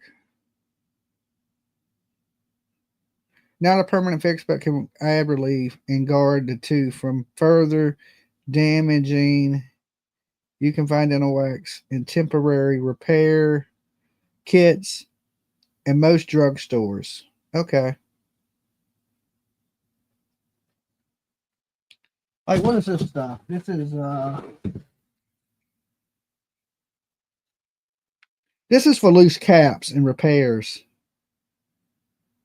But I did have a fill-in pop out one time, and I put it in it until I could get it fixed, and it took the pain away. So it worked. So that is what you have. This is not dental wax.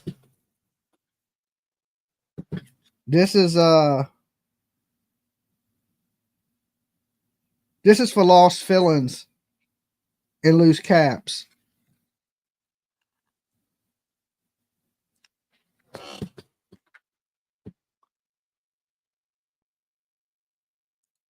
That is literally what you have. I don't know. I think it's different because I've seen some dental wax. So let me look it up.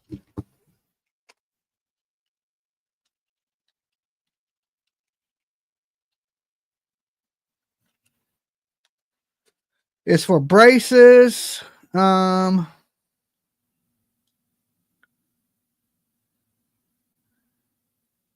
wax.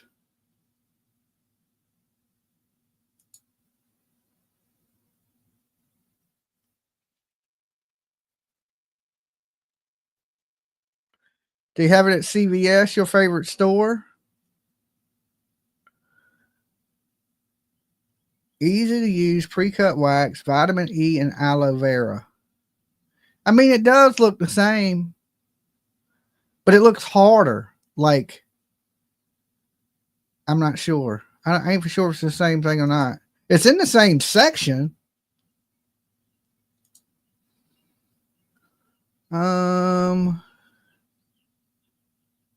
See, this don't say wax.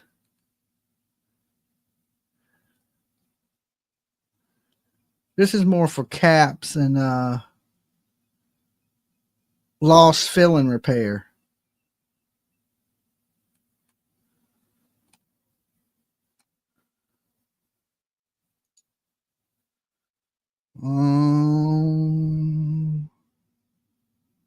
I don't think it's so much for broke tooth. They got a temporary tooth. Thermoplastic beads for teeth repair, tooth filling, moldable.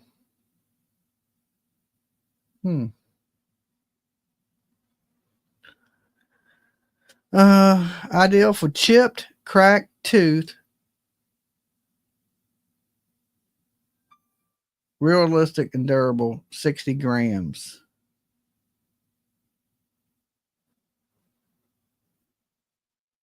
I don't know what that is.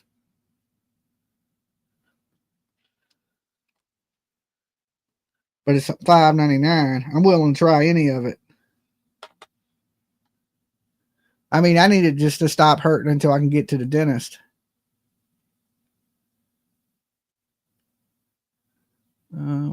Let's see what else they got.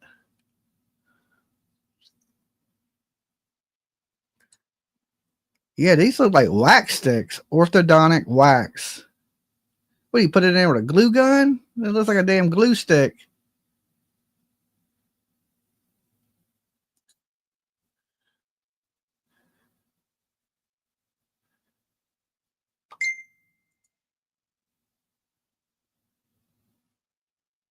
Okay, I see some stuff.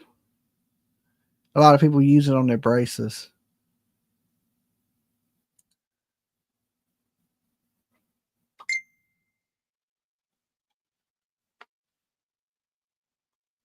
All right, blah, blah, blah. All right, let me see what somebody sent me.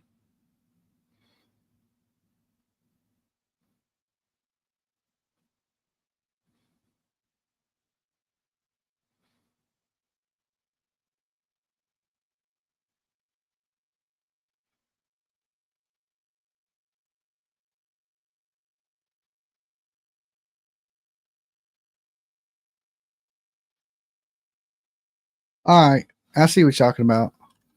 I might have to try that. If it can work long enough to get me to the dentist, I'll be good to go. We have salt water, and this is the pain. My tooth don't hurt. Like the tooth itself don't hurt at all. Right? Like I'm not having tooth pain. I'm having cutting pains, like where it's cutting me. Like my tooth is fine. It just broke. It broke. I gotta stop eating hard candies.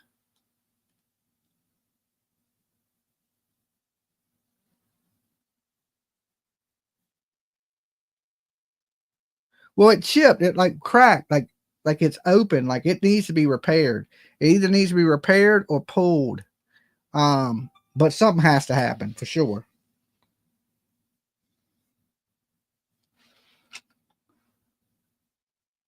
The wax is not going to stick to your tooth. It's going to, hold on, I can't see that. To fall off all the time. That's kind of what this stuff is doing. Like it's good right now. Like I got it on there. It's not cutting me. Right? It's like a little piece of putty you put on there and it hardens up. And it keeps it from scratching me. And I'm fine. But it keeps popping off. Especially if I go try to eat something. Or if I drink too much, it just goes poop, pops off, and then it starts cutting me again. So you're lucky it's not toothache pain versus the chip. Yeah, it's just a chipped tooth. It's cutting me. It ain't like a bad tooth. The tooth looks like it's good, but it's still cutting me.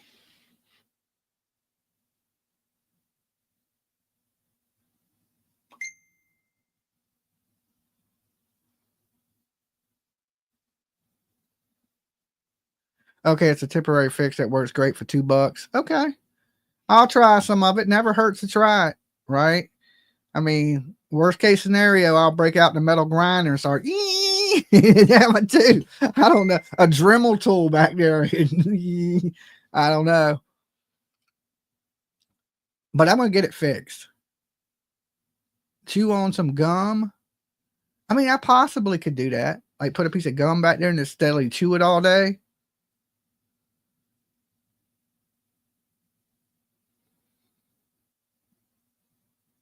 Or stick a piece of gum in it. I don't know how healthy that is, though, or how good that would be. If I just stuck a piece of bubble gum in the crack of my tooth, I don't know. I'm not a dentist. That's why I've been trying to make a dentist appointment. So, but I've been wanting to go to the dentist anyway to get my teeth clean. I didn't want to go because I had a chipped tooth. You know what I'm saying? But, so it'll all work out. Plus, PJ will keep me alive. Okay.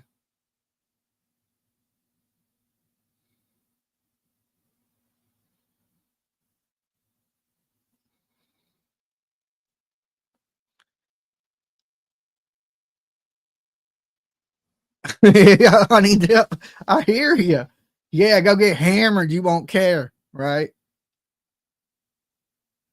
Go to Mexico. It is Cinco de Mayo, right? Maybe. Or go get in a fight unless somebody punch me in the mouth, knock it out, or chip it flat. You know what I'm saying? Something got to give.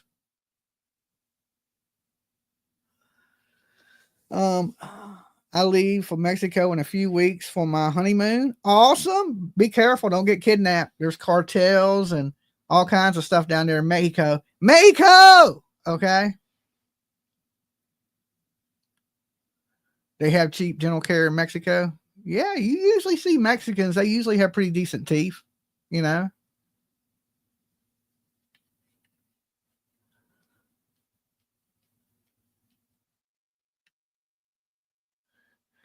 You're horrified. I've watched all the Taken movies. You might be next. Okay.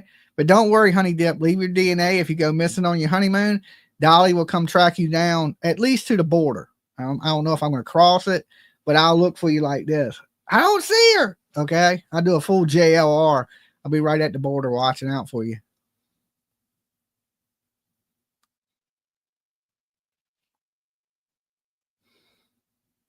My bonus son goes to Mexico for dental work. That's okay if you live in Arizona or California like he does. Your fiance says they'll give you back. Well, okay. Good luck. Good luck. They might hold you for ransom. Before you go, ask them how much you're worth to them, right? Be like, could you put a dollar value on my worth? Just in case I get kidnapped, I can tell them how much you'll pay. Well, my old man will give you $100 for me back. If you go 200, he's gonna say kill me. Okay. You better check your value first. Okay. That's why I've never been to Mexico. I mean, I've been wanting to go. I wanted to go to Brazil when I was doing jiu-jitsu for years. My school went to Brazil, and I could have went with my school. And I was just like, I went home and watched this documentary on Brazil, and there was 18 Americans kidnapped on one city block in Brazil, and only 4 of them were recovered. Right? One of them, the police recovered. The other 3 paid ransom, and the rest of them just never been seen again. And that was on one city block in Brazil. And I was thinking, I ain't going to fucking Brazil. I ain't coming up missing. Because, you know, some parts of that country so poor, they think you got money to visit. They think you're rich. And really, you just as broke as them. You just don't live in a cardboard house. And they kidnap your ass.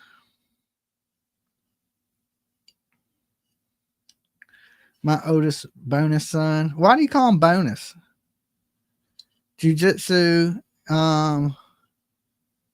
Okay, he does jiu-jitsu. Awesome.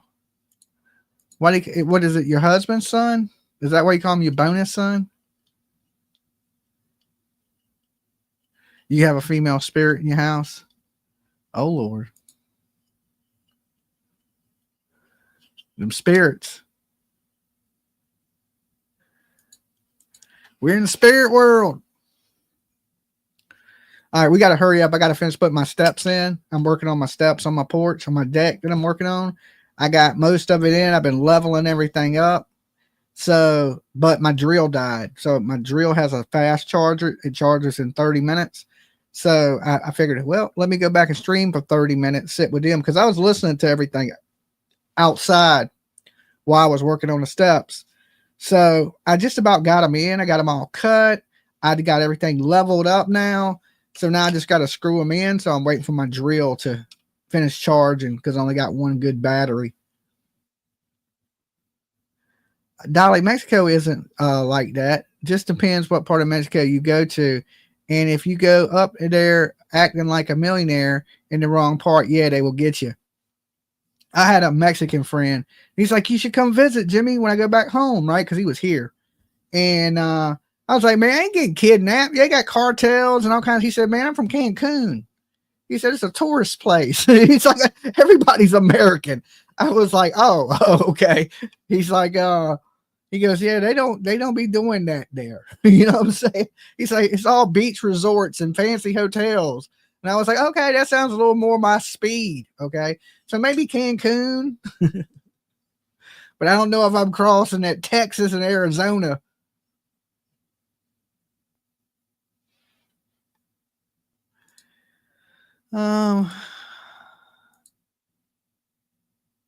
Good. That's where I'll be. Cancun. Oh, okay. That's what he told me about Cancun. He said there ain't none of that there.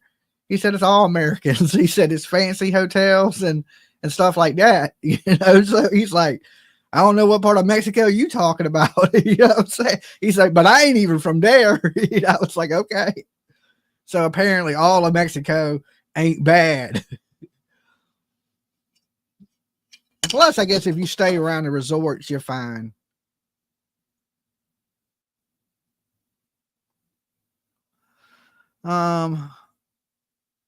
You're waiting on your DeWalt vacuum battery to charge. You got a DeWalt home vacuum? I didn't even know they made vacuums for your house. I know they make shop vacs.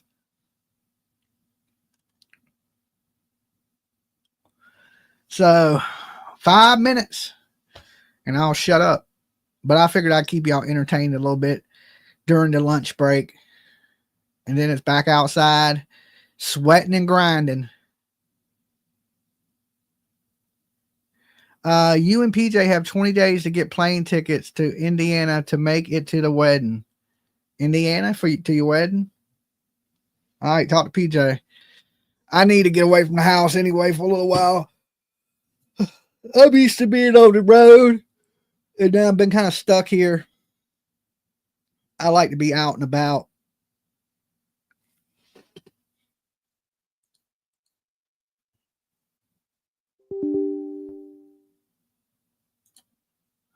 Honey Dip, you just have to watch out for the little kids. They will try to get you to buy a piece of gum for $5 and then later pickpocket you. Okay.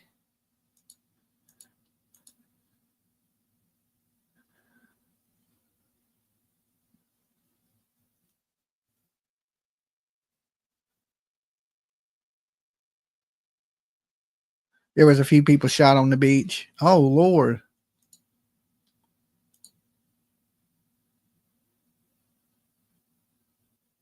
You have been asked by your own kids if you sent us an invite, LOL. So go. I ain't going by myself. Way better than a Dyson. Okay. DeWalt makes some pretty good stuff. Like when I'm at work, well, when I was working, I ain't working now, but we would use all DeWalt stuff. I use Milwaukee. I like Milwaukee better than DeWalt, but all the stuff on the work van was like DeWalt, and we use we had little vacuum cleaners. So if we cut out little outlets, we could vacuum as we're cutting, and they work good, you know. It's in the Dominican Republic. Okay.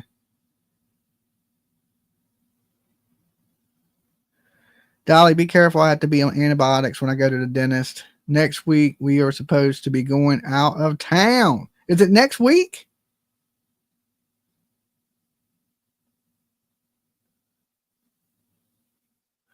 Me too, Dolly. My whole setup is Milwaukee, the 18 volt. What a system. Yeah, I like Milwaukee way better than I like DeWalt. It just works better. It's more powerful. The batteries last longer.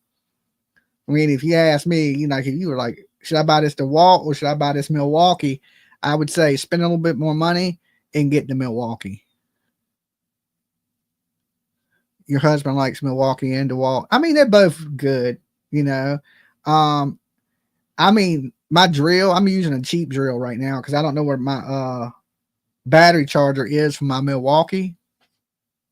I know where the one is for my Milwaukee jacket. I have a Milwaukee heated jacket that PJ got me for Christmas a couple of years ago. Well, it's a hoodie like this, but it's heated. Oh my God, that thing works so good. You put that thing on and be sweating. It warms up so good. And it takes like the little long battery. It's like the round battery. I know where that charger is. I just don't know where my charger is for my drills. So I've been using a cheap ass Ryobi one, but it works. You know, I got the 24 volt battery, the big battery. So I used it all day the other day. I used it this morning and then it finally died. So, and it has a quick charger. It only takes 30 minutes to charge. So time I'm done with you guys right here and this kicks back on, my battery will be charged and I'll be able to go screw in my deck steps on the deck.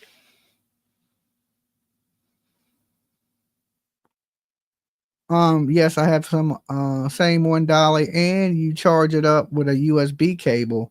I love it. I don't think mine you can charge up with a USB cable. I think mine has to go into the charger. I would have to look. You have heated jackets too. I mean, that's the way to go in the wintertime, right? They need to make one with AC. You know what I'm saying? That would be good. But I found this.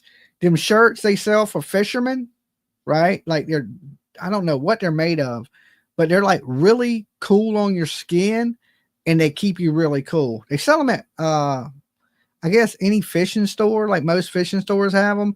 And they even have them in the fishing section in Wally World. It's where I got my last one. Them things are awesome. They have like the back's cut and it's vented in the back and it's like real lightweight material. They're pretty good for the summertime. I'm going to buy me a few more of those shirts and look like I'm always going fishing. To be like, you going fishing? No, I just like this shirt because it keeps me cool. You have Milwaukee everything. That's awesome. You can talk about tools all day long. I'm not really a tool person, you know. It depends what I'm doing and what I need. I'll use anything if that's all I got, you know. Matter of fact, my Sawzall broke and I had to go buy a new Sawzall, so I went to damn Harbor Freight and bought like a cheapo, but it worked. I mean, I only spent $24 on a Sawzall. You know, a Sawzall a good $200 for a good one. $250, $200. I bought a $24 Sawzall and was able to cut all the wood I needed with it. I was like, damn, 20. I mean, it wasn't fast, right? It cut pretty slow, but it cut. It worked. You couldn't beat that for $24.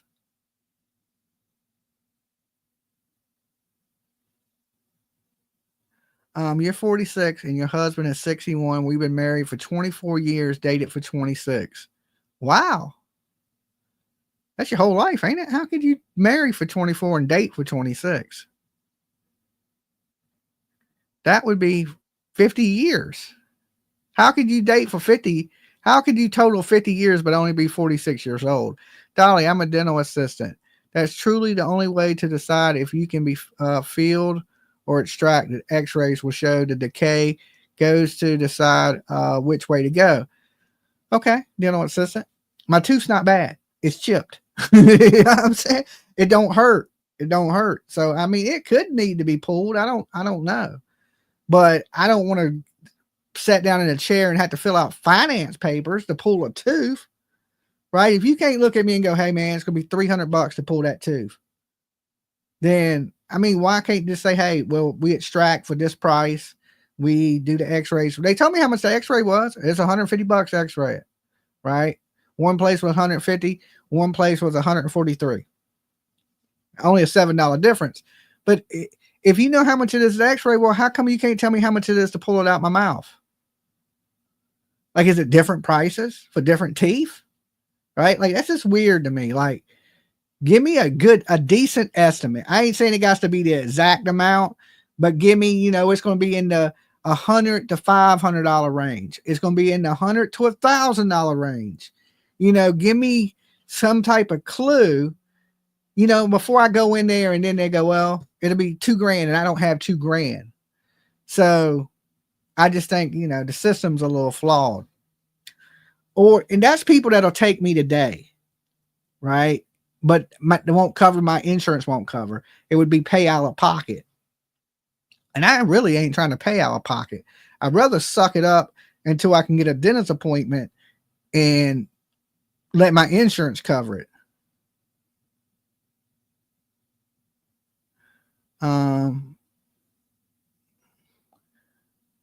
You started dating when you was 19. Okay.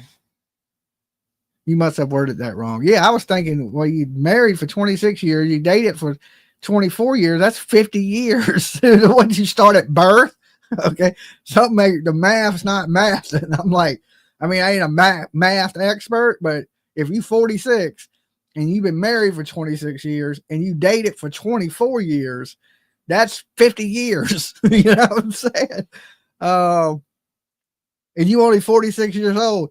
You started dating 4 years before conception. Okay.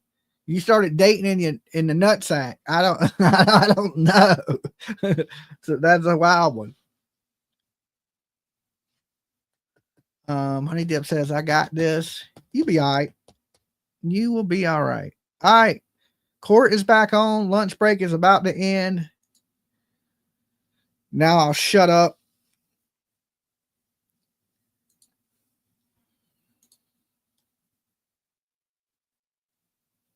I think she dated him for 24 years and have been married for 2 years. Okay. That makes more sense.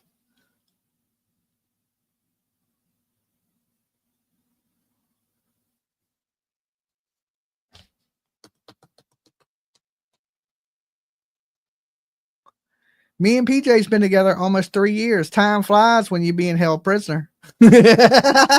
I'm playing. I'm going to get stabbed.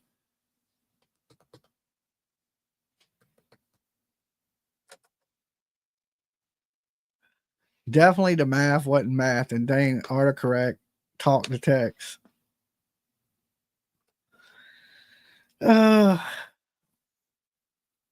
Send help. No, I'm just kidding. You see me blink twice. I've been kidnapped.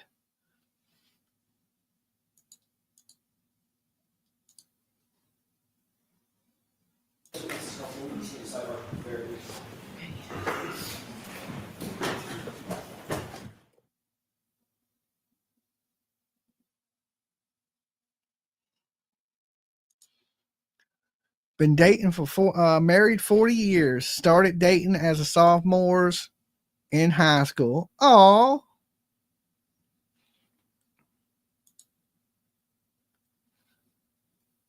that's a lot of years. That's 2 life sentences, right? Life, you get life in prison, ain't but 20 years. You done pulled 2 of them.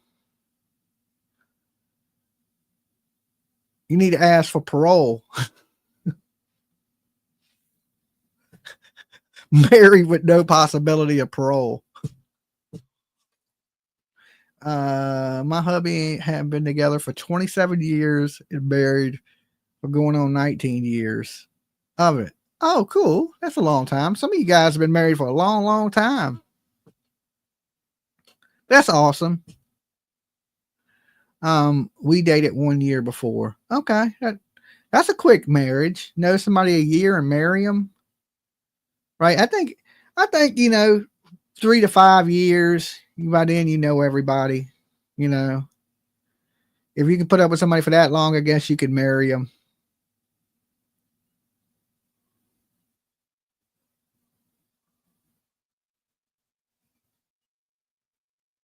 There's John O'Keefe's family. Dolly should be a stand-up comedian. I've thought about it.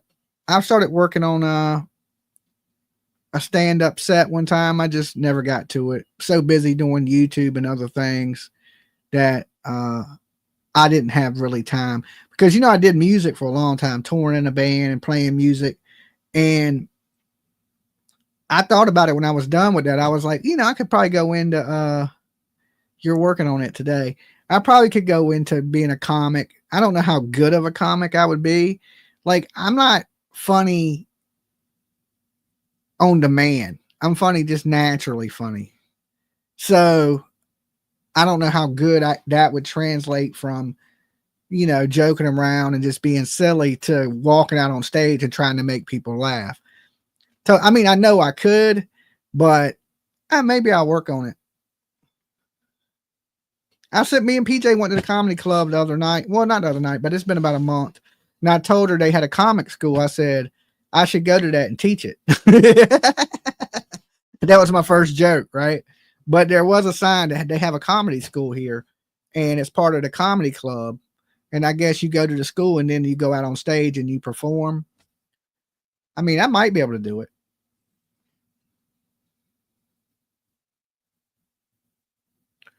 People, come on. They dated 2 years before marrying. LOL. You're quick with it. Yeah. And I've watched a lot of comedics, or comics. So I think I could do it. I just don't know how successful I'd be at it. Now, if that's all I did and I focused just on that all day long, I would kill it. I know I would, right? It's how much effort you're willing to put into something. If you work hard at anything, you'll be good at it. So, it depends on how much time and effort you really want to put into something.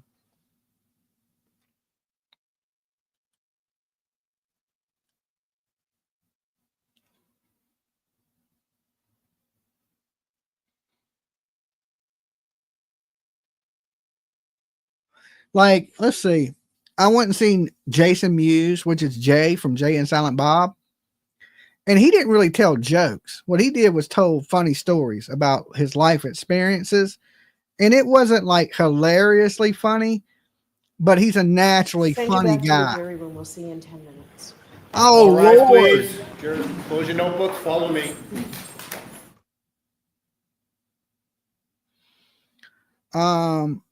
How long did John O'Keefe date this lunatic? I don't know. Cujo, thank you so much for being a member for 7 months. That's a good movie too. Anybody seen the movie Cujo? I believe it's a Stephen King movie, if I ain't mistaken. So they're going back for 10 minutes. What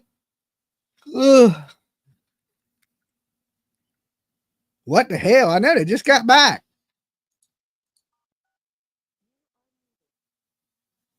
The return of AJ. Okay, the fan is back in full effect.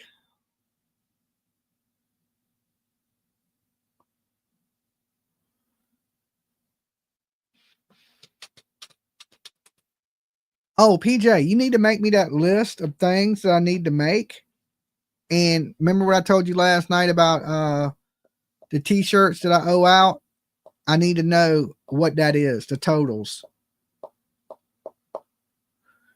So I can get all that stuff taken care of. Office work.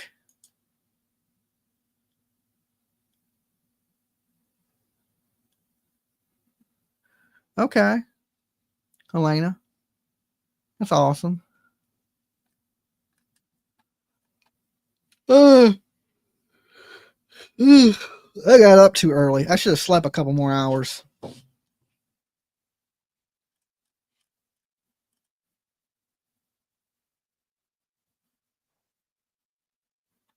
Oh, let me plug my phone here. Power on. Bluetooth pairing. Bluetooth connected.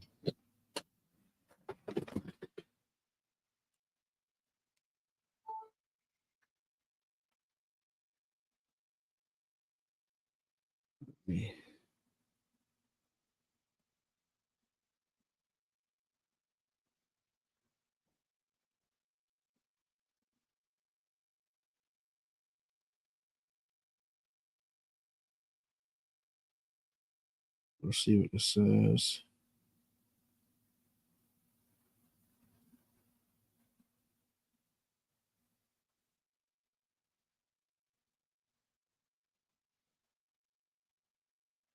People be sending me some random ass shit.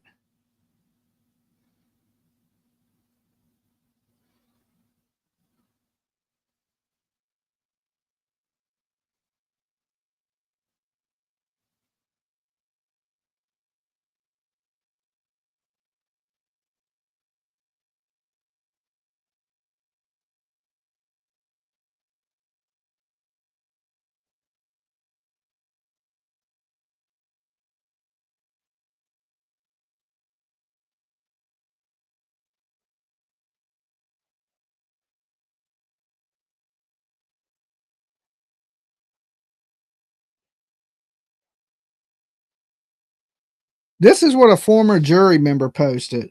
I was on the jury last time too.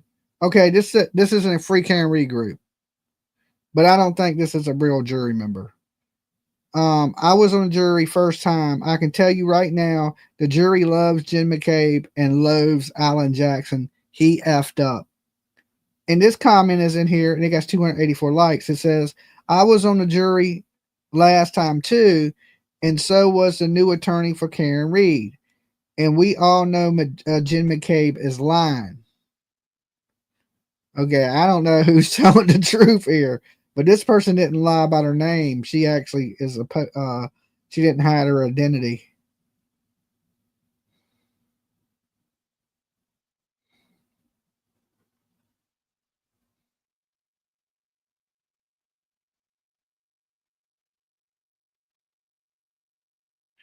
People still think the feds are going to arrest these people. Y'all, these Karen Reed supporters live in a fantasy world. Oh my God.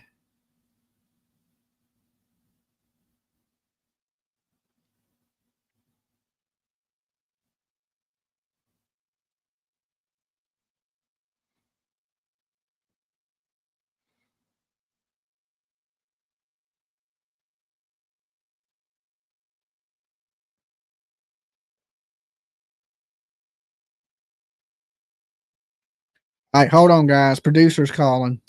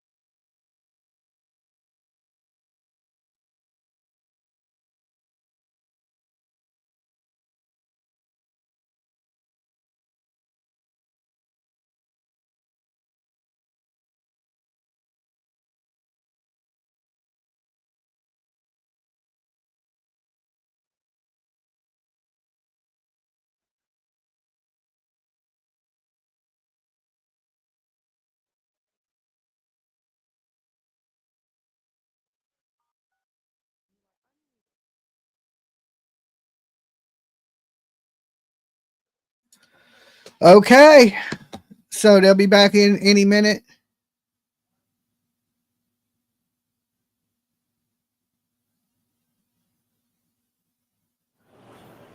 All right, so we're bringing the jurors over. I'll see counsel at sidebar. Counsel at sidebar. They always got something to complain about. Wine.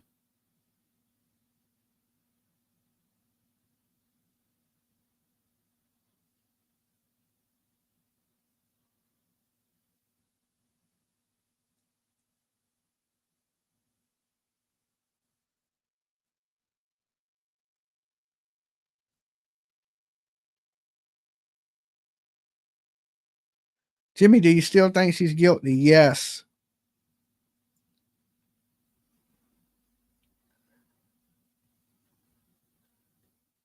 Who's whining? They're crybabies. RC3, yeah, I mean, they're constantly over there. Oh my God. Just go to prison already, lady. I'm over her face. So, all right, I'll see you guys in a few minutes. I got to go screw down my stairs before somebody steps on them and falls and kills herself. But there ain't nobody here but me. But I still need to screw them down. All right, I'll see y'all in a little bit.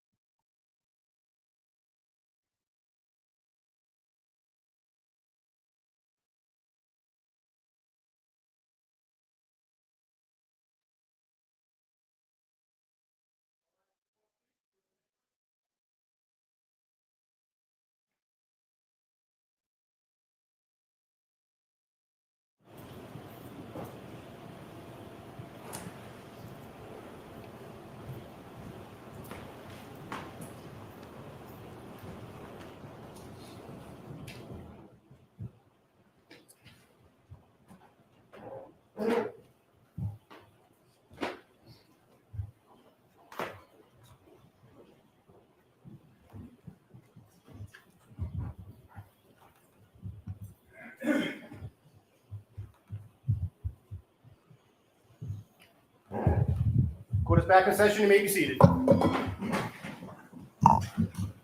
I apologize for that, folks. Nobody likes wasting your time. Thank you, Your Honor. Commonwealth calls Paul Gallagher.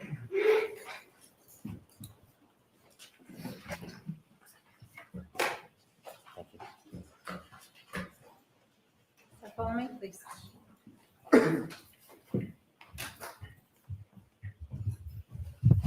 Face the card, raise your right hand, please. You solemnly swear to be honest with the court and jury in the case now here, the truth, the whole truth, and nothing but the truth, so help you God. I do. Thank you. Good I do, Your Honor.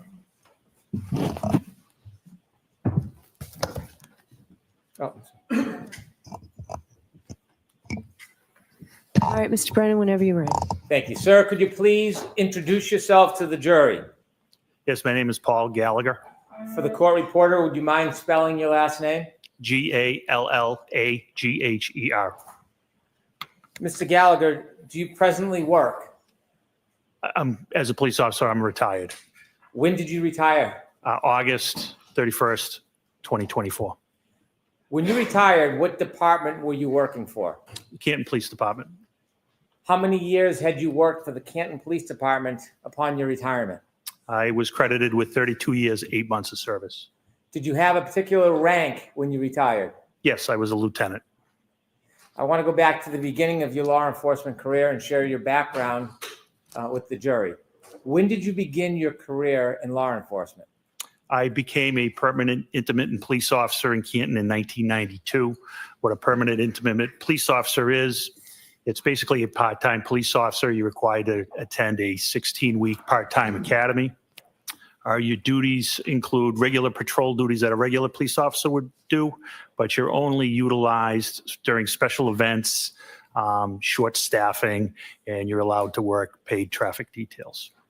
Did that status change at some point? It did in 1994. 1994, were you a patrolman?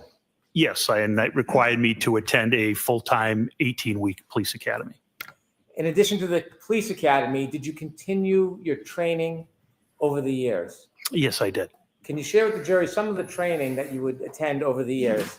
Oh, sure. So I did constitutional law.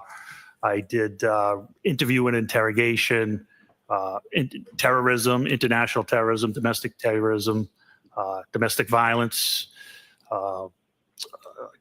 buccal swabbing, and DEA basic narcotics course. And last duties were I did background checks, so I attended background training, and I did internal affairs. Before I talk a little bit more about your experience over the years and your progress through the Canton Police Department, I'd like you to share with us generally and briefly the structure of the Canton Police Department.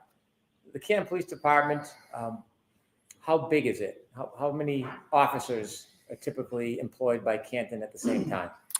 We would like to have 45, but unfortunately, we're short-staffed at this time.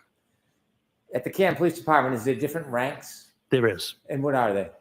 They are patrol, sergeant, detective sergeant, lieutenant, deputy chief, and chief.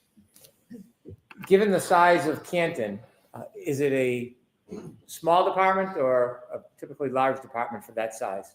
I would say it's a medium-sized department.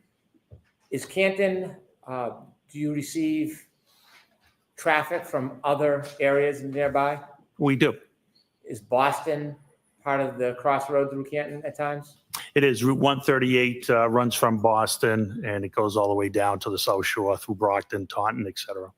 Other cities or towns nearby that bring traffic through Canton as far as law enforcement is concerned?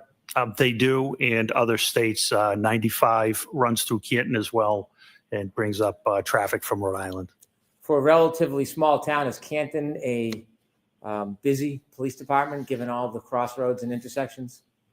It can be very busy at times. You mentioned in Canton that there are different ranks. You started as a patrol officer. Yes. Did that change at some point? It did. When? July of 2001, I became a detective. Did you have any particular or special training to become a detective? I started attending how to dust for fingerprints. My focus was narcotics. I had several narcotics classes. Did you engage in those type of investigations on behalf of Canton? I did. Did you work with other agencies? I did. In 2005, I started working with the Drug Enforcement Administration. In 2006, I was assigned as a task force officer for the DEA, initially out of Worcester Tactical Diversion Squad, which their mission goal was to eradicate OxyContin and oxycodone distribution at that time. It was during our oxycodone phase. In 2008, I was moved to Boston Division, and there we focused on all narcotics, not just oxycodone, heroin, cocaine, et cetera. How many years did you spend as a detective before you received your next promotion? Approximately 15 years. What happened next in your career as far as progress? I took the sergeant's exam, and I became a sergeant. In order to become a sergeant, do you have to pass an exam?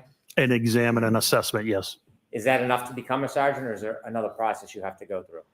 That's where they rank you after the exam and the assessment. What year did you say you became a sergeant?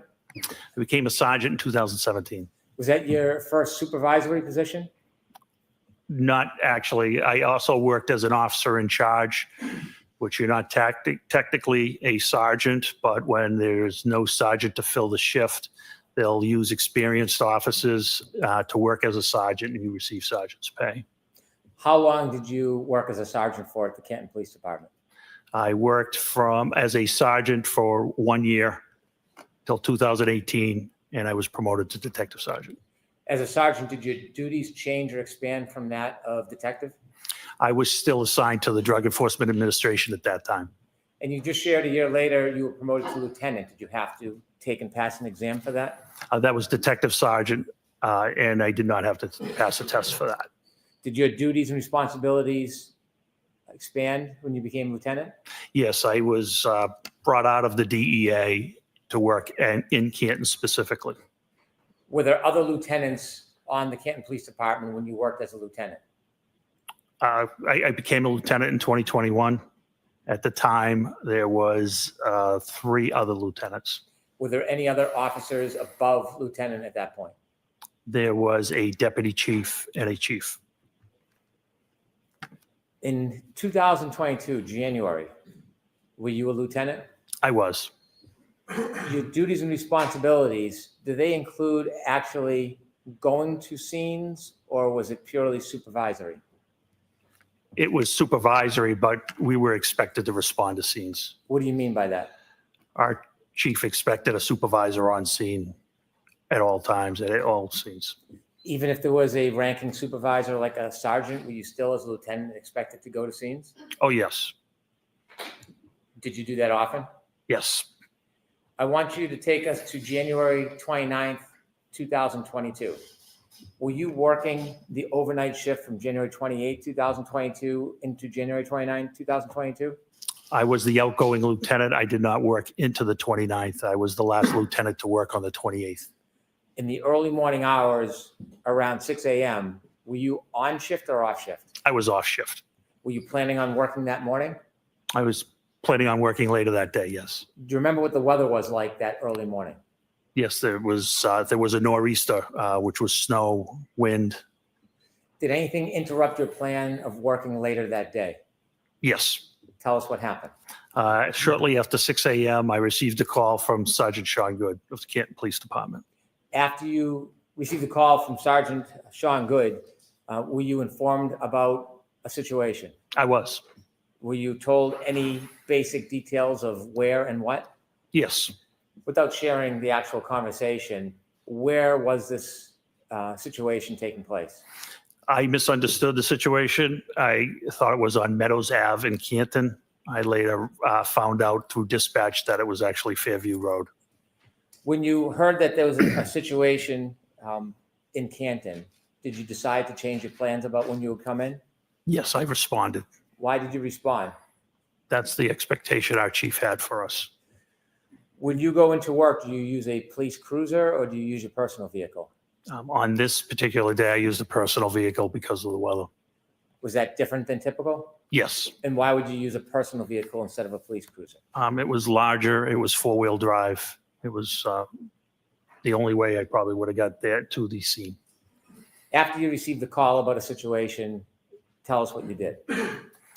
I loaded up the car with a tent, and I drove to the Canton Police Department, and I got some winter gear from the office, and I got on the radio and advised Sergeant Sean Good. Sorry, guys. At the scene on Fairview. That Good all news, so I officers got my were held dentist to appointment further tomorrow at notice. 11. What does that mean? They weren't going to be going home at their end of the shift until they were relieved by another supervisor. Why did you take a tent with you? Because of the snow, the way the call was described to me was a person possibly not breathing. And if it was an unattended death, I wanted to be able to cover the person. Why? Respect. That tent was a tent from your home, a personal tent? It was. It was an 8x8 pop-up tent. You went to the Canton Police Department first before you went to the scene? I did. Why did you go to the Canton Police Department first? I had some winter gear there, including a reflective jacket that I thought would be helpful given it was dark out, visibility was very bad. When you got to the Canton Police Department, did you learn anything from any of your colleagues while at the police department? The only one colleague at the police department at that time was Officer Kelly Dever. After you got your gear at the Canton Police Department, did you head towards Fairview? I did.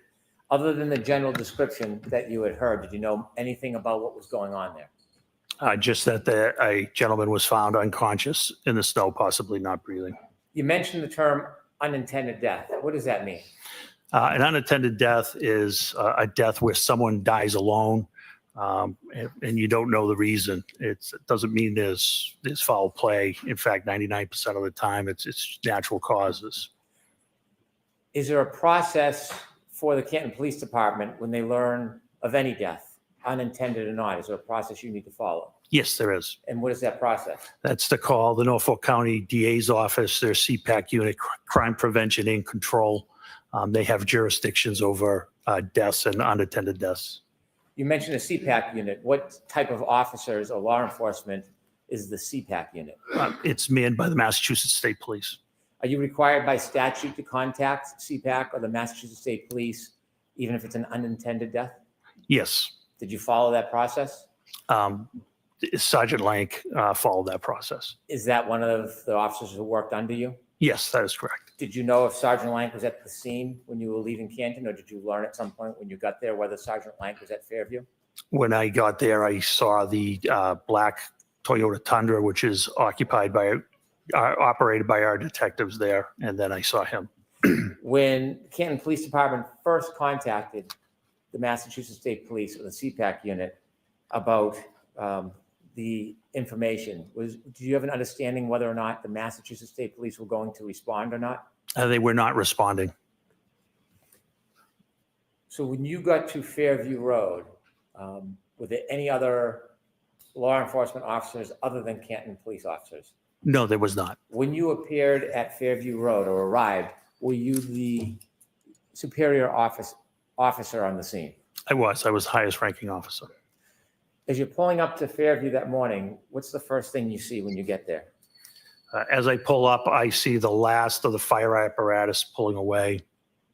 I get out of the vehicle. The first one I encountered was Sergeant Sean Good, who was the shift supervisor. Did you see any other of your officers there? I did. I saw Lieutenant Lank further down, and further down, I saw two other cruisers, which ended up being Officer Mulaney and Officer Sarif. Did any of the cruisers or vehicles have lights on? They did. Did you hear any sirens? No, there wouldn't be any sirens. Why wouldn't there be? Sirens are used to move traffic. There was no traffic. It was a blizzard. There were no cars on the road. You might see an occasional plow. Did you ever learn the general area where the person was found? Yes, At that time, did you know who the person was? I did. I knew him by name, yes. Did someone inform you of who the person was? Sergeant Sean Good did, yes. Okay. And who was the person that you learned was on the ground? John O'Keefe. Had you known John O'Keefe? I knew of John O'Keefe. I had never met John O'Keefe. When you first arrived at Fairview, was Mr. O'Keefe still on the ground? He was not. Was he at the scene? He was not. So when you got to the scene at Fairview, Mr. O'Keefe was already gone? Yes, he had been transported to the hospital. So did you ever firsthand see exactly where Mr. O'Keefe was lying when he was found? I did not. Did anybody point out to you the general area? Yes. Did you have a chance at that point to, well, obviously you didn't have a chance to examine or look at Mr. O'Keefe. Did you have a chance to look in the general area where you were told he was found? I did. Tell us a little bit more about the weather now that you're standing outside Fairview Road. What's the visibility like? What's the temperature like? What are the conditions like? So it was terrible. It was blizzard-like. The wind would blow in your face. It would change directions. The snow was an icy snow. In the wind, you had to actually talk loud to be heard. Somebody right next to you, and it was your typical New England blizzard, basically. At this point, did you have any position as you assessed the area, whether this was a criminal investigation? When we had no crime at that time. When you were there, were you looking for anything? Yes, I was examining the scene. At that point, did you have any reason to start a criminal investigation? Not at that time, no. When you learned that Mr. O'Keefe was found outside, did you go look at the particular area? Yes. Can you describe the area that was shown to you where Mr. O'Keefe was found? Sure. It was on the left side of the property of 34 Fairview. You could see where first responders and witnesses and police officers had walked up to the area. It was by a flagpole on the property line of number 32 Fairview. What was the lighting condition at that point in that area? It was dark. It was sun was coming up, but due to the weather and the cloud cover and the snow, its visibility still was not great. Were the law enforcement vehicles providing any light for the area? No. How about the house? Was there any bright lights coming out of the house illuminating that area? I didn't see any lights, window lights on. There may have been an exterior, the door light at one or two houses. In addition to the law enforcement officers that were there, did you see any civilians when you got there? No, there were no civilians there. While you were outside looking at the area, did any civilians ever come out? No, not at all. Any civilians ever come out of 34 Fairview? No. How about next door, 32 Fairview? Did you ever see any civilians come out of that address? Nobody ever came out of the house. Across the street, is there homes across the street from 34 Fairview? There is. Did you see anybody come out of either one of those houses? Did not see anybody come out of those houses. When you were outside and you were shown the area where you were told Mr. O'Keefe was found, did you try to do anything regarding that area to identify the area itself? I'm sorry, can you ask that again? Yes. The area where you were told Mr. O'Keefe was found, did you try to do anything around that area to identify the area? Well, it was marked out with crime scene tape at that time.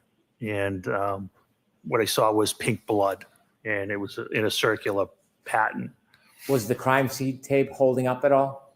No, it was not. It was blowing wildly in the wind. And at one point, it was actually blowing in. It was triangular, and it was actually blowing into the crime scene. Was the tape helping at all? No, it was not. Was there any use of putting a tent up at that point? No, there wasn't, not due to the high winds. Did you learn whether any of the officers had, at any point before you got there, gone into Fairview Road? Yes. Who did you learn went into Fairview Road? Both Sergeant Good and Detective Sergeant Lake went into Fairview Road. Did you know how long they were inside for? Oh, no, did you know that? I did not. At that point, did you go and speak to anybody in any of the nearby homes? I did not. When you were at this scene and you saw what was happening in the weather, did you make a decision to do anything? Yes. What did you decide you were going to do? Since the state police were not responding, I decided to process the area where Mr. O'Keefe was found and try to find out why he had the medical episode he was having. If you understood this to be a medical episode, and at that point you didn't have any information it was a crime scene, why were you taking the time and effort to process the scene under these conditions? Because that's what we do. Even the hospital, there could be a reason that there's obviously a reason he's there. I think we had a duty and obligation to check around where he was found and see if there was any explanation to what caused his medical condition. Did you focus on a particular area when you decided to look around? I did. What area were you going to look at? Where it was pointed out he was found and where the blood pattern was. Were you thinking about looking in any other areas around that? Not at that time. Why not? We didn't have any reason to. We only had the area where he was found. And at that point, did you have any idea what caused his injuries? We had none. At this point, when you were pointed or you're looking at the area where Mr. O'Keefe was found, was the area getting covered up at all? Yes, it was. With what? Snow. How quickly? Very quickly. I believe it was forecasted to come down to 1 to 2 inches an hour I recall. Did you have any idea how hard the ground was at that point? It was frozen. No, did you have any idea? It was frozen. I'll allow it.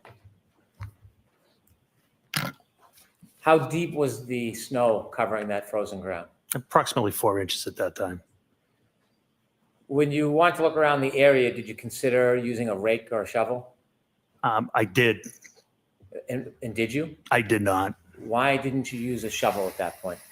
I was afraid I would miss something or possibly break something. What could you break with a shovel? Anything, glass or anything of that nature. What was your decision about how you would search that area? What did you want to see? I wanted to see anything that was possible, whether it was any type of weapon or any type of medical bottle or any reason that he could have come to where he was. Did you think of a way that you could look below the top of the snow without unresting the scene? Yes, I did. And what did you conclude? Because of the blood, the pink spots I thought might be blood. I thought a leaf blower would be the best method because I have seen it used and to remove light layers of snow, and it can be controlled. And after having seen that before and making that decision, what was the benefit of a leaf blower over a shovel? I wasn't going to miss anything with a leaf blower, much better control. And control, tell us what your intention, what was your hope with the leaf blower? To clear the area, controlled, slowly, so any potential evidence of what happened to Mr. O'Keefe wouldn't be lost. Did you have a leaf blower with you? Did not. So what did you do? Sergeant Good volunteered to go get a leaf blower. Did you remain at the scene? I did. And during this time, are you still have no information that it's a crime scene? We had no information on a crime at that time. Did Sergeant Good come back with a leaf blower? He did. Did you try to get any other items to help you? Not that I recall. Okay. When Sergeant Good came back with the leaf blower, did you use it? I did. Was it successful? Very. Tell us what you did. I started with low speed and began whisking away the snow. And then I saw how it was uncovering those pink spots were becoming brighter red. So I verified it was frozen or coagulated blood at that time. And so out of the abundance of caution, I decided that that was something we may want to collect. Why did you want to collect that? Just out of abundance of caution, DNA. I expected it to be John's DNA. And I wasn't going to get a second chance at it. It was either collect it or never have it. Were you making quick decisions under these circumstances? Yes. Did you ask somebody to get a container to put the coagulated blood in? I ended up getting the containers. Where did you get them from? I got them from Lieutenant Kelleher, who lived in the neighborhood. Did Lieutenant Kelleher ever come over to the scene? He did not. Did he work for the Canton Police Department? He did. Why didn't he come over to the scene with you?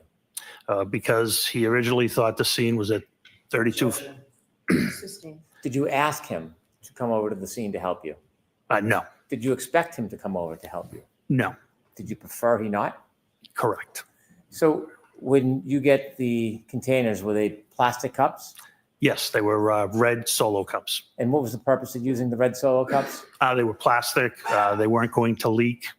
They weren't going to get soggy. They were large. I needed a small sample. My thought was because it was frozen or coagulated, that we could collect it, transport it, and transfer it to the crime lab, who could extract the DNA however they saw best fit. Does sometimes the crime lab test evidence and sometimes not? You were telling us about the leaf blower. Does it serve to excavate the area? It did. Did you begin that process? I did. And when you did that, did you try to memorialize it? Yes, I did. How did you do that? I had Sergeant Good videotape it. Why did you have Sergeant Good memorialize your efforts to excavate the area? I thought someone may wonder why I decided to use a leaf blower, so I wanted to demonstrate its effectiveness.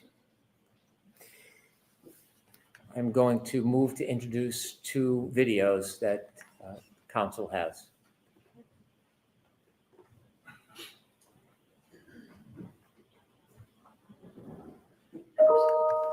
So there's no objection to these videos, right? No objection. Exhibit 51. Thank you.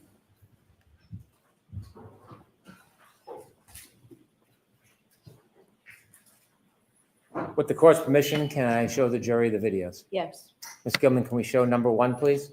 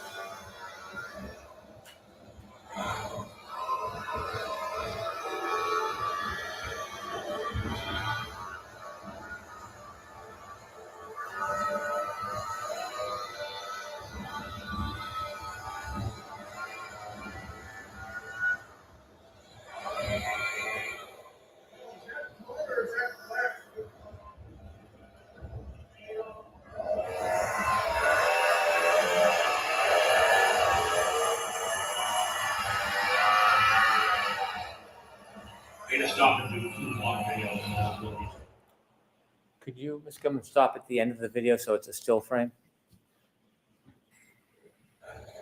That's good right there. Sir, who's the person holding the leaf blower? That is me. Did the leaf blower work as you had hoped? It was great. You see other footprints around that area. Correct. Do you know how those footprints got there? Some of them were from first responders. Some of them were for witnesses. The ones up top by the flagpole were for when the officers put out the crime scene tape. Did officers try to wrap the crime scene tape around the flagpole? They did wrap it around the flagpole, yes. I see. And from that vantage point, could you see the side and front yard? Yes. Did the side yard have any footprints or evidence that anything was dragged through the side yard? No, not at all. How about the front yard? Did the front yard have any evidence that anybody had walked across it or dragged anything across it?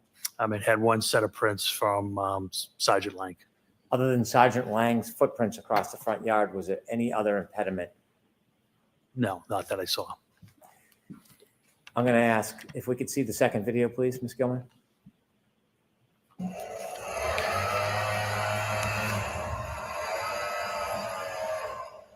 Could you stop there, please?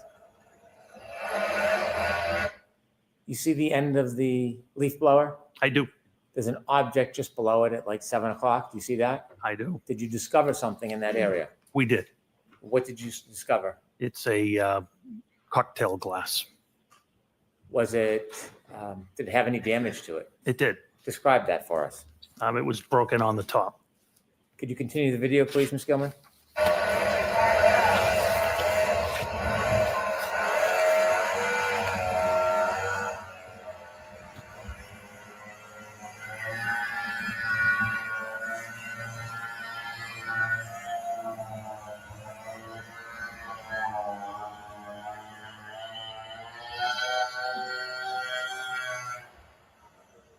Stop, please.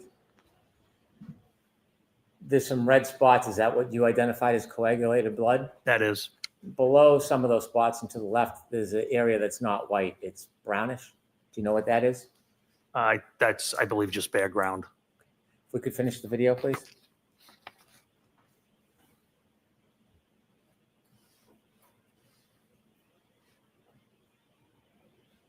Okay. Thank you. Could have the lights on, please. Did you or any officer at your direction obtain and preserve that broken cocktail glass? Yes. May I approach, Your Honor? Yes.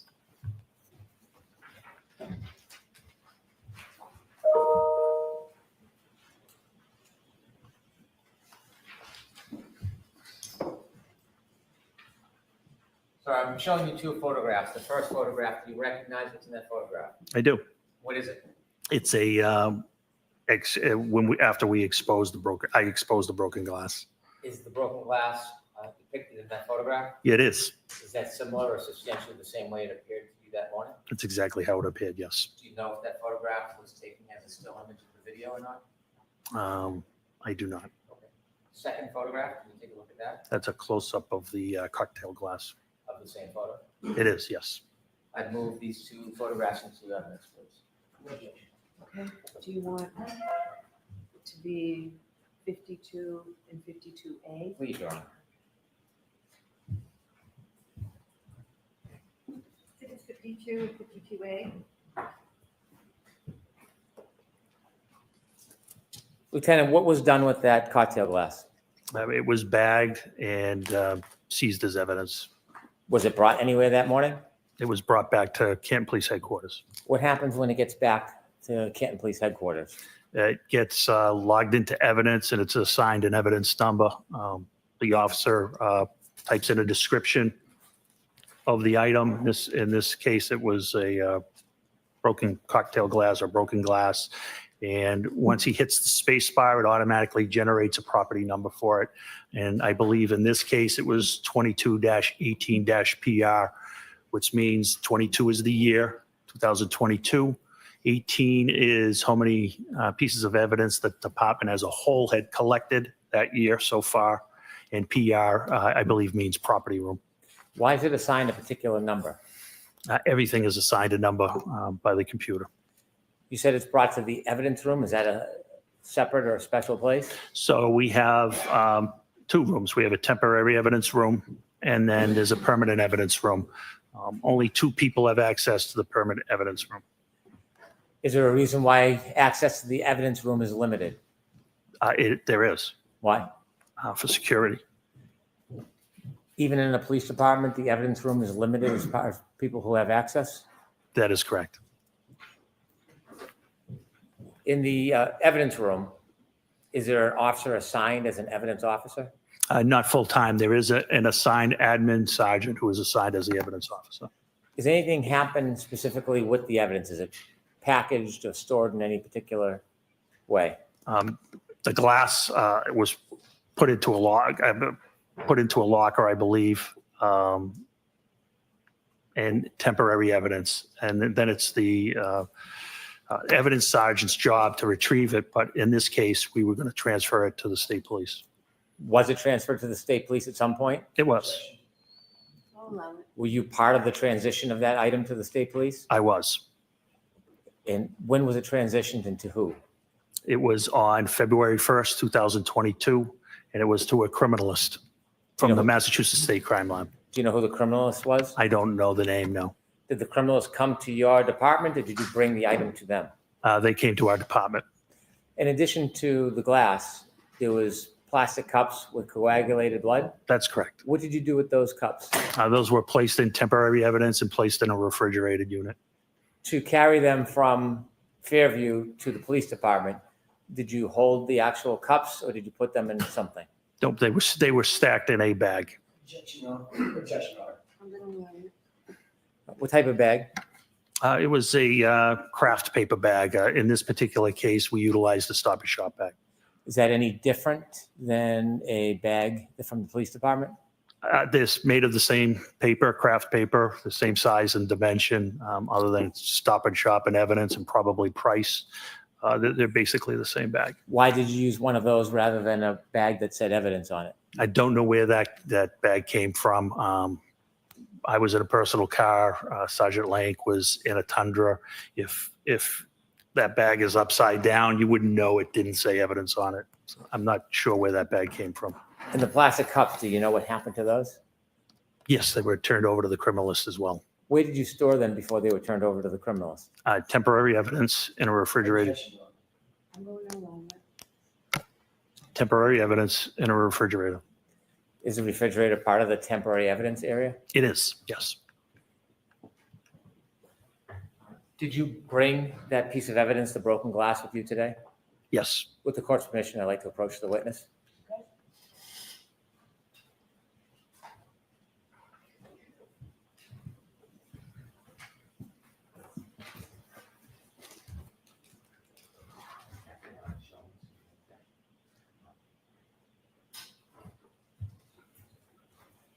Handing you a box, gloves, and some scissors. Let me ask you about that box. It has red tape on it. Why? It's a secure and transfer of custody.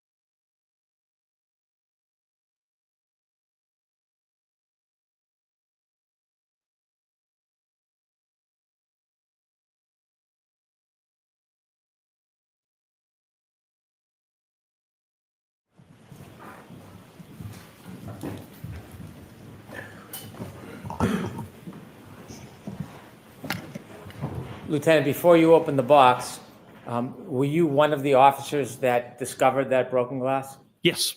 Did you personally bring the glass from Fairview to Canton? No. Do you know who did? Yes. Who? Detective Sergeant Lang. Sergeant Lang? Yes. When you went back to the station, you said that the evidence was then put into an evidence locker. Did you place it in the evidence locker? I don't recall. And then inevitably, it was transitioned to somebody from the forensic unit? That's correct. Were you personally there when it was taken from the evidence locker and given to the person from the forensic unit? Yes, that was me. Did you have a responsibility and role in that process, or were you a passive observer? I had an active role. I was the chain of custody. I was turning it over to the criminalist to the state police lab. After that glass was given to the criminalist, did you ever have possession of it again? Never. Did you ever package it or touch it again in any way? No, never. Did you ever process it in any way? No. Did you put it in that box and tape it up yourself? No. Okay, I'm going to now ask you to open the box, please.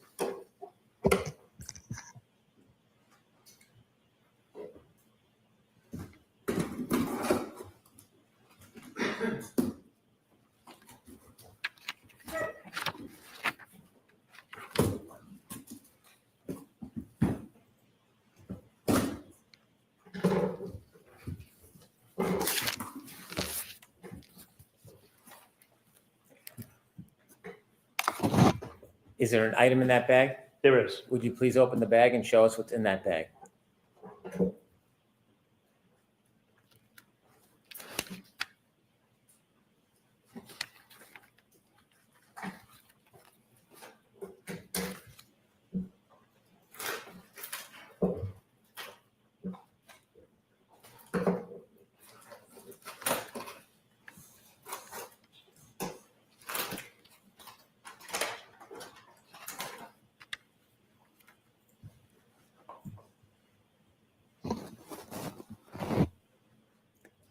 Thank you. If you could put it back in the bag and the bag back in the box, please.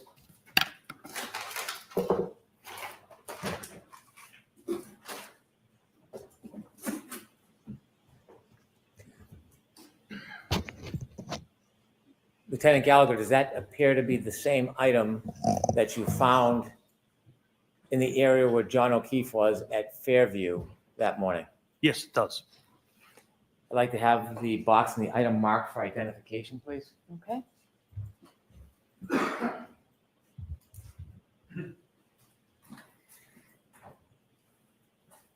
Q for ID. Thank you.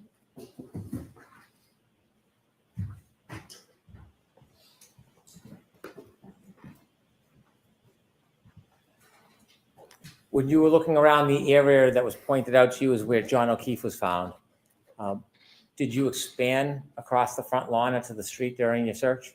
No, we didn't, with the exception of uncovering the 6-foot asphalt berm. Did you say 6 foot or is it? Excuse me, 6-inch. What's a berm? It's it's basically a curbing, but it's made of asphalt. It's curved. You probably have seen it. It's asphalt. It's curved. It separates the street from property line. Why did you clear that piece?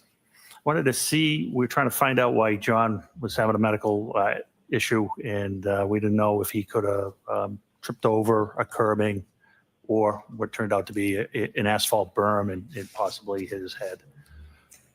After you made efforts to look in that area, did you return to the Canton Police Department? I did. About what time? It was shortly after 8 a.m. After you returned to the Canton Police Department, did you receive any information or have a reason to return back to Fairview? Yes. About what time? A little after 9 o'clock. Why did you go back to Fairview after 9 o'clock? Sergeant Lank got a phone call that Jen McCabe had more information. And where did you understand Mrs. McCabe was? At 34 Fairview. Did you go back to 34 Fairview? I did. Did you go with anybody? I went with Sergeant Lank. Did you travel together or separate? Together. When you got back to 34 Fairview outside, what did you do? We parked in the driveway. We walked up, and next to the garage, there's a side door. I don't know if we rang the bell or knocked, but Brian Albert, the homeowner, answered the door. As you walked up to the door, did you have a chance to look around at the doors in the area in front of that side door? Yes. Did you see anything out of place? No. You've been a police officer at that point for a long time? Yes. Do you receive any training in observing areas or people? Always. What type of training? What are you told to look for when you're speaking to people? I've been BOSAR trained, which is behavioral observation, suspicious activity training. And you look for clues when you're speaking to people, whether they cross their legs, cross their arms, there's certain behavioral characteristics. At this point, did you have any understanding that this would later be a crime scene?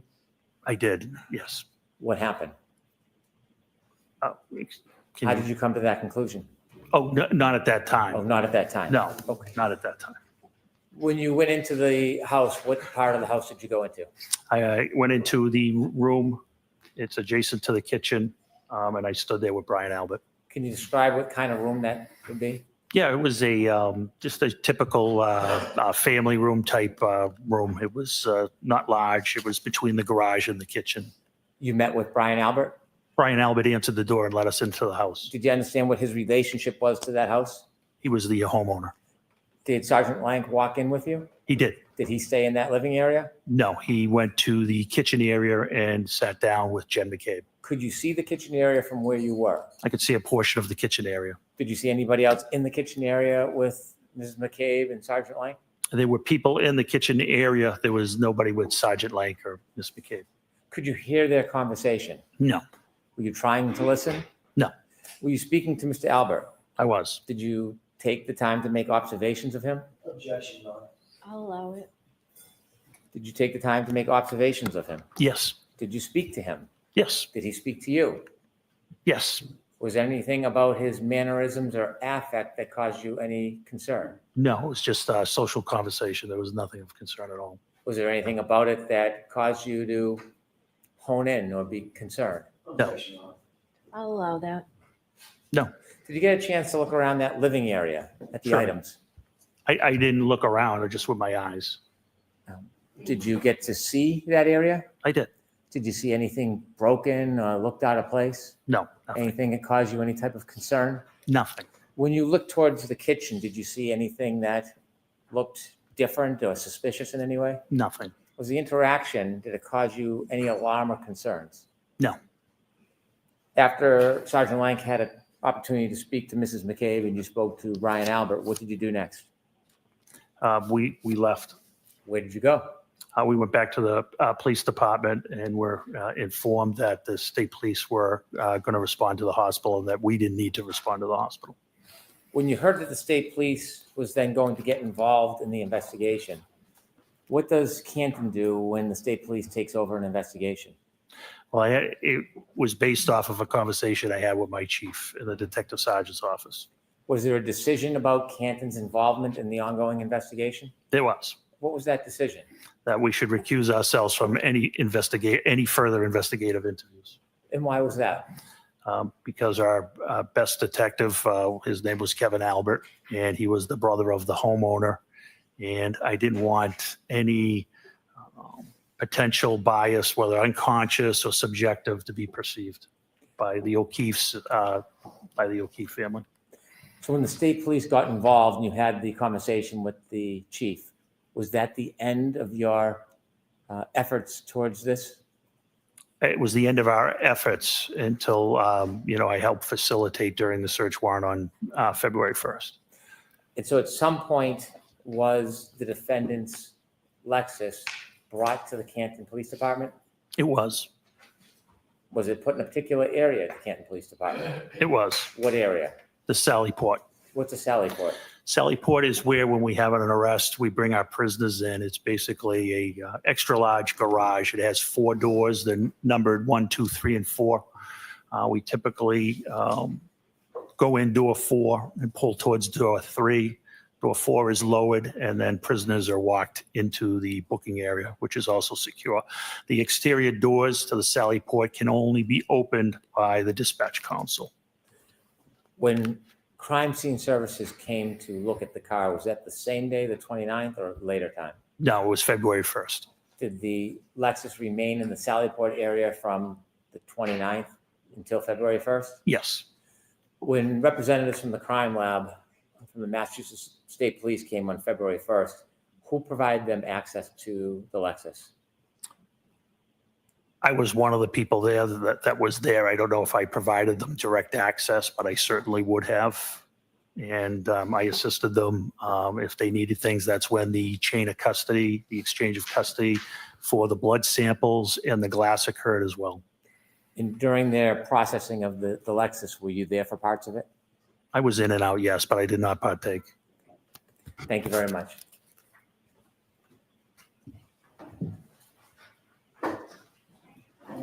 Please.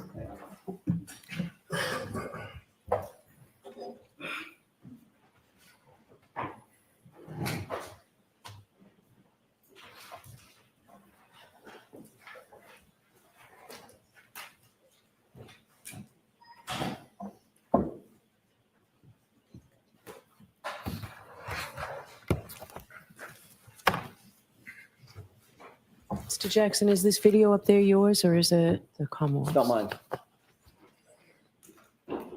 Or is it? All right. May I, Your Honor? Yes.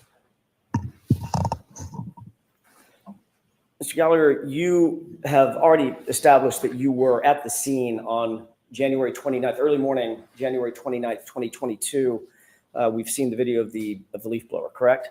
That is correct. So you were integral to at least an initial search of the scene, which recovered the drinking glass that you've shown us, as well as some of the blood byproduct that you've talked about. That's correct, yes. Okay. You were the ranking person on scene. You've already described that. Yes, that is correct. There were also several other officers from Canton PD who were there with you. Yes, there was 4 other officers, yes. Can you just name those other officers? Yeah, Detective Sergeant Lank, Lank, Detective Sergeant Good, Goode, Officer Mullaney, Mullaney, and Officer Saraf, Saraf. Okay. When you initially, let me back up and ask a different question. Given the fact that you were the ranking officer, the way that it works in a police department is everybody sort of reports up the chain of command, correct? That is correct. Yes. So they would have all reported up to you in some particular. That's correct. And then, of course, you report to I think you're the deputy chief, and then the deputy chief reports on up to the chief, correct? That is correct. You were involved in not only the exposing of some of that blood byproduct, but also exposing the glass with the leaf blower, correct? That is correct. You were responsible for utilizing certain equipment. You chose a leaf blower at the time, correct? I did, yes. There was also, I'm guessing, there was also some use of your hands and or the gloved hands with some others to recover some of the items. Yeah, I didn't use my hands. How did you get the glass into a bag? That was Detective Sergeant Lank. Somebody had to pick it up, right? Correct. That's what I mean. The use of hands to manipulate some of the evidence, correct? Yeah, I apologize. I didn't understand that question. That's okay. I thought you were speaking about me. It's probably my fault, not yours. Nope, that's okay. There was also some plastic cups that we've talked about. We'll talk more about those in a second. Those were utilized as well, correct? They were, yes. And you were responsible for the use of those as well.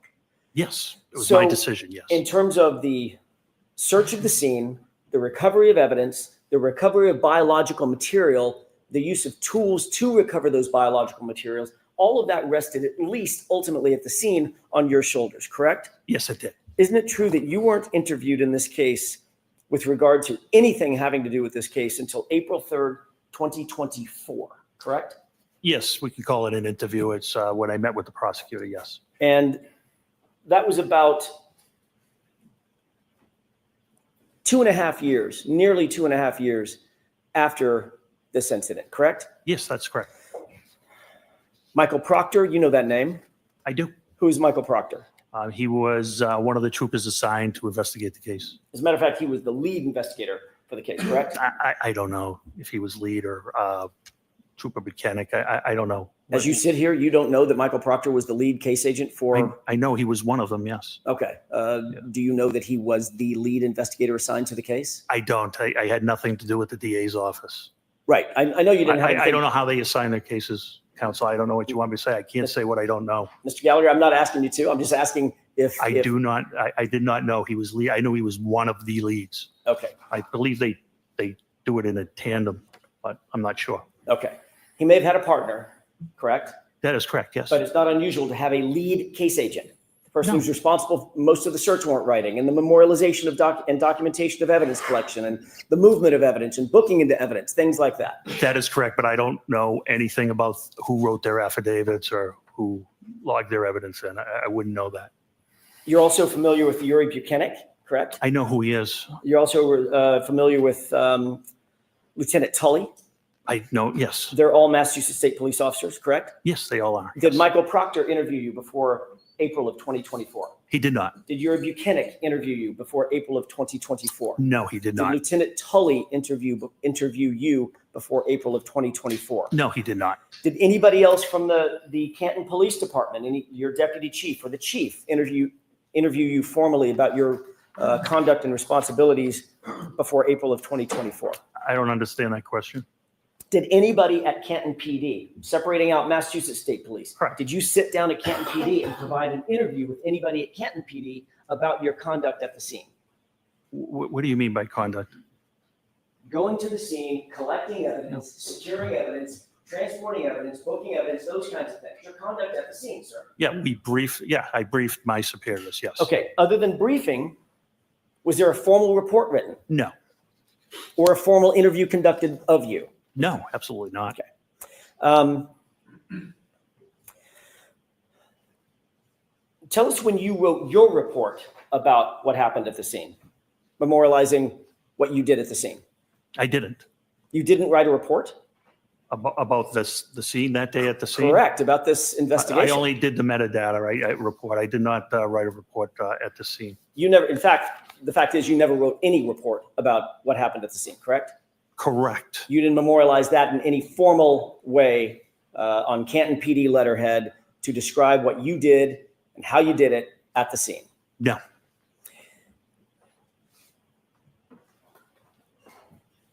Normally, when you report to a scene as a first responder, you would be expected to write a report about that, whatever that conduct is. I'm not the supervisor, no.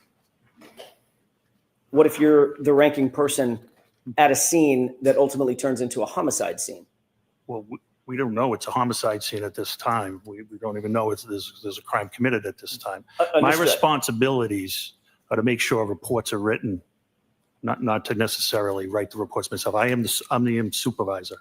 It's my job to make sure reports are written, evidence is logged, those types of things. Under ordinary circumstances, you would respond to a scene as a supervisor and you would oversee what other people are doing. That's correct. Can I finish? Sure. I don't want to talk over each other. I apologize.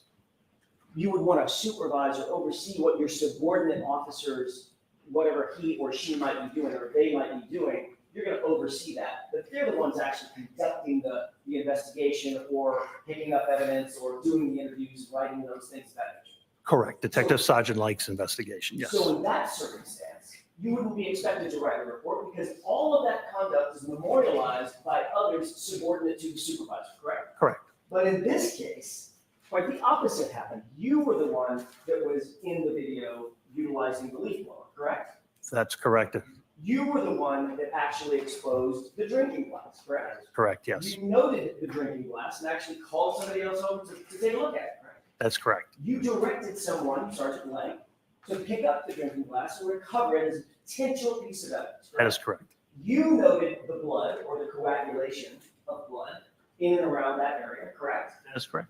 You noted where you believe the drinking glass was, in other words, what location, if there were grid coordinates, where it would be, correct? Correct. And you instructed others to transport that important evidence back to Canton PD to have it booked, correct? That is correct. You also secured the plastic containers in which to recover the blood. That is right? correct. You also directed someone to get a bag to put the plastic containers in and ultimately transport it, correct? That is correct. So you would agree with me, Mr. Gallagher, that in this circumstance, you were the centerpiece of the recovery of evidence and the investigation as it was at that time in that limited context. You were the centerpiece of what was happening at the scene, correct? And I made sure it was documented by Detective Sergeant Lang.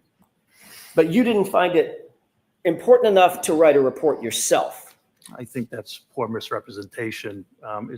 There's a person fighting for their life. It was very important. When you were there at the scene at what time was it, by the way? I got there shortly after 7. Okay, you knew that person who was fighting for his life had already been transported and was in good care, as best care we can provide at Good Samaritan Hospital, correct? That is correct. So yes. Certainly you're not excusing away the idea that you didn't memorialize your conduct because you were too busy fighting for someone's life. That's not what you're saying. No, it definitely is not what I'm saying.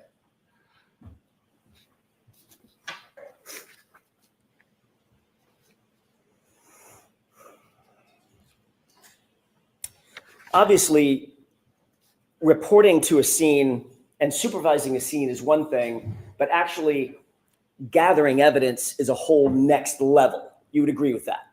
Sure. Because just to put a fine point on it, responding to a scene as a supervisor, you want to make sure everybody's doing their duty, but the officer or officers who, for instance, uncover let's say it's a knife or a gun or some weapon or something like that. Actually documenting and picking up that evidence and handling it up in an appropriate way, that is all highly, highly technical. It's very important to get it right and memorialize it all, correct? That is correct. That's why you're highly trained to memorialize and report everything that you do in that regard in a report that can later be used forensically, in other words, in a courtroom setting, to recreate as best you can with as much detail as you can exactly what you did and how you did it and where it was done, correct? Sure. Yes.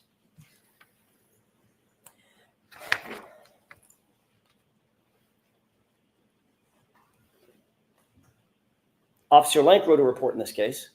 Sure. Did Officer Mullaney? I believe he did, yes. Did Officer Seraph? Yes. Officer Good? Sergeant Yes. Good? Yes. But you did not? I did not.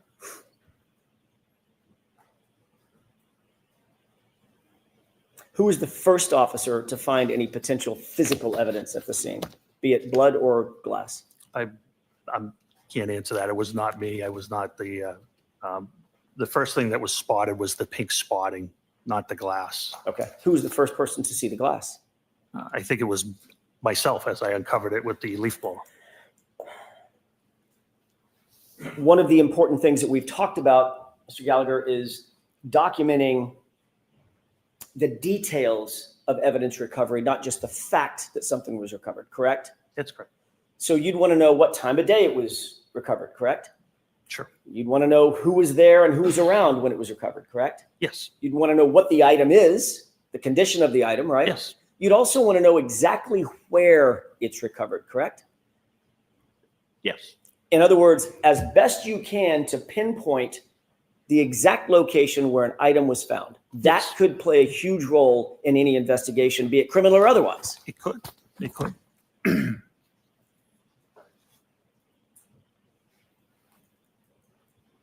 Did you diagram or draw a diagram back at Canton PD or I did out not. at the scene? No. About where that glass was found? No, I did no reports or diagrams. Did you diagram exactly where you recovered the blood spots that you did recover? No.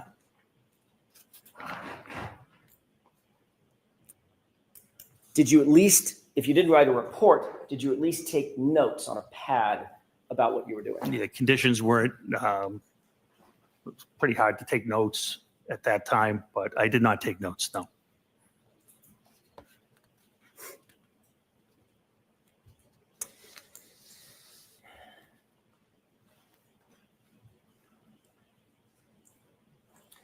At some point, you mentioned a person by the name of Tom Kelleher, Deputy Chief Kelleher.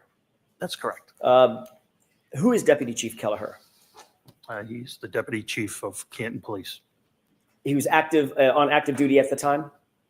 When I say active duty, I don't mean that morning, that hour. I mean just generally. Yes, he was a lieutenant at that time. He was someone to whom, as a matter of fact, probably the only person to whom at Canton PD you actually reported, correct?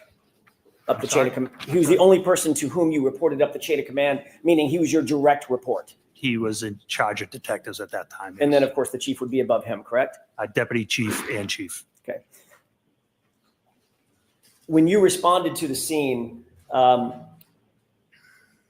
Deputy Chief Kelleher did not come out of his house and take over the investigation, correct? Correct. That was yours to detail. That is correct. At least while you were there. That is correct.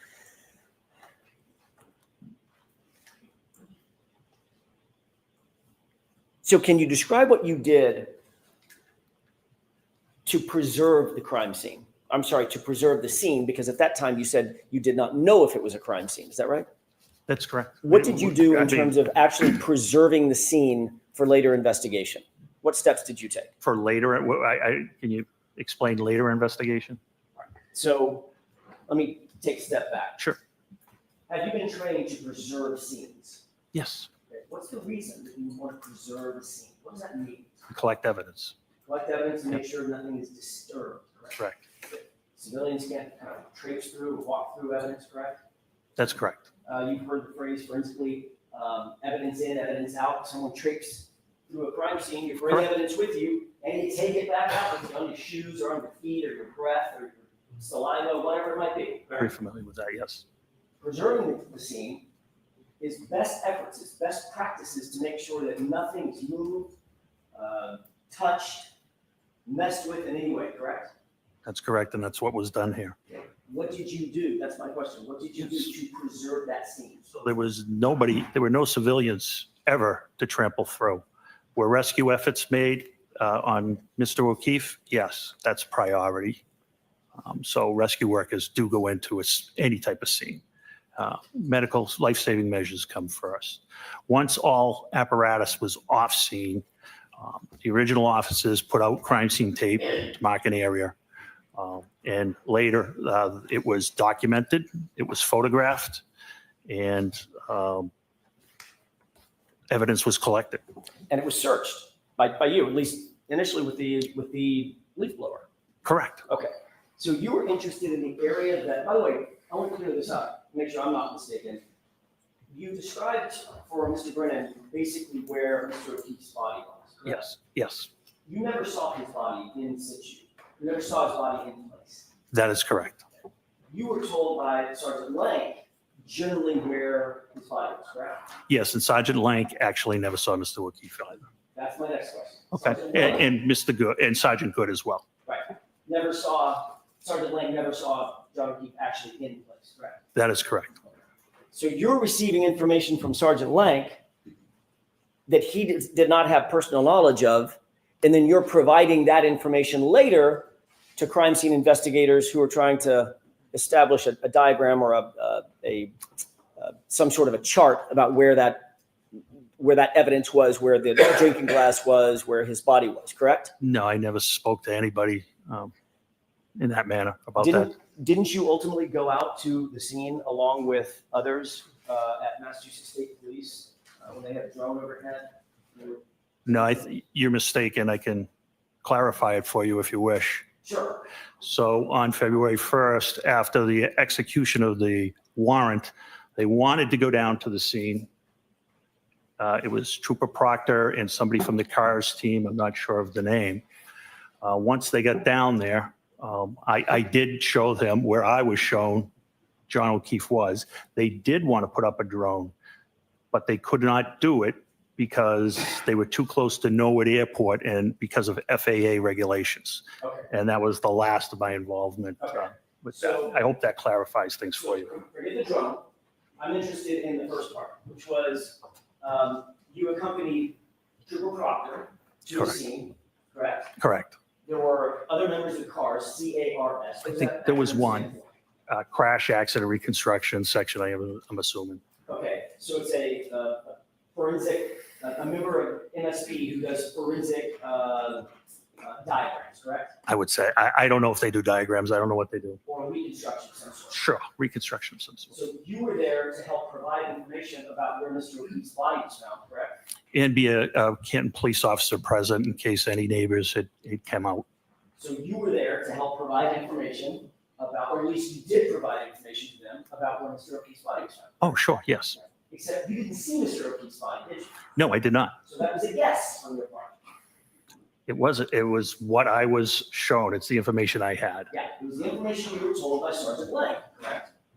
Yes, Who also didn't see John O'Keefe in place on the ground at 34 Fairview, correct? that is correct, yes. So his would be a guess also, correct? Well, we're going backwards. So he was told by Sergeant Good and et cetera. So it was information passed along, which is what police officers do. Right. But the police officer that was out there at the scene, who was helping the reconstructionist establish the formal report, and the CARS report was an officer who not only didn't see where John O'Keefe's body was, you got information about where John's body was from someone who didn't see it either. Correct? Can we at least agree on No, that? you have to go back to the beginning. I didn't understand the beginning of that question. Sure, It was very I'll try it long. again. The point is, Mr. Gallagher, you happen to be tapped as the person who is going to assist the CARS folks, the MSP, in creating their CARS, ultimately their CARS report. No.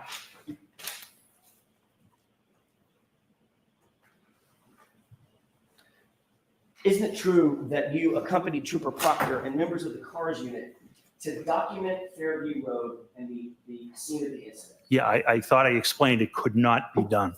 Okay. So I'm not I asking wasn't, you- I only went to show them where Mr. O'Keefe was and in case any neighbors came out. I wasn't there to assist in any documentation at all. You were there.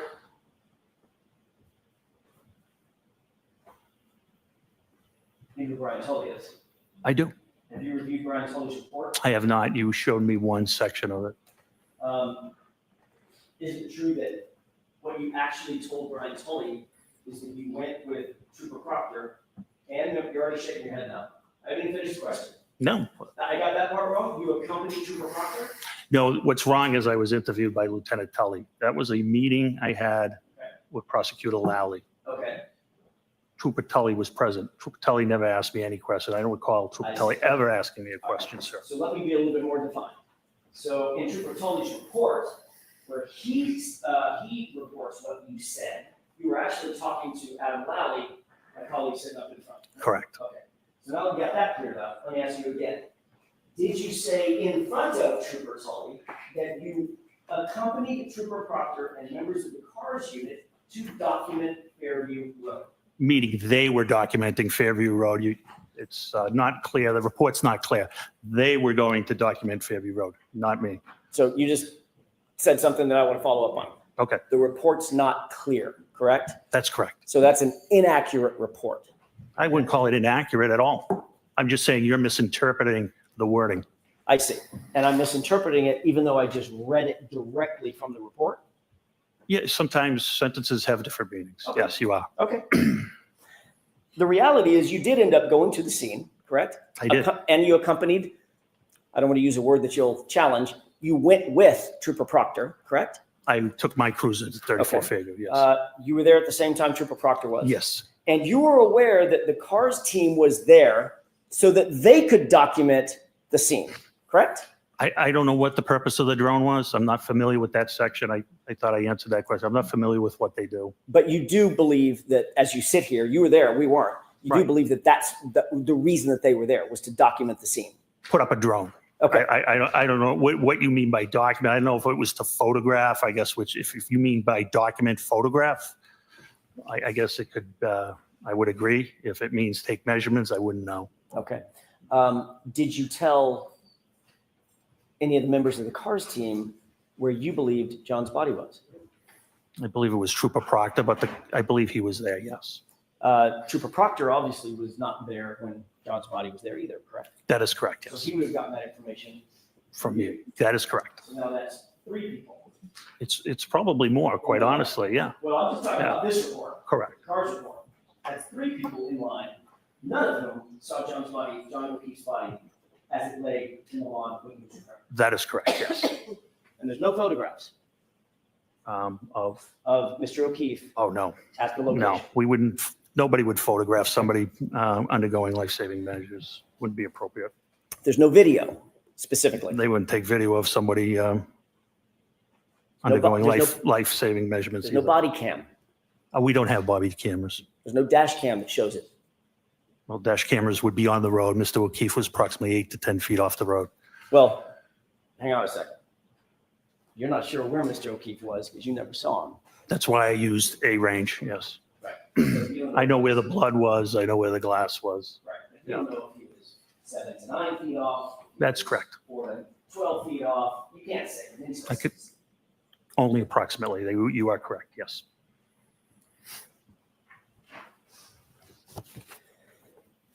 You did meet with Officer Seraph. You met with all the officers when you arrived at the scene, correct? Yes. And Officer Seraph had been there from the beginning of the morning. Yes. Officer Seraph didn't report to you at that time any statements attributable to my client. He did not, no. You later went back to 34 Fairview with Sergeant Lank. That's correct. And you rode back. Did you ride back to Kenton PD with Sergeant Lank or separate cruisers? Which time? I I'm apologize. sorry. That's a vague question on my part. You went back to 34 Fairview with just Officer Lank, and you described a circumstance in which you went in, you were let in by Brian Albert. He went to the kitchen. You were in the family room or some other place? Right by the kitchen, yeah. Right by the room kitchen. off the kitchen, yes. Okay, so right next to where he was interviewing. That's correct. Jennifer McCabe. Yes. Did you ride back from that meeting with, or that event to Canton PD with Sergeant Lank? Yes.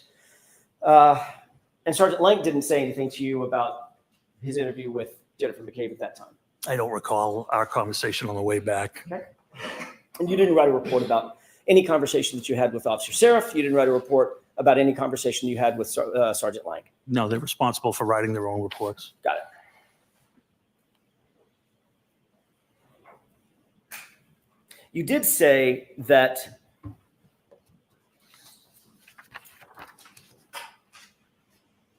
let me back up and ask you a different question. You testified about a year ago in another proceeding.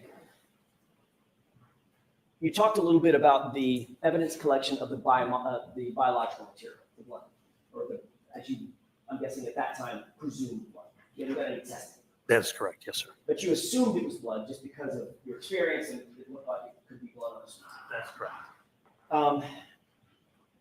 How far were you from Canton PD, approximately? Mile and a half. Mile and a half. You had your cruiser with you. I had my personal vehicle with me. Your personal vehicle.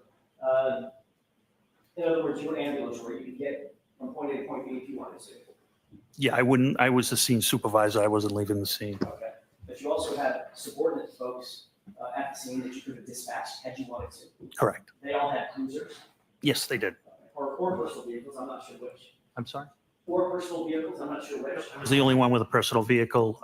Detective Sergeant Lank had a Toyota Tundra pickup truck that is not marked, but it's assigned to our detective unit. So if you wish to, as the ranking officer at the scene, you could have dispatched one or more of those officers to run an errand, to go do something in furtherance of the investigation, had you wanted to. Yeah, I actually did that. Okay, you did. What did you Yes. do in that regard? Remember, I sent Sergeant Good to get the leaf blower. Got it. You also know that Canton PD has evidence collection bags at Canton PD. Yes. You also know that they have materials and tools to gather biological material, correct? We do have swabs, yes. And those swabs go in little containers to maintain their sanitary nature, correct? That is correct. In other words, if you see a blood stain, you don't just walk up with a Kleenex that you find on the ground and wipe it up. There's your blood stain. There's a process for gathering that type of evidence, correct? Sure. If you're looking for DNA, you can use a bloody Kleenex, to your point. It'd be kind of an emergency. Yeah, absolutely.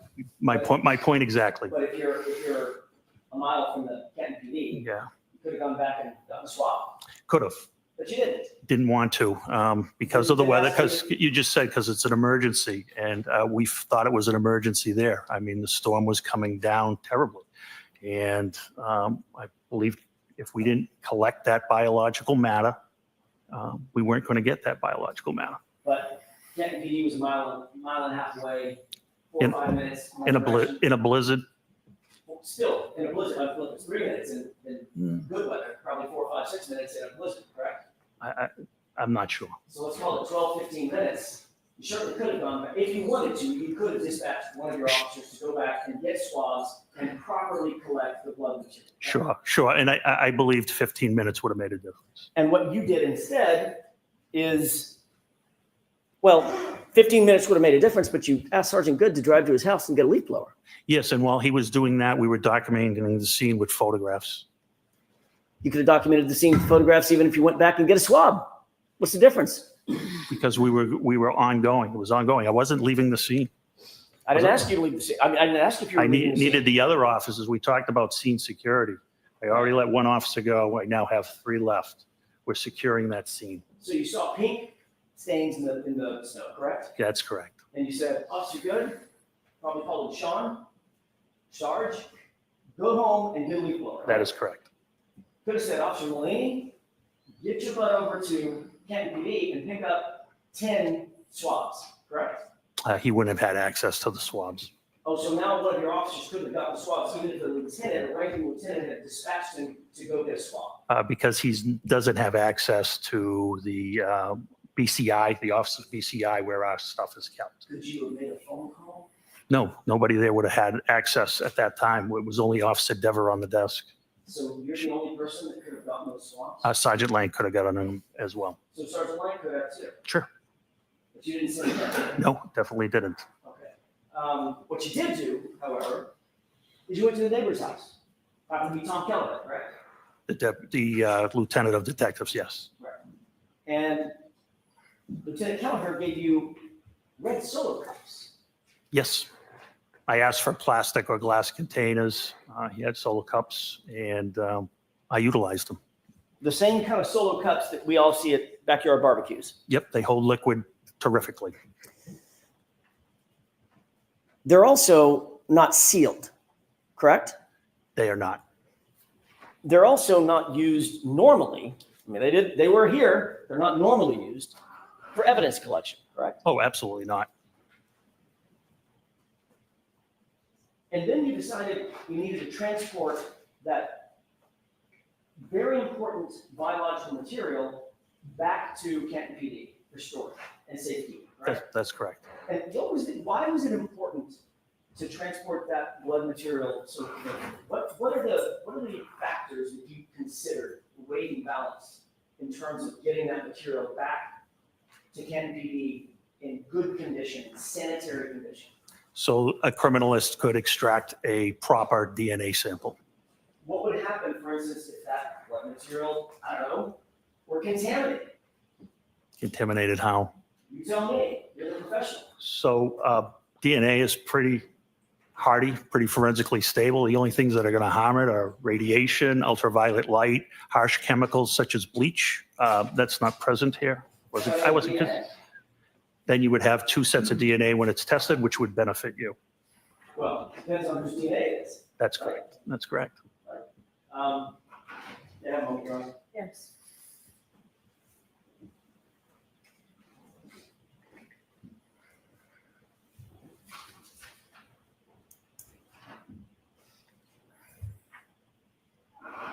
While you were, I'm going to stay on this for a second. So obviously, there's a reason why blood swabs or biological swabs are handled with such care. For instance, a DNA analyst is going to put on gloves. Correct. Oftentimes, they're going to put on a mask. Right? I don't know about that. Oftentimes, they put on goggles.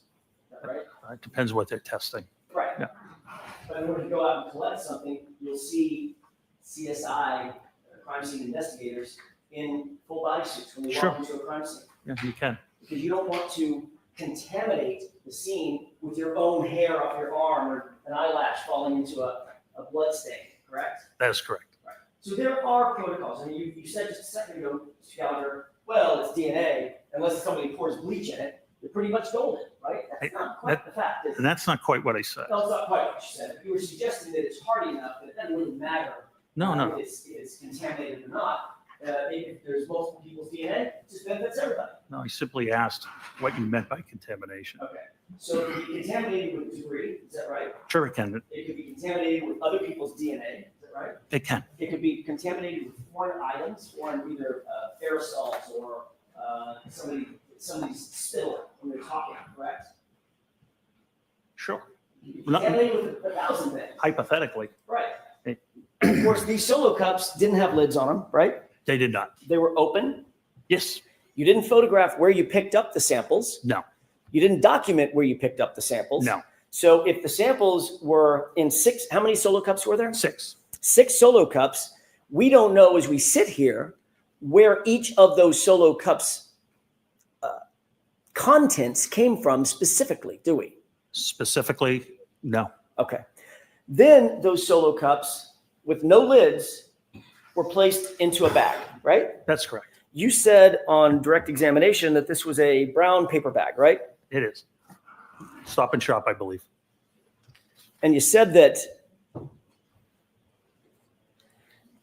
Stop and Shop bag is, other than having the words Stop and Shop on it versus evidence on it, basically the one and the same thing. Same dimensions, made out of the same materials, yes. Right.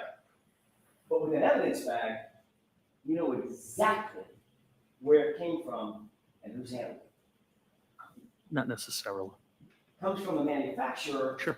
whose job it is to secure those bags so that they are not mishandled, so they can have some sort of bona fides that they're clean and ready to accept evidence in, say, for instance, I don't know, the investigation of a homicide of a police officer.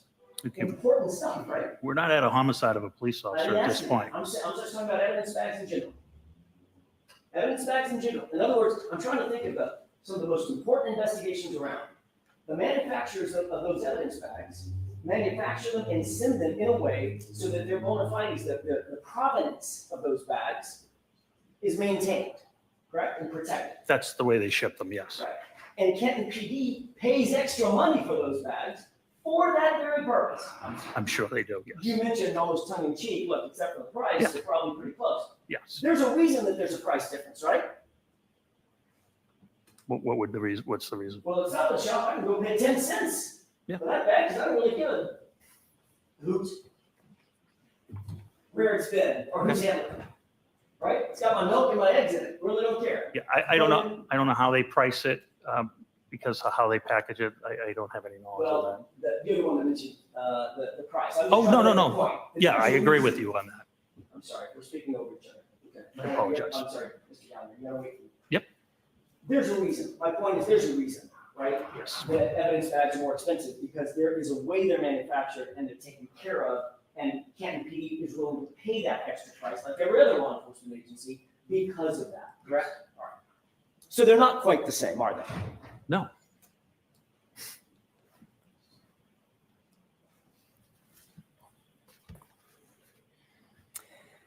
Those solo cups were placed in the evidence bag uncovered. Yes. The evidence bag was then placed in Sergeant Lank's vehicle. It was closed and Sergeant Lang transported it to his vehicle, yes. Okay. When you say closed, you mean the top of it was rolled up? Correct. Or folded over? Correct. Okay. It wasn't forensically sealed. Not at that time, no. There was no evidence tape that went on it. Not at that time, no. Matter of fact, the cups were still open and could slosh around. Assume they melted. Yes. There's liquid blood and liquid water, like That's correct. snow. That's correct.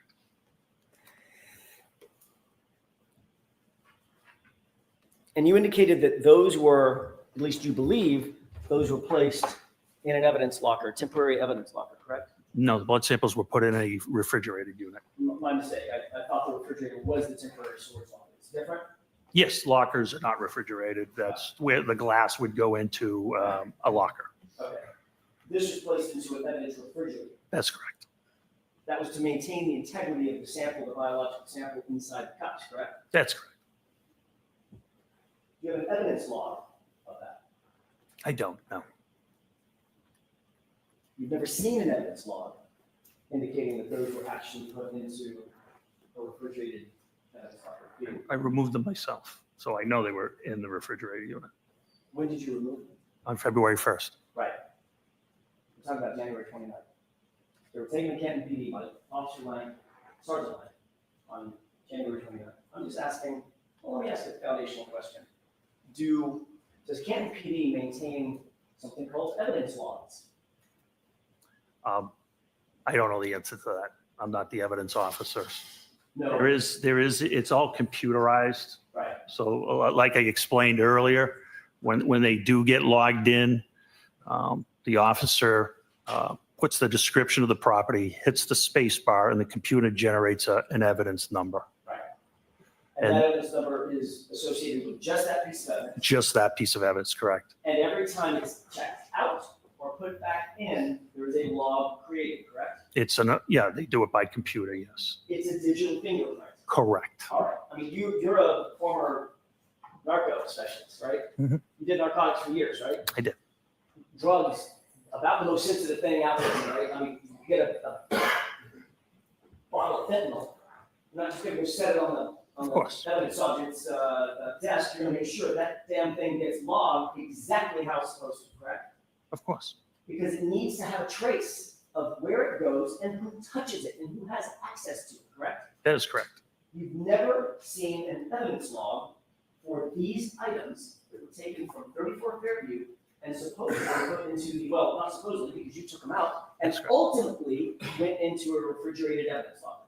Yeah, I wouldn't have access to the evidence log. Our evidence room is a very strict process. There's only 2 people that can even have access to the permanent, once it goes into permanent evidence. And it's the admin sergeant that changes the custody when it comes out for court, if an item has to come out for court, or if it has to be transported to another agency, or if an officer needs it removed from evidence for further inspection.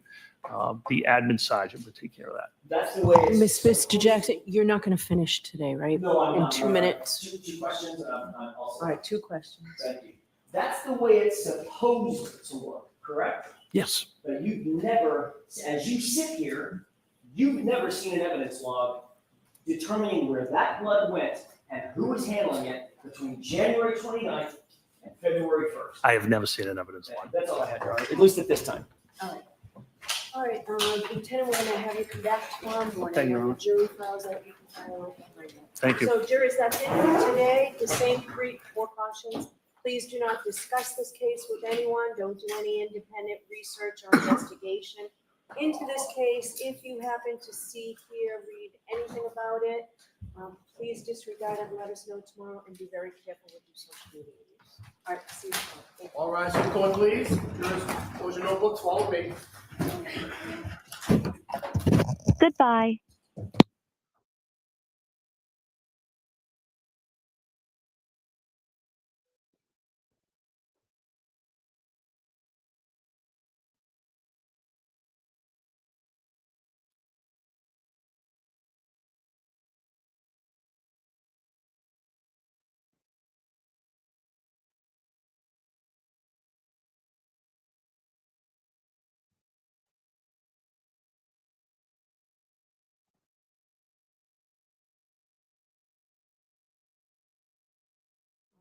You don't need me for anything, right?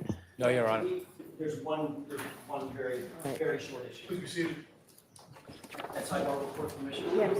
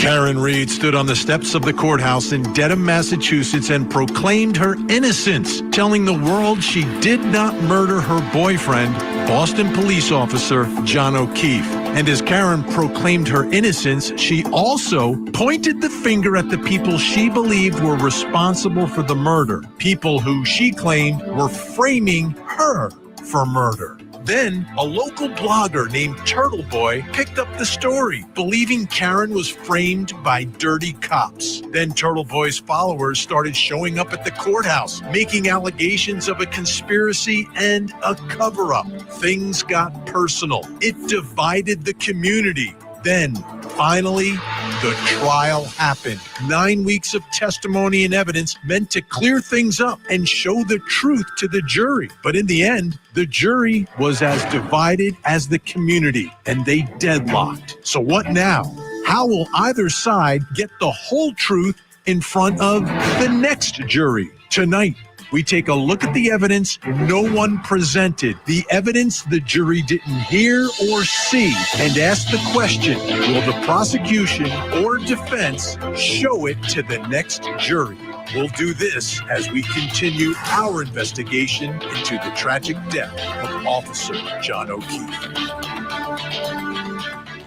I'm Vinnie Politan. Thank you for joining us tonight here on Closing Arguments, still in the aftermath of the jury being deadlocked in that long trial of Karen Reed. Basically, at the end of the day, nothing was proven. That's your real takeaway. In our system of justice, for something to be proven, it needs to be proven beyond a reasonable doubt, and it wasn't. And it wasn't because the jury came back and said, no, we don't all 12 agree. And that's the only way that you can prove your case in our system. A prosecutor has to bring in the evidence, convince all 12 must agree it didn't happen. So we're back to square one where nothing was proven. She's presumed innocent, and it's up to prosecutors to try again. The really sad part of all of this is that the family of John O'Keefe, his mom, his dad, his brother, they deserve the truth. Whatever the truth is, they deserve the truth in this case. And the evidence presented did not get the jury there. Individual jurors may have felt that way, but collectively they didn't. They did not, one way or the other. So for the family to get the truth, I think in this case, you're going to need additional facts. You're going to need additional facts in this next trial. Absolutely. Because I believe they didn't hear everything, this jury. Because the way the case was tried was that there were really two cases being tried at once. Karen Reed for murder and the lead investigator, the folks in the house, and Canton police for an alleged cover-up and conspiracy. So once that conspiracy ends up in the mix, it really changes fundamentally the way this evidence is coming in and what the jury is perceiving and what they have to figure out. So unfortunately, someone needs to come forward with more information to get this jury to the truth. And I'm talking to both sides here. I'm talking to both sides. And who will reveal the truth here? Will the prosecutor bring in more evidence to show this jury that this whole conspiracy is impossible? Not based upon what someone said, but some real, like basically irrefutable evidence. And is there a video somewhere that we didn't see? Likely not. Or if there was a video, someone got rid of it, right? So I don't think a video is going to suddenly appear in this case. But how about records? How about data about the location of everyone? Everyone, because remember, it's an alleged conspiracy that people conspired to do what they did to John O'Keefe. So conspiracy involves a lot of different people. And we know there were people in and out of that house. So let's start here with John O'Keefe, his cell phone data. You take a look at it. you had witnesses for both sides talking about John O'Keefe's GPS location information, his Apple Health data, his movements. Like, at the end of the day, the jury got an idea about what the data said about where John O'Keefe's phone was and what it was doing. Okay? It ended up with a little bit of a battle of the experts. But there was a good foundation built around John O'Keefe's cell phone. Great. He's the victim in the case. Karen Reed's the defendant. Phone calls from Karen's cell phone tracked her movements on the night of January 29th. They used this also to find surveillance video of her car. And we know when she got back to the house, when she hooked back up with the Wi-Fi. Like, they're using evidence to track her.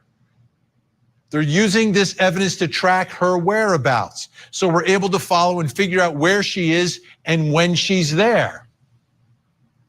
Data from her car backing up, all this stuff was used to tell this jury, not through some witness who said, yeah, I saw her at this time, but data that says she is somewhere at some time. Well, what about the rest of the people in the house? There's a bunch of them. They all testified. But at the end of the day, their testimony wasn't enough. Either the cross-examination or the direct wasn't enough to convince the jury one way or the other, collectively. So isn't there some way that someone could help us track where all these people were and what they were doing in the hours in question? Well, let's find out. Joining me tonight, he's the best criminal defense investigator, Charles Middlestat, with us. Also joining us, the former head of the homicide unit in the Norfolk District Attorney's Office, Attorney Rick Grundy, and finally, criminal defense attorney, college instructor, author, Peter Ellikin. Great to have all three of you tonight, handpicked by me to be in this segment tonight. Charles, you know something about phone data. You know a lot. You're able to put people together,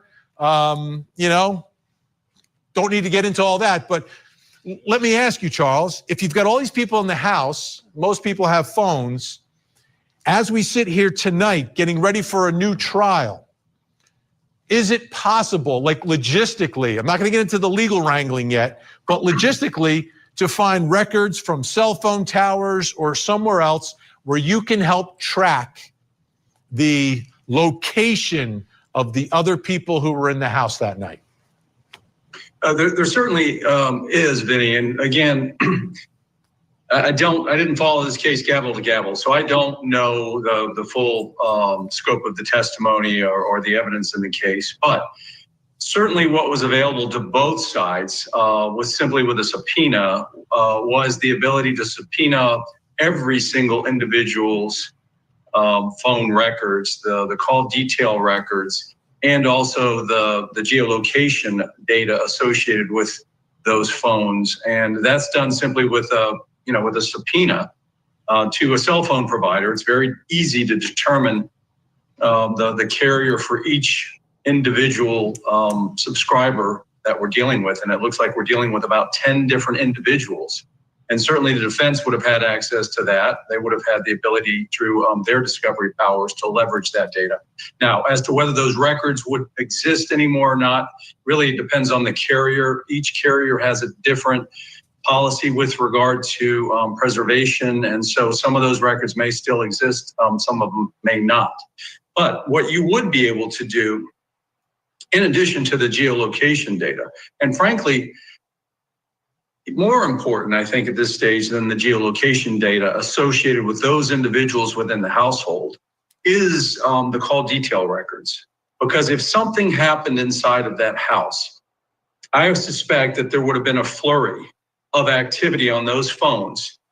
You would see text messages, you wouldn't see the content because the content's not going to be within those call detail records. The content would reside on those phones, and you would actually need to have physical custody of those phones in order to image them. Well, some of those phones have been destroyed, so they wouldn't necessarily be available. So let me ask you this. Let me follow up on something else.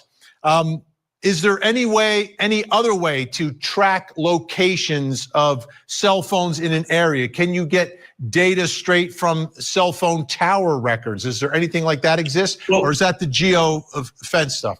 That's the geolocation. So again, when you're subpoenaing the call detail records, within that is the geolocation data.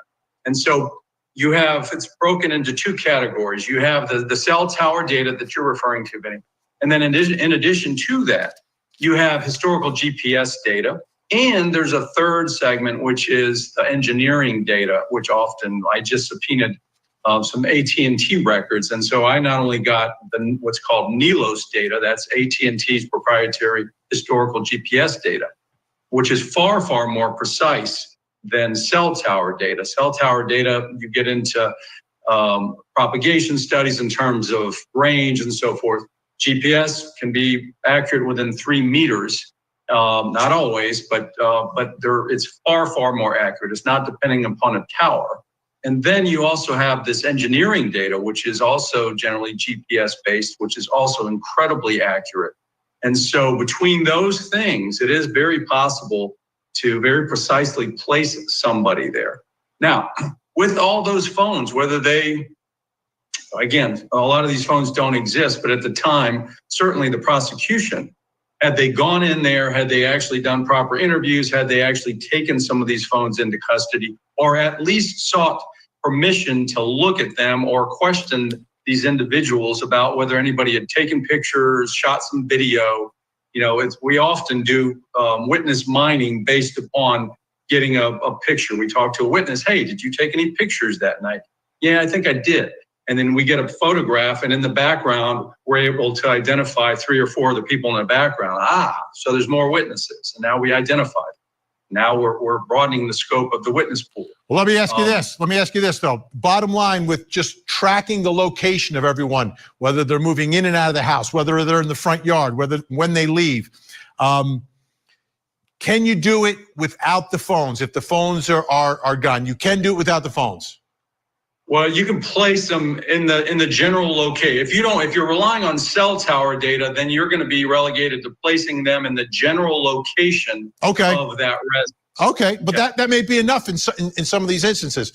Rick Grundy, we sat through this whole trial. It's very unclear about any movements of any of these people. It's unclear exactly what time they show up, when they leave. Is it incumbent upon the prosecution at this point to attempt to bring that evidence in, because from his perspective, he wants to erase that reasonable doubt that was being raised and obviously was raised during the course of this first trial? Do you see this as an option in the second trial? What would stop him? Why wouldn't a prosecutor want to uncover as much truth as possible, which could, from his perspective, erase reasonable doubt of this so-called conspiracy? So I agree with the overall premise. More information is always better from the prosecution side, because, you know, I always tell young prosecutors the best thing you got going for you is that your job is to present the truth. Find the truth and present it. So more information is always better. But beyond that, I think one thing that the prosecution erred in doing in the case was chasing down little landmines that were placed by the defense that we found out they couldn't follow up on what they said the jury was going to get to. Too much of the trial was spent on that. So I think, you know, with respect to those individuals in the house, they all testified they were in the house. I'll defer to Charles, but my understanding of what's available at this point in time is not going to, if you could get Higgins and Albert and the young kid in the basement, you know, alone, you know, that would be great for the defense. But they're all in the house. You're not likely to get anything more precise that's going to swing the pendulum one way or the other. But let me tell you this: if they still have their phones, and they have Apple phones and they have Apple Health, and they're not walking up and down the stairs, and you can show their movements, you can show when they left. Why wouldn't the prosecution want that? Why wouldn't the prosecution get it and try to present it? He knows that he didn't succeed first time around. I mean, something's got to change. We know the public reaction to the evidence in this case. Something's got to change if the prosecution believes they're in the right here and they want to win. I like the idea that Charles put forth with respect to, there's going to be scampering. I mean, if there's nobody leaving the house by the side door or the storm door or whatever it was to drag this body out, obviously that's great for you. But again, you're disproving, which is important, but I'd want him to focus on proving. And to be honest with you, I don't know that information wasn't available as much as it wasn't presented in the strongest manner and in a most effective manner. If John O'Keefe never gets, that's where I would want to focus. If John O'Keefe never gets into the house, game over on the defense theory. That's it. It's done. He never approached that threshold. It just didn't happen. Let me ask you, Peter Ellikin, for the defense, legally trying to get some more of this information. This defense is different. They are not saying that they can't prove it. They're saying they run the courthouse steps saying she's innocent. She's absolutely innocent, and someone else did it, and we know who did it. Like, at this point, getting ready for a second trial, you just sitting back and just letting it roll, or are you going to be aggressive in perhaps trying to reinvestigate the case and try to get more information because you believe that your client is factually innocent? They've been using those words, factually innocent. So do you think they need to be a little more proactive so they can show this jury why you can't believe this prosecution theory? Yeah, that's exactly what they should be doing. But here I'm going to play a little bit of a Mr. Negativity here about sure. A little pessimistic about whether that information is available anymore. As we know, the phones of the people in the house, virtually every single one of them either deleted their phone or took their phone and threw out and destroyed the SIM card. So saying we'd like to go back, that information would sure be valuable for us. That would the parade may have gone by. That may not exist anymore. I know Charles had mentioned something about it'd be great to see even the phone communications or when they. Okay, let me cut you off because I think there's one moment here that is significant. Okay, this was a significant part of the case. The plow driver who testified. Let's take a listen so I can remind everyone what we're talking about here. What time was it, to your best estimate, in terms of when you would have approached Fairview and Cedar Crest again? 3:15 to 3:30. At that point, I saw a Ford Edge on the side of the road. Where was it parked on the side of the road? In front of the Albert's house. Where in front of the Albert's house? By the flagpole. All right, Charles, I'm going to go back to you. If it's 3:15, everybody supposedly left the party, but now someone's pulling up in a Ford Edge or parking a Ford Edge near where the body was ultimately found. How would you go about trying to figure out if someone is milling around at 3:15 at this point? Not the initial investigation, but right now.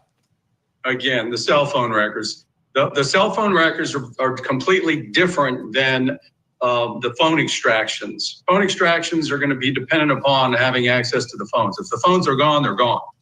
The records are the records. There's no way to interfere with those. You can't erase the records. There's no ability on a subscriber's part to manipulate the records in any way whatsoever.